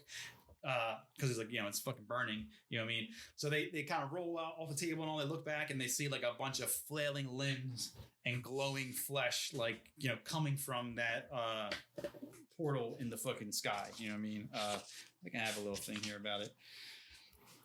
They see a horror, flailing limbs and glowing, twisting flesh leap after them. It moves with a rippling motion, lunatic faces, eyes, and cackling mouths forming and reforming from the liquid matter of its body. Blue and red light flared from within, strobing and dazzling beams through the archive. So some kind of dwarf creature. Yeah, like of arms and faces. Yeah. I don't know. It's just I picture like a meatball with arms and legs, and it's glowing. So it's shooting fire at them. That's the big thing. Shooting fire at them. They got to get out of there. So they stump. They're running around. It's this classic chase scene. It catches up with them. It's about to like, here we go. We're going to light you on fire. And they're saved because all of a sudden, like in my head, it freezes, and they look behind her, and it's friggin' Igmacy is like, ugh. Yeah, she force chokes. She's like force choking it. Yeah.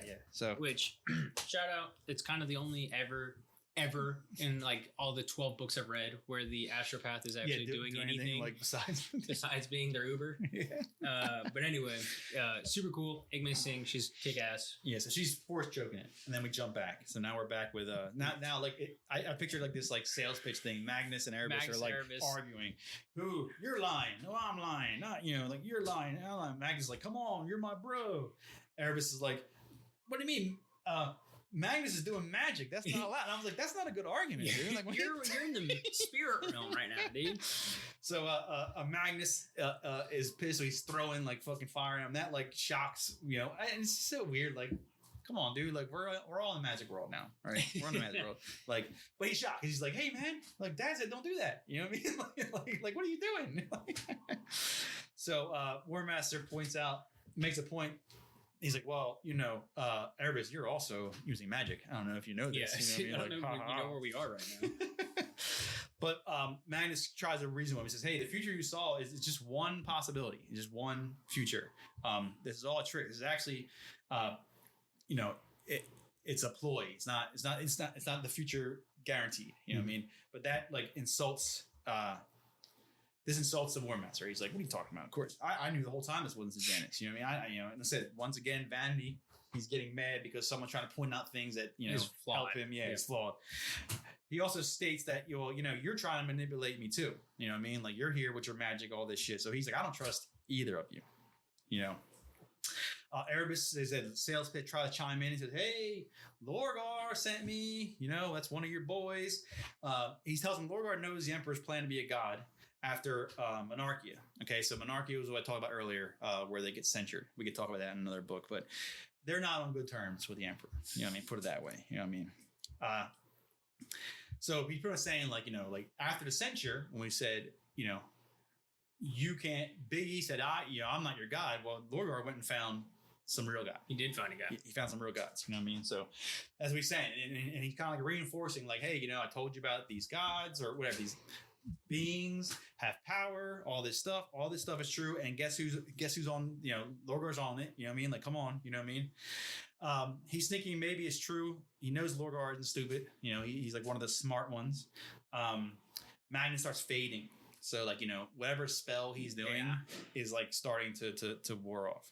And he pleads one time, hey, goes, hey, don't do this. As he like fades into the background. But Erebus, so Erebus is there, you know what I mean? So he's got one more shot, closes the deal with it. He says, give the Emperor to the Chaos Gods, and the physical world is yours. They care not for it. So that, so the sales pitches are going back and forth. And at the end, War Master roars, enough. I made my decision. Yep. And then you don't know what it is because it jumps back. Because don't worry, we get more of Ghostbusters. I thought they got Ghostbusters. Yeah, this is like, slime beasts. And so yeah, we're back to those meddling kids. Yeah. Euphrates and Carol, and they run from Igmacy. She's force choking the monster. Forgive me if I am breezing past this because it's, in the grand scheme of things, not that terrible. Igmacy says that they got to run, but Euphrates is about that life. Yeah, she in true exorcist form grabs the eagle amulet in her hands and shouts, "The big three, the Emperor protects." Yeah, and then the thing shoots her with fire. But you don't know what happens. It's like, don't worry, now we're gone, and we're back to Loki. Yeah, so he's back at the temple. Horus has been inside for 9 days. Every day the weather's gotten worse. Now it's like a massive lightning storm, just super foreboding, just craziness. Loken, Torgadon, Vipus, they meet up with Abaddon. Everyone's there. Little Horus, Targos, Luxader, Akadon, Kyber, all the fucking boys are there, the latter group, like Abaddon and his boys, they haven't left Temple. They've been there for the whole fucking time, just hanging out by the door, just like, waiting. So he doesn't want to fight, but he's ready. And both sides are ready. Both sides are strapped. Yeah. You know what I mean? Like both strapped. They're all like, shh, tension. So little Horus walks up to Loken and to make amends. And, Loken being his compassionate self, he sees the desperation on his face. And he thinks, what would I have done anything different? You know what I mean? So little Horus is little, but he's not like super little. But in my head, I always picture him like he's like the little brother. So the little brother comes up and he's like, "Hey man, I'm sorry, fighting." And he looks at him. He's like, "You know what, man? I probably would have done the same shit." He's like, I mean, I wasn't there to make the decision. It's easy for Loken to create this division, but at the same time, he acknowledges he has the luxury of not being faced with so the tension is like real tight. They may fight each other, and then that happens, and they kind of like Loken's like, all right, man, I'm pissed. It's fucked up, but hey, man, what else we do? And then the storm comes, and the door opens. But we're back to the 11 Stranger Things. Yeah. So Kirill and Ingmei scene. We're back to this standoff. Watches the flames do no harm to Euphrates. She commands the monster in tongues. In tongues and unfamiliar words, and the creature begins to shrink. Yeah. And shriek. Sorry. Yeah, shriek. So screaming. So she's saying some shit it don't like. And so she does true exorcist. And then Ingmei jumps in too. Yep. She helps. They cross streams. Yep. And the amulet starts burning her palm. Yeah. And she begins to scream, and then she lets go, and she feels like passes out, right? Yeah, she literally goes unconscious. Yeah, legs give out on her. Last thing she sees is disintegrating the thing, and Kiri's like standing over, her, like, holy shit. But then we're back, and the gates fully open. And all the boys, it's like the OK Corral. Everyone's like standing there with guns ready. What's about to happen? So it says there's a deafening silence. Loken assumed the doors are automated. I was like, fine, like, what? Automated? But like a boss, here he comes. Dude, Horus walks out. I like this too. Cape billowing in the wind, sword raised high, armor shining, all jacked and tanned. I literally like that scene. It's the scene of Leonidas where like it's like the choir in the background and everyone's bowing. I read here was like, did he even have any of that? Like, what? He went in like I imagine like in a hospital gown. Yeah, and he comes out with a cape and a sword. They had a wardrobe closet in the temple. But hey, okay, he's awake. They had 1,000 years to prepare. Jason. They had that. Wait. It was they had the wardrobe change plan. So yeah, he comes out triumphantly. The Mortival race towards him, and the whole place is erupting in Lupercal. So he's back. So what decision did he make? I don't know, but he made a decision, and he's back. All right. Okay, so now we're back. Sometime later. Mercedes, who we haven't really seen much in this book, she's with Loken. He's cleaning his weapons. So fast forward in time. We are now the Legion. We're back. Horus came back. No one is. Like I said, no questions asked. No one sent anything. Like even him, he's not like, hey, Dad. By the way, I got fucked up. Like some, and just to let you know, like if you ever get fucked up, there's this place. There's a sick temple where you can see. There's a sick spot. You can see your dead boys, and then you go through some doors. And you come back. Like, it's so weird. Like, nothing. Great. Like, I mean, I guess at this point, we know his decision because the book's called that. He doesn't want to say anything about that shit. You know what I mean? But it's funny. No one sends any reports because there's got to be like some kind of sit rep. You know what I mean? Like, day 2, Horus still in the temple, and he reads it. Fucking temple. What the temple? Yeah. Fuck? It's not like you sent thousands of people to write this shit down. Yeah. But whatever. All right. So now. For fast forward, we're currently at war with the Auretian technocracy. That's such a good word. Yeah. So, and Loken's not looking happy. He's always sad, I think. He's a sad boy. So, Mercedes wondering, is the war going poorly or something? Like, so she's doing her documentary thing. He's kind of looking sad. He says no, but we just shouldn't be doing it. Like, we shouldn't be fighting. So, that's kind of curious. So, we go back to the it jumps back a little bit about the fleet coming back from Davin. All right.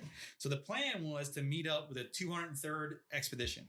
All right, which was the World Eaters, another legion, at a place called the Coyotes Cluster.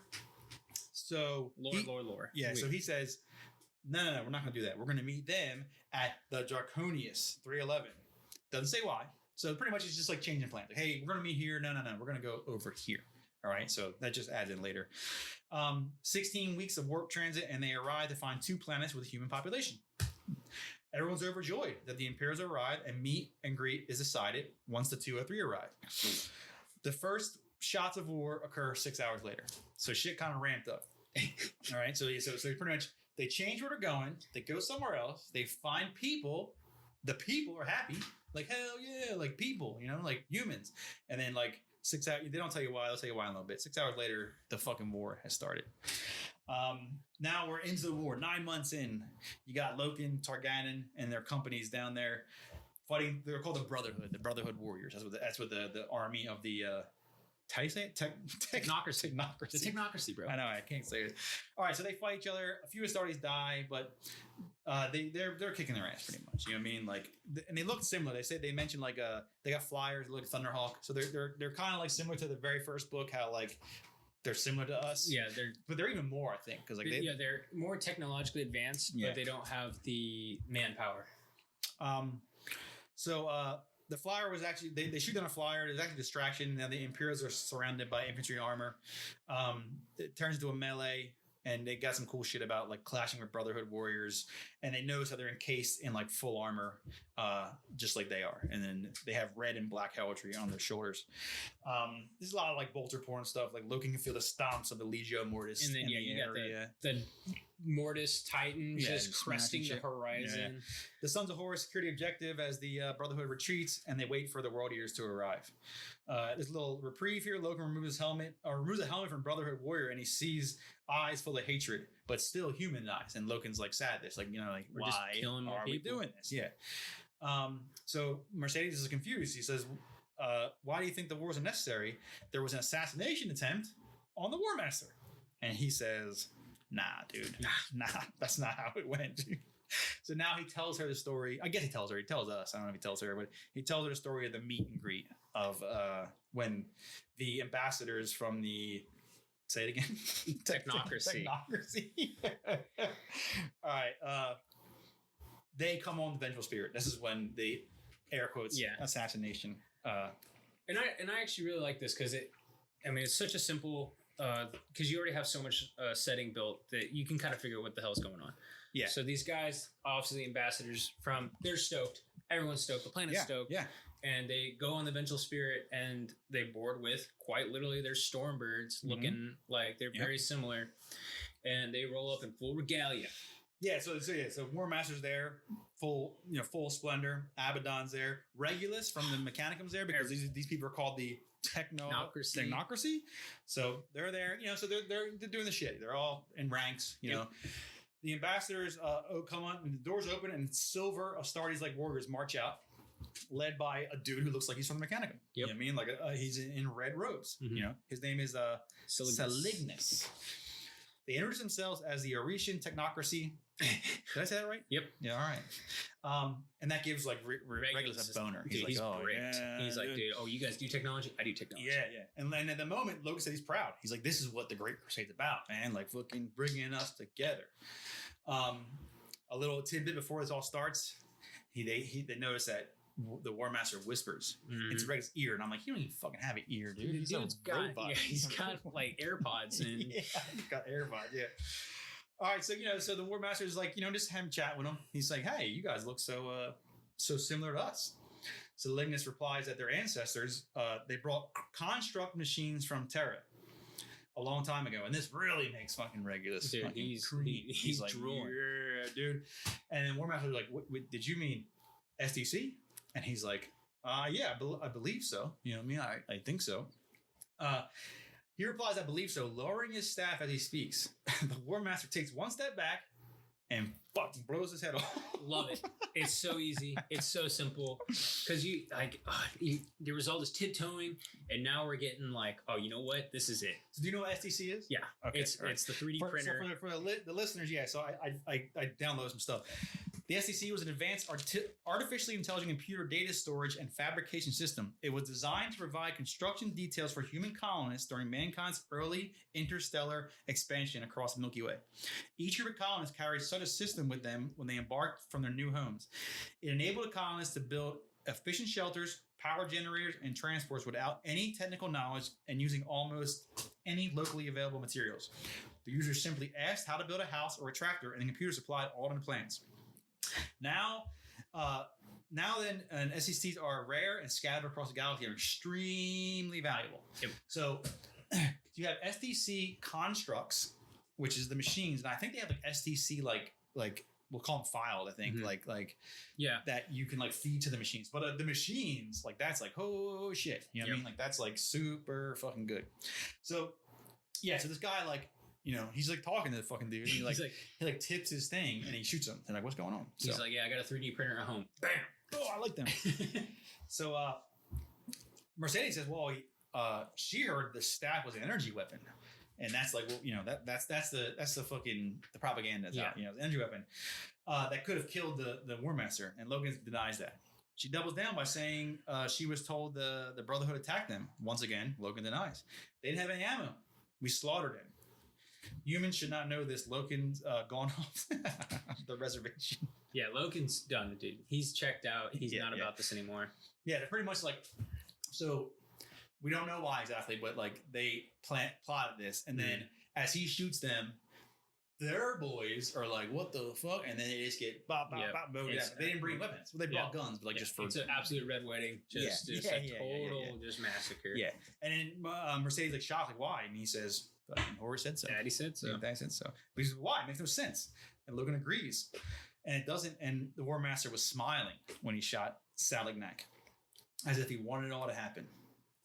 So it's like really descending into darkness here. Because you got these people who are happy and they're human, like straight up human, not like weirdo monkey men, like straight up human.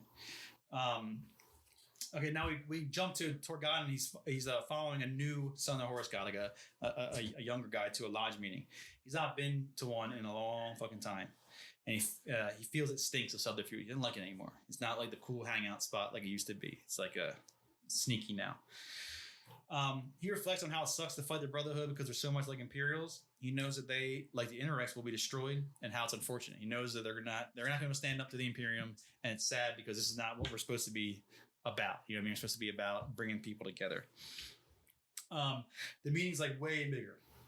A lot more people than he remembers. At the center of it all is Abaddon, Little Horus, Malgahurst, and there's fucking Erebus. Dude, God. So this is where the division and the characters really start to fall into place. So like, you can so see. you're like, it's an us, them. Okay, cool, got it. Yeah. We're here. So Torgotten, he's like, hey, you know what, man? I'm out. All right, let's do it. We're going to do this. We're going to do it right now. He walks straight to Erebus and he's like, hey, you're a conniving little bitch. Like he straight up mean girls him on the spot. Like, hey, your shit stinks. And you walk around like you are running everything and it's wrong. What's going on? You keep dodging Loken, and then he pulls a knife on him in the middle of the meeting, in the lodge meeting where weapons aren't a thing. And everyone is shocked, and Torgotten drops the knowledge. Drops the ball. Hey, man, this dude fucking stole the weapon. And he is why the negotiation with the Interrex failed. Like, this is a while ago, but that's fucking... And everyone remembers. Yeah, that's what he's talking about. You know what I mean? So, he goes, hey, this guy, guess what? This is what happened. He ain't one of us. And then immediately, the them steps up. Yep, Abaddon steps in. He denies it all. He says, no. Those fucking Interrex were in bed with aliens. That's why. That's why I failed. Not because someone stole something. They were filthy Xenos lovers from the day one. You know what I mean? I feel like Little Horus falls into, sadly, like that slight middle ground. Yeah, he does. They keep playing on that. You know what I mean? Like, he definitely picks a side. But I mean, like, and it's like even to the end. Yeah, it's like reluctant. You know what I mean? Like he's just like he feels like he's doing the right thing, and then he just gets pulled in, and like he can't go back. You know what I mean? So Little Horus, he's begging Torgotten to just chill, man, chill. This ain't where it happens. Like this is not where we do this. But then Torgotten puts his knife down and he tells Erebus, this isn't over. Yeah. This guy, like, over here, I love this guy. First, Lord Commander Eidolon, and now he doesn't give a shit, dude. He's like, hey, man, I'll call you on your shit. So now the conversation goes from, talked about the massacre in the embarkation deck. So the word's getting around that someone's going to get in trouble for that. They say Targos says how stars are bred killers and conquerors, and now they're being chastised for their ferocity. He calls Hector Varberus a traitor for suggesting punishment. So now, you're seeing these divides. Like, not saying like they have this air of superiority over the humans, but Hector Varberus is like fucking that's the mega dude. general. Dude. Yeah, You know what I mean? that's like, that's we're on the same side. They're You know super what I mean? pattern, yeah. So Little Horse shows the groups the writing, so he's showing those fucking the truth is all we have. One look and Torgai knows shit, man. Yeah. God damn it. They also talk about the Lactitia Divinus, so they're and they're saying, hey, these fucking humans are out of control. Love it. These humans. These humans, yeah. So he's like, the crowd is like, we gotta do something, right?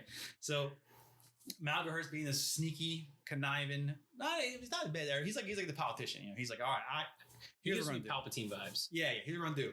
He says, Carcassate is gonna die. He's got that. Hey guys, that's just how it works. Yeah. And then Targaryen's like, whoa, what are you talking about? Like, he says, murder, war on a poet. Like, what are you guys kidding? He reminds them that Ignis is under Loken's protection. And that's when they lay the fucking plan out. They say, we're going to have the Mournival swear to Hector Varberus that Loken was in charge of the embarkation mess. And when Hector Varberus has him arrested, then they'll kill Ignis. So they got it wrapped up with a bow, ready to go. Targaryen's like, get out of here, dude. Like, no, the War Master will never agree to this. And they drop the biggest bomb, and they say, it's his fucking idea. He wrote this shit. Yep. Targas replies that it was the War Master's idea. Targaryen can't believe he must choose between his friends and his legion. But he's down with it. He knows what he's gonna do. He's on the side of right. You know what I mean? Like, he knows that this shit ain't right. But big bomb, dude. Like that the War Master now is down like to get his fucking one of his Mournival dudes, I guess, arrested. You know what I mean? Like, you know what I mean? But his cool quote here, he says, he sheathed his combat knife and said, if betrayal and murder is needed to save the Legion, then perhaps it does not deserve to survive. Garfield Loken is our brother, and you will betray his honor like this? I spit on you for even thinking of it. A horrified gasp spread through the chamber, and angry muttering closed in on Targaryen. Think carefully, Tarek, warned Malgahurst. You are either with us or against us. Targaryen reached into his robe and tossed something silver and gleaming at Malgahurst's feet. The lodge metal glinted in the candlelight. Then I am against you. And I like how he don't even like. He's not even subtle. He's not even like. Cool plan, guys. Like, yeah, he's not like, hey, like, I'll think about it. No, it's like, in case there was confusion. In case there was confusion. There's like, I am against you. Like, hey, you want some division? I got your division. And then we're back. Back to Petronella. She's writing down the innermost thoughts from the War Master, and they're meeting a while ago. You know what I mean? So she's kind of like, should the thoughts remain private? She's like, no, this is the truth is what matter. You know what I mean? And I kind of respect for that. You know what I mean? Like, because really, like, he said some fucking, he said some weird shit. And now he's good. So like, you would think that maybe she'd be like, shh, okay, but no, she's like, hey, truth matters. She thinks that the work is missing context, and she's been trying to like talk to Astartes to like kind of build this story. You know what I mean? But they don't deal with her. You know what I mean? Like none of these guys like these remembrancers. You know what I mean? Like some do. You know what I mean? Most of them don't. You know what I mean? So her workaround though is, so her fucking bodyguard, Maggard, right?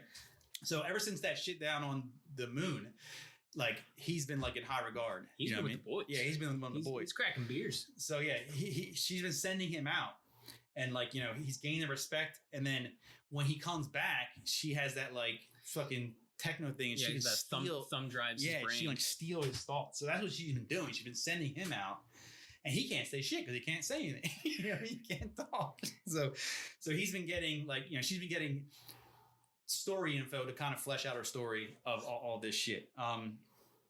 So now we go to the War Masters in an inner sanctum with Malgahurst and Regulus. And this is the first time I meet any of the War Eaters. So he meets Captain Karn. Karn is like Ahriman to the Thousand Sons. Mm-hmm. Karn to the... Pretty much every one of these legions have like one dude. Yeah. Like, well, this one has like four because they're main character. But other ones like, what's the other guy's called? The guy from the Imperial Fist. Shit, I can't remember his name. Sigismund. Oh, yeah. They all got like one dude who's like, like a more character-ish. Yeah. You know what I mean? So that's Karn. So he's like chastising him. He's like, hey man, like you guys they got one place left and you guys can't get through it. Like, what the fuck's going on? You know what I mean? Like Iron Citadel, they call it from the Brotherhood. That's the last like thing that's holding them up to finish this war off. They go back and forth, and then Khan promises to fucking, we're going to take it over. Don't worry about it. And he leaves. Regulus reminds the War Master how important those STCs are, and the Mechanicum will pay anything for them. This pleases the War Master. He wants his support for his next great endeavor. This makes Regulus curious as to the plan, but the War Master says, hey, don't worry about that. You just worry about STCs. You just go touch yourself to those computers, weird boy. So Regulus agrees that what he controls in the Mechanicum is the War Master's control. And that's where I think I made a note here. Like, that's the beginning, I think, of the Dark Mechanicum. So pretty much Regulus is like a big wig. And he's like, all right, man, I don't know what you're doing, but I want them fucking 3D printers. Whatever I got, it's yours. You know what I mean? We jump 10 months into the campaign now. Yep. And old pretty boy Fulgrim shows up. Our favorite vanity machine himself. So the War Master brings him Mortal, which I find, like, I guess you got to keep up appearances. You know what I mean? I find, like, weird, like, that they're still, like, because this book has not even mentioned them meeting or doing anything. Like, that one part in the very beginning where they talk with Erebus in that little pavilion thing. That was the only time you ever do, All right, Loken knows how tight War Master and Fulgrim are. Fulgrim helped sway some jealous Primarchs away way back in the day. He enters the ship in all his glory. He's got hooded servants carrying his scale cloak. They describe him as tall, white hair, violet eyes. Because this is the first time you get to see him, right? Yeah, because the other book, it was not. It was just his boys. his soldiers. So he's tall, white hair, violet eyes, pale features, honed to absolute perfection. Loken notes that he is the prettiest man he has ever seen. I love it. He says, even Sejanus. Don't worry. Hey, Sejanus, honorable mention. But like Loken, he's got his ducks in a row, but he's like, God, that's a good looking guy. That's a fucking good looking. Even Sejanus. He's like, don't be wrong, Sejanus, that's my guy. But like, dude, and at this point, Sejanus been dead a couple of years. A while, yeah. I mean, like, hey, honorable mention this one guy I knew, but like. So with him is Saul Targus, we know, Lucius, who we know, don't love Lord Commander Eilon, who we know, and introduces Fabius Bile. So Fabius Bile is in the lore to this day. He's chief apothecary. At this point, he's just chief apothecary. He becomes more later. Let's see. Lucius. Yeah. Oh yeah. Okay. So it's kind of surprised. So it's like Horus is like, well, he's wondering why. Like, hey, what are you doing here? He's like, hey, I didn't request for you to come here. So Fulgrim is here because he heard reports that things are a little more brutal than accepted. He knows Angron is up to his usual shit. So Angron is another Primarch of the World Eaters. The name World Eaters should make you understand that they like destroy shit. He's Angron. Angry. Yeah. So. So then, so whenever he does shit, like, reports go back, which I find, so back to reports, no one told anything about Horus. But anyway, so reports are going back across the fleet saying, hey, man, fucking Angron's up to some crazy shit. They're fucking, whatever. He also mentions that Magnus has pissed off Dad big time, and the Space Wolves are going to Tizca to retrieve him. So the Space Wolves, another legion we mentioned. They're also kind of like the Emperor's, like, we'll call them executioners, but not killing. Like, he'll send them out to go do some shit that like they're like that. Like, hey man, like, I need you to go get your fucking crazy brother, and it's not going to be easy because they're going to fight you, but that's what you do. You know what I mean? So he's mentioning, he's mentioning. The War Master wants more info, but Fulgrim insists they meet in private, so you don't want to talk in front of everyone. So the boys catch up. They bro down a little bit. Torgadon goads Lucius in the sparring match with Loken. Oh wait, no, is it? What is it? Loken? I can't remember now. Oh no, yeah. I'm sorry, yeah. So he goads Lucius into a sparring match with Loken, and Lucius like whoops his ass, like easy now. Logan's fighting hard, but Lucius he's not even sweating. He says that Lucius says they are one-on-one. Does he care for a tiebreaker? You know what I mean? Like, just having some fun. He denies, but he lets him know that someone out there can beat him. Lucius replies, not in this lifetime, which is kind of like throwback to his rule in the game, the lore. And he called Lucius the Eternal. When he dies, if you kill Lucius, you will become Lucius in a sense. Like, that's how the lore works. Yeah. So like he can't die. All right. We're back to the lodge now. So they're meeting to discuss descent from within. Absent are Loken, Torgadon, Halford, and Tybalt. So this is this is showing the division even in the people who aren't main characters. We're seeing a division that who's in the in the cool guy club and who's not. They're kind of curious why Fulgrim's here. Some think that he's spying. Others disagree, as does a new voice in the crowd, the War Master. So he's here in the fucking party now. Yeah, Shocked. They are shocked and ashamed. That like he was sneaking them out amongst them. But the War Master says, "No sweat. You got some new people. Here's Tybalt." And who's MD? Who else? Magard. Magard. Yeah, Magard. That's it. Yeah. Okay. So, which is weird. And then they say that. They say Targas, who's like the lodge boss. He's like, no. This is for Astartes. And then, the War Master, he says, hey, I thought the only requirement is to be a warrior. You know what I mean? They step forward to be recognized, speak their names. Magard, of course, can't speak. So he makes a good, the War Master says, he goes a good joke. They're like, hey, Tybalt. He's like, I'm Tybalt. He's like, hey, you. And he's like, and the War Master's like, he can't say. Yeah, we're going to kill everyone now. All right, so he's got an ulterior motive, though. He gives a charismatic speech about a new, great, and dangerous adventure, but it's vague about the details. Only that some will call them rebels. He wants the lads to join him, and then, of course, they all say, we are with you. So he's got his fucking gang now, which is pretty much everyone. You know what I mean? Yeah. Like, it's pretty much all the dudes. All right. His first order of business is to silence Ignace, Hector. And then they ask him, what's he going to do? And he says his famous line. He says, I will illuminate them to the errors of their ways. Love it. That ends that chapter. So chapter 20 now. Yeah. All right. So the Emperor Shooter don't really stay long. 3 days later, they leave. And whatever passed between him and the War Master, no one really knows. The brothers exchange private words before Fulgrim leaves. Loken notices a familiar sword hanging from Fulgrim's waist. So, we can assume that it's the Kinderbrack, right? Yeah. The Kinderbrack weapons, but they'll tell you later. They'll tell you now. All right. So the Brotherhood has a colossal fort now that is a half moon shape built in the side of a mountain.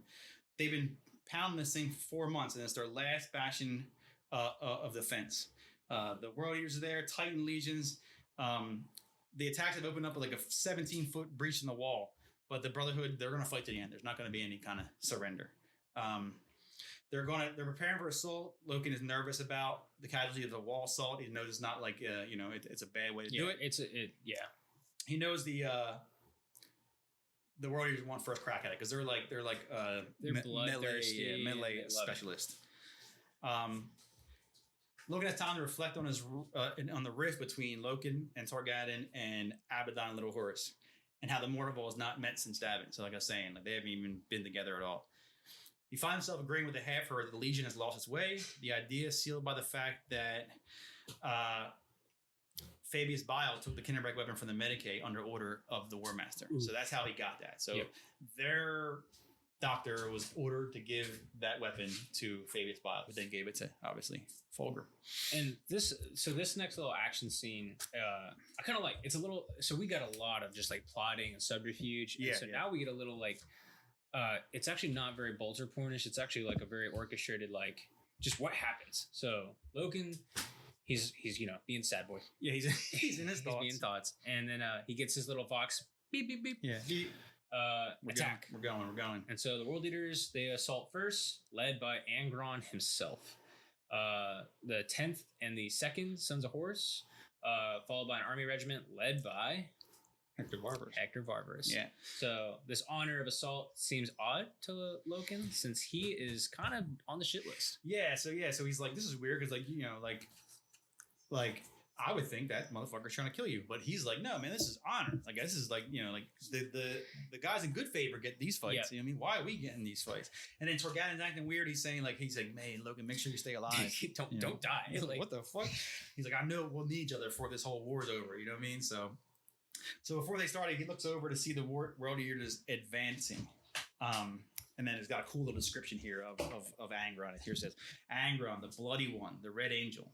Loken had heard all the names and more for Angron, but none of them did justice to the sheer, brutal physicality of the Primarch of the World Eaters. Clad in an ancient suit of gladiatorial armor Angron was like a warrior from some lost heroic age. A glinting mesh cape of chainmail hung from his hide gorget and pauldrons, with skulls worked into its weave like barbaric trophies. He was armed to the teeth with short stabbing swords and daggers the length of an Astartes chainsword. An ornate pistol of antique design was holstered on each thigh. And he carried a monstrous chain glaive, its terrifying size beyond anything Logan could believe. So he's like the guy. He's like a giant that guy. monster, dude. And then so you get this. You're just thrown into it. It's super simple. It's not like over descriptive. You're just, hey, we're going forward. We're attacking the breach. Hit it hard. You got these characters. You got the World Eaters. You got the Sons of Horus. So Loki and Sargon are attacking the breach, and they're you're fighting. You got your brother on your side, and suddenly the ground starts to shake, and it feels like there's an earthquake. And then the Brotherhood detonates charges under the ground and takes out a bunch of the Sons of Horus and almost all the World Eaters. Loken glances to where Angron and the World Eaters were just in front of them, and it's just rubble. There's no one there. It's just a mountain of just absolute. Yeah, so it was like a strategic ploy. Bring them in, and then as these maniacs are just running at you, just drop some bricks on. Yeah, so pretty much at this moment, the World Eater contingent and their fucking Primarch are just gone, vanished under rubble. You know what I mean? These guys keep fighting though, so they pretty much push these guys back. Yeah, and it's a lot of like back and forth fighting, and then it kind of like they're done. You know what I mean? Like the Brotherhood, but like it turns into like, and looking like comments, like it turns into like a slaughter. You know what I mean? Like they're in there just like fucking punching their chest open. Yeah, they're just going like totally crazy. You know what I mean? So the leaders of the Brotherhood finally like come out like, hey, we surrender. They're surrendering to Hector, because he's the commanding god there. And Loken and Sargon decide to like watch this surrender. It's kind of like history. The leaders are so horrified of the carnage and ask if this is how the Imperials always wage war. He thinks them tyrants and that they were fighting for their freedom, but they do not want to be eradicated. And this kind of brings back to the very first book, how the same way they're like, these people are like, hey, why are you doing leave us alone? So as they're having a little chat, they're getting ready to surrender. Another quake happens. And then Logan's like, oh shit, like these guys set more charges. Like, they're going to kill us all. But no, it's not. It's worse. It's worse. It's undisputably worse. So the earth's shaking. Everyone's just ready to brace for the worst. And out of the breach explodes Angron. So bloody, enraged. Yeah. I'm picturing Wolverine out of the tank. Yeah. Just dripping with just anger and blood. So he's got dual axes, swords, and all, and he's super mad, because he's got blown up, and he just starts ripping through the Brotherhood leaders who just surrendered, literally just surrendered, and we're like, hey, you guys got to be so mean. Rips them to shreds. Yeah, so they're fighting, so which causes the Brotherhood to start fighting, which causes the Astartes around to start fighting, and then during all this melee, when the dust is settled, they see that Hector Varus is shot, gets killed, dead. Yeah. Right before chapter ends, Loken is like just sickened. He's sickened by the loss of life and the slaughtering of the Brotherhood. Like once again, like these are just people like us. Why are we doing this? Go back to like why the whole thing started. It seems like fucking, ridiculous. You know what I mean? Chapter 21 opens with Hector Varus getting an elaborate funeral. War Master speaks well, eloquently, so fucking really sick and wow, so nice of him. Twisted. He gives the world below to his people, which is like perfect. Just seal that up. Yep. You know what I mean? Like, I didn't, you were trying to, like, it was weird because like Hector Varus wasn't necessarily against him. He just brought up questions. Yeah. So it's like, all right, well, now he's done. And who's next? You, Lieutenant. Okay, you take all the dudes. You got a planet.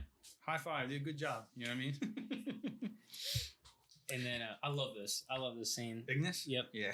So Ignis is in his room. I picture just like someone just scribbling like on the walls. Did you ever see printing. What's that movie? Catch Me If You Can? Yeah. So the end where he's in the printing thing. Yeah. And like just like fucking papers flying everywhere. Everything's flying around. So he's printing his poems furiously. Everything's just, he's just absolutely just has this muse. And then there's a knock at the door and he answers and the guest enters in silence. He sees Magard, but soon relaxes because he's like, oh, this is so he's like, oh, that's Petronella's bodyguard. Like, he must have like, I don't know, a reason, a message dropping from off Petrovilla. a letter. Yeah. And he gives him a note.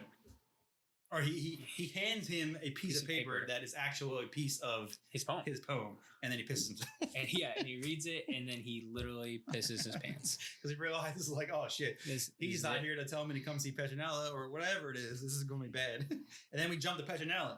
So she's in a room waiting for Maga to return to get some more brain info. Yeah, she's trying to get more of that brain thumb drive. And she's got his grand thoughts of multiple volumes, telling the War Master, starting with his deathbed confession, all this stuff. The door opens and it's not Maggard. It's Horus and Abaddon. And they close the door behind her. But she's not too shy. He apologizes for not visiting her recently, inquires about her work. May he read it? He's being very elegant. He reads it and he says, you know what? This is really good. And it's very unfortunate that no one will ever read it. Now we jump back to Maggard. He's grabbing... so he grabs Ignis and puts him in like a rear naked choke, pretty much. He's got him. You know what I mean? And then he puts the gun under his chin and fucking pop, blows him up. So that's sad because I like I like Ignis. Ignis is my boy. But it does create gravity. It's like, hey, like, these fun little characters, they can easily die too. Yeah, I like them though. He says here, Carcassay wept bitter tears as time slowed. He heard the slow rasp of the pistol sliding from its holster and the harsh click as the hammer was drawn back. He bit his tongue. Bloody foam gathered in the corner of his mouth. Snot and tears mingled on his face. His legs scrambled on the floor. Papers flew in all directions. Cold steel pressed into his neck. The barrel of Maggard's pistol jammed tight under his jaw. Carcassay smelt the gun oil. He wished. The hard bang of the pistol shot echoed deafeningly in the cramped billet. I wonder if he wished. Like he wished like what? I like that passage. It was really good. Like it's such and like I mean he's only been around for one book. I know. But I liked him. And really it's good. And so Graham McNeil, his characters are amazing. I really do like as much as I clown on the meddling kids. They're really like they're people, and I see that, but I really wish he could create more gravity in those situations instead of kind of feeling like lighthearted and fun, like they're on a little adventure. But like that scene is brutal. Like you're experiencing the last moments. Yeah. And it's not like he went in there, put a gun against his head and killed him. Like, no, you're smelling the gun oil. You're feeling really the metal press against your chin. Yeah, I like that. That was really and good. I'm like, why are we just now getting this? Yeah. Like, but hey, I'm not an educated writer. I'm just merely a guest here. Yeah, I thought that was like one of the best passages in the book. Like the way that was described, it was so good. All right, so now they've taken care of Ignis. He's gone. And then Petronella's not looking great. Yeah. So the War Master backs Petronella to her room and he says, no one can know my inner thoughts. So she starts pleading and says, hey, we can revise it, edit it, like all this stuff. Like, come on. He's like, no. Petronella thinks, once again, he thinks like he's joking with her because he did it before, like, played with her and stuff like that. And she fiercely demands respect. So she does what she did before. Like, I'm fucking important. I don't like being scared. And he says, I'm not trying to scare you. I'm illuminating you. and snaps her neck, which I imagine is like it's like squeezing a Coke can. Yeah. That's what I pictured. So the loops are all closing, so Hector Vargas asking questions, gone. Ignis talking shit, gone. Petronella, who really wasn't like against anyone, but she knew too much. Yeah, gone. And now we jump to Mercedes and Kirill are in the Medicaid with Euphrates, who's still. So we're talking. It said 10 months since they got to the war. Yeah, it's like a year. She's been in a coma or whatever. You know what I mean? And it's weird that this is the first time, but he's explaining to Mercedes like what happened. Like, I haven't seen you in 10 months. But anyway, he's telling the story, the Ghostbuster stuff. You know what I mean? The apothecaries are like, we can't find anything wrong with her. Besides, she's got like a scar on her hand, a burn from the metal, but otherwise, you know what I mean? And then I made a note here is like, I wonder if they would know how, because prior to the Remembrancers, they weren't like many humans. Yeah, I found the army probably has their own medics. Mm-hmm. Would these guys even know how to work? I mean, I guess they could. It's probably simpler. You know what I mean? Yeah. Or they wouldn't even care. But I don't we got dudes getting shot. This guy has a bed. Yeah, he's 6 hearts and 3 of them are failing. Yeah. I got things to do. A bed for this lady who's sleeping. You know what I mean? But I just thought I wonder if they know how to work on people anyway.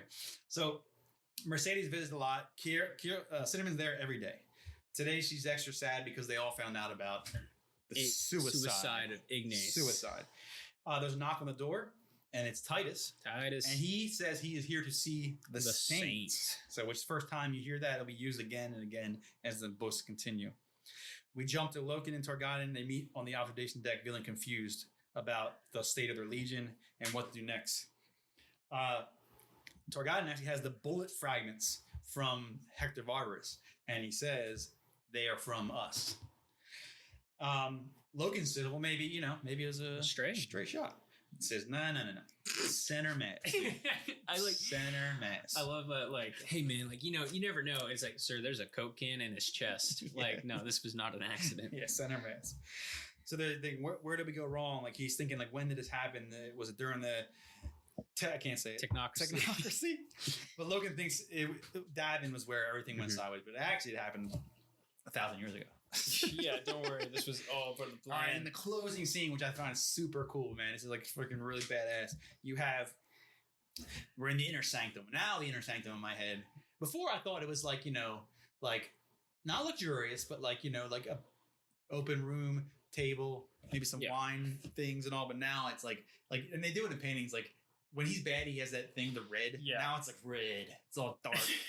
All right, so we have the War Master. Abaddon's there, of course. Little Horus there, of course. Magahurst, Regulus, Erebus, Princess Turnit, who is the head dude of the Deus Ares, and some high-ranking army officials. So they're in the inner sanctum.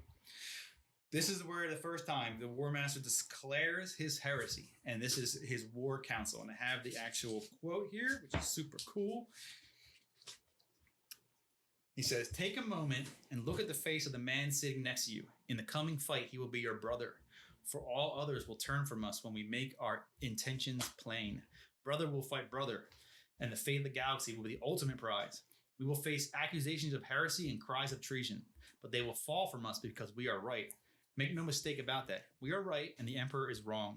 He has sorely misjudged me if he thinks I will stand by while he abandons his realm in his quest for godhood and leads us amid the destruction of his rampant ambition. I think he believes that. At this point, I haven't read all the books, but I think right now he's like, he's in. Like, he's like, all right, sales pitch from Erebus, sales pitch from Magnus, all that shit I saw, like that future and all that shit, and then like, the tubes and all, like, I think he's like, and like he feels he's right. You know what I mean? Like, hey, here's what we got. We are right. He's not going to stand by while the Emperor ascends to godhood. He saw it. He saw the planet. But I think he believes it, but also I think it was fed by a lot of vanity because he didn't see his statue. Yeah. You know what I mean? What if he saw his statue there and be like, well, yeah, Dad's a god, but I'm a god too. I'm kind of like a god too. Yeah, like I'm in the pantheon. I'm it. Yeah. So Malagahurst, always being smart, thinking ahead, he's like concerned about Magnus because Magnus was there, or spiritually there. What will he say when Leman Russ brings him back to Terra to face Dad? Like, what's he going to tell him? Horus smiles and informs him that he, Illuminated Russ, and Magnus will not leave Prospero alive. Hey. So he's interjected now. That's another book. 2 books, actually, is really good. He, instead of saying, yeah, Dad told you to bring him back, actually no, he said kill him. Which is kind of crazy that, like, I don't really read much of Space Wolves, but it's kind of crazy. Like, he's just like, okay. Well, Russ, I remember like reading about this one, is Russ did not like magic. No, he don't like him, but still. They're super anti-magic. Like, the whole Space Wolves are super anti-magic. But they do magic. But they don't. They do shaman stuff. Well, I'm saying, but like, I get that, but still, like that, like, he's a superhuman, and he's pictured as like a Viking savage kind of thing, but he's not dumb. Like, I feel like, yeah, I hate Magnus, but like, hey man, like, you want me to kill Magnus? I'm under the full assumption that they really kind of phoned it in on the Space Wolves because they're like, God, just don't think about it too much. Like, okay. Yeah, like, it's like him on the phone, like, hey man, yeah, I know Dad said, Magnus in trouble, right? Yeah, you were gonna go get him? Yeah, just fucking kill him. He's like, yeah, fuck it, man. Yeah, I don't like him anyway. I can do that. I like his dumbass anyway. I mean, so the guy does weird magic. So they discuss the other legions. He tells them Fulgrim's with them, so they got Fulgrim. And he's also en route to Ferrus Manus of the Iron Hands. So Fulgrim and Ferrus Manus are really tight. Mm-hmm. So he's like, hey, Fulgrim's with us. I gave him that sword. We're buddies. He's going to go turn Ferrus Manus. We're gonna have him. Lorgar's down, obviously. The War Master. So here's where like these is where the books start to diverge and they tell these stories, and this is where his traps are sprung. He sent the Ultramarines to Cal. He knows he can't get them, They're fucking two goody goodies. So he has a trap laid for them there. And also the Blood Angels, he sent them somewhere for a similar trap. And I just finished reading that book a couple months ago. And that's kind of crazy because those two were super tight. I think he knows that he can't turn them. There's no way.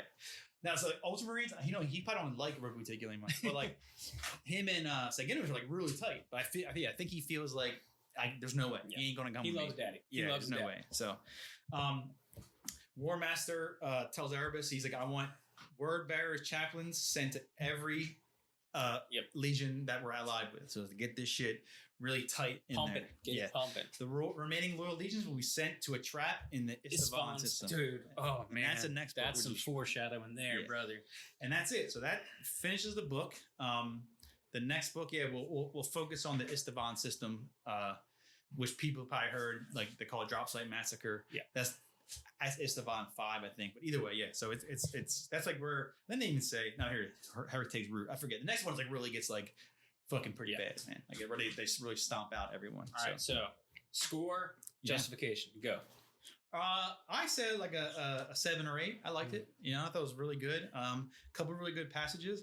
I really like. I mean, I said I'm no expert on writing, so like I don't know. You know what I mean? But like the story itself is like it's super cool. You know what I mean? Like the first book was more of a setup, I thought, and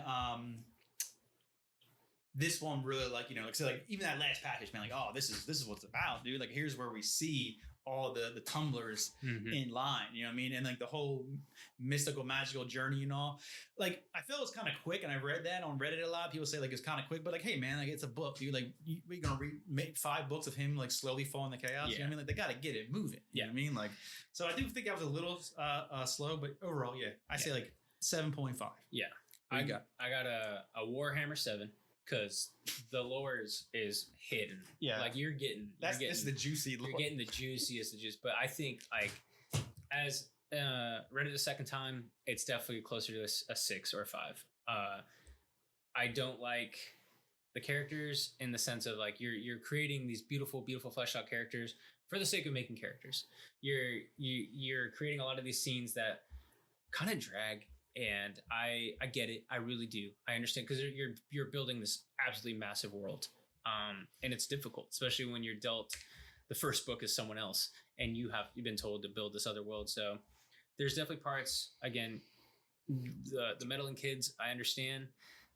They come into play because they literally like it's a little seed that blossoms into the entire divinitatis of the Imperium. And it starts with this group of people, which I get's huge. Does it need, in the world of heresying, does it need to be a central? Because it's like almost 7 chapters of just. Yeah, I don't know if it's just the writer or what, but I felt like the first book, I felt more like wanting to know about. Yeah, I did. But that could also be because they're new. I don't know. You know what I mean? Like, I felt like I just didn't want to know more about. Well, yeah, no, that like we were saying as we got to these chapters, like, we're back to the humans. You know what I mean? Like, and like I don't know. I mean, like the things that they're doing are kind of important. Like, I think Ignis's character arc was good. Like, but. Even the things like, Euphrates, like doing the magic and all, like that is important in the sense of the grand thing of it. But like, yeah, like them like in the library, like reading the book, and it was like, I don't know, man. And then, like Ignis just becoming a believer and Kirill becoming a believer. Yeah, that was like really like rushed. Like I understand that he's confused about the Whisperheads and all, and he's lost. They could have maybe touched more on it. Like, I don't know, maybe like he find a pamphlet. Yeah. And like just talk about like a couple of paragraphs of him finding a pamphlet, and it intrigues him, and then it leads him to research about the golden deity or whatever, you know what I mean? But it was like really quick. It was like, hey, Kirill, so I got a church. And he's like, fuck yeah. Like, he's like, everything I've ever taught against out the window, you know what I mean? Baby. Because like he's old, so with these enhancements, he's probably like 150, 200 years old, or whatever, and he's been doing this shit board, forever, baby. And he's, so. But I'm talking positives. Holy cow! Does it create a beautiful? And honestly, the reason I get so upset about these other characters is you got this badass development of Horus. Like, I'm talking, you got so much Horus going on in this book, so much heresying, and it just seems like anytime you're taking these hard switches away from that, I get it. It's a creative decision. It's a writing style, but you got this meat and potatoes. We're here to read about the Horus Heresy. Give me more Horus. Because later in the books, actually, you get a lot away from Horus, especially after 3. Yeah. I mean, like the first, they say the first 3, like, and then the 4th, I think, is the Flight of Eisenstein. It kind of stays on the same linear, and then it just shoots off. But you can literally read like 8 books on like the Ultramarines thing, and then then little peppered in will be books. Like, and then like Horus is more like just mentioned, until the end. I said I haven't read the end yet, but like I'm sure he's in that a lot. But you're. I feel like we're missing a lot of beautiful character telling and development. However, it does its job. Graham McNeil absolutely hits it out of the park. I'm nitpicking an absolute masterpiece at the end of the day because this did propel me to read over 20 books. Yeah. So I can't be too upset. Now, I mean, like, I thought it was good. Like, what I thought was good was the fact that he thinks he's doing the right thing. Right? The whole time. But I also think that a lot of it has to do with his desire for power and to live. Because I wrote here, he wanted to do this. He could have changed at any time. While he's a spirit world, he just been like, nah, I'm not doing it. But then he would have died. So they don't talk about that. But I wonder if he thinks about that, like, I'm too important to die. Yep. Or like that, or he plays on that, like, I saw that future, which is really what he propels into happening. You know what I mean? Like, but he doesn't know that. But he's like, well, if I say no, then I would die. And like I said, Magnus is like, hey, this is the wrong thing. And that kind of threw me too. Like, why would he believe Erebus over Magnus? You know what I mean? Like, the idea behind, like, these guys have been buddy, they're brothers in a sense, you know what I mean? But they're all brothers. Like, that threw me off a little bit. Like, he literally just chooses. But I think that wasn't a mistake. I think it shows that he is craving the power. Yeah, he needed that whisper. Yeah, he's like, all right, you're telling me something and you're shooting magic. I don't like that. But you're also, he said it, you're doing magic too. So both of you were in the wrong there. That's clear to see. I like what you're offering. Yeah, that's what I'm saying. Eternal fame, death. Like, I'm saying, so his choice was like, hey, Magnus, you're right. I'm not going to do it. I'm not going to take this guy's offer. And then I'm dead. Right. Which, in the scheme of things would have been, I guess, good, right? Or it's like, hey, man, like, I know I'm lying to you. I was not Janus. I'm totally bullshitting you, all this stuff, but you can be powerful.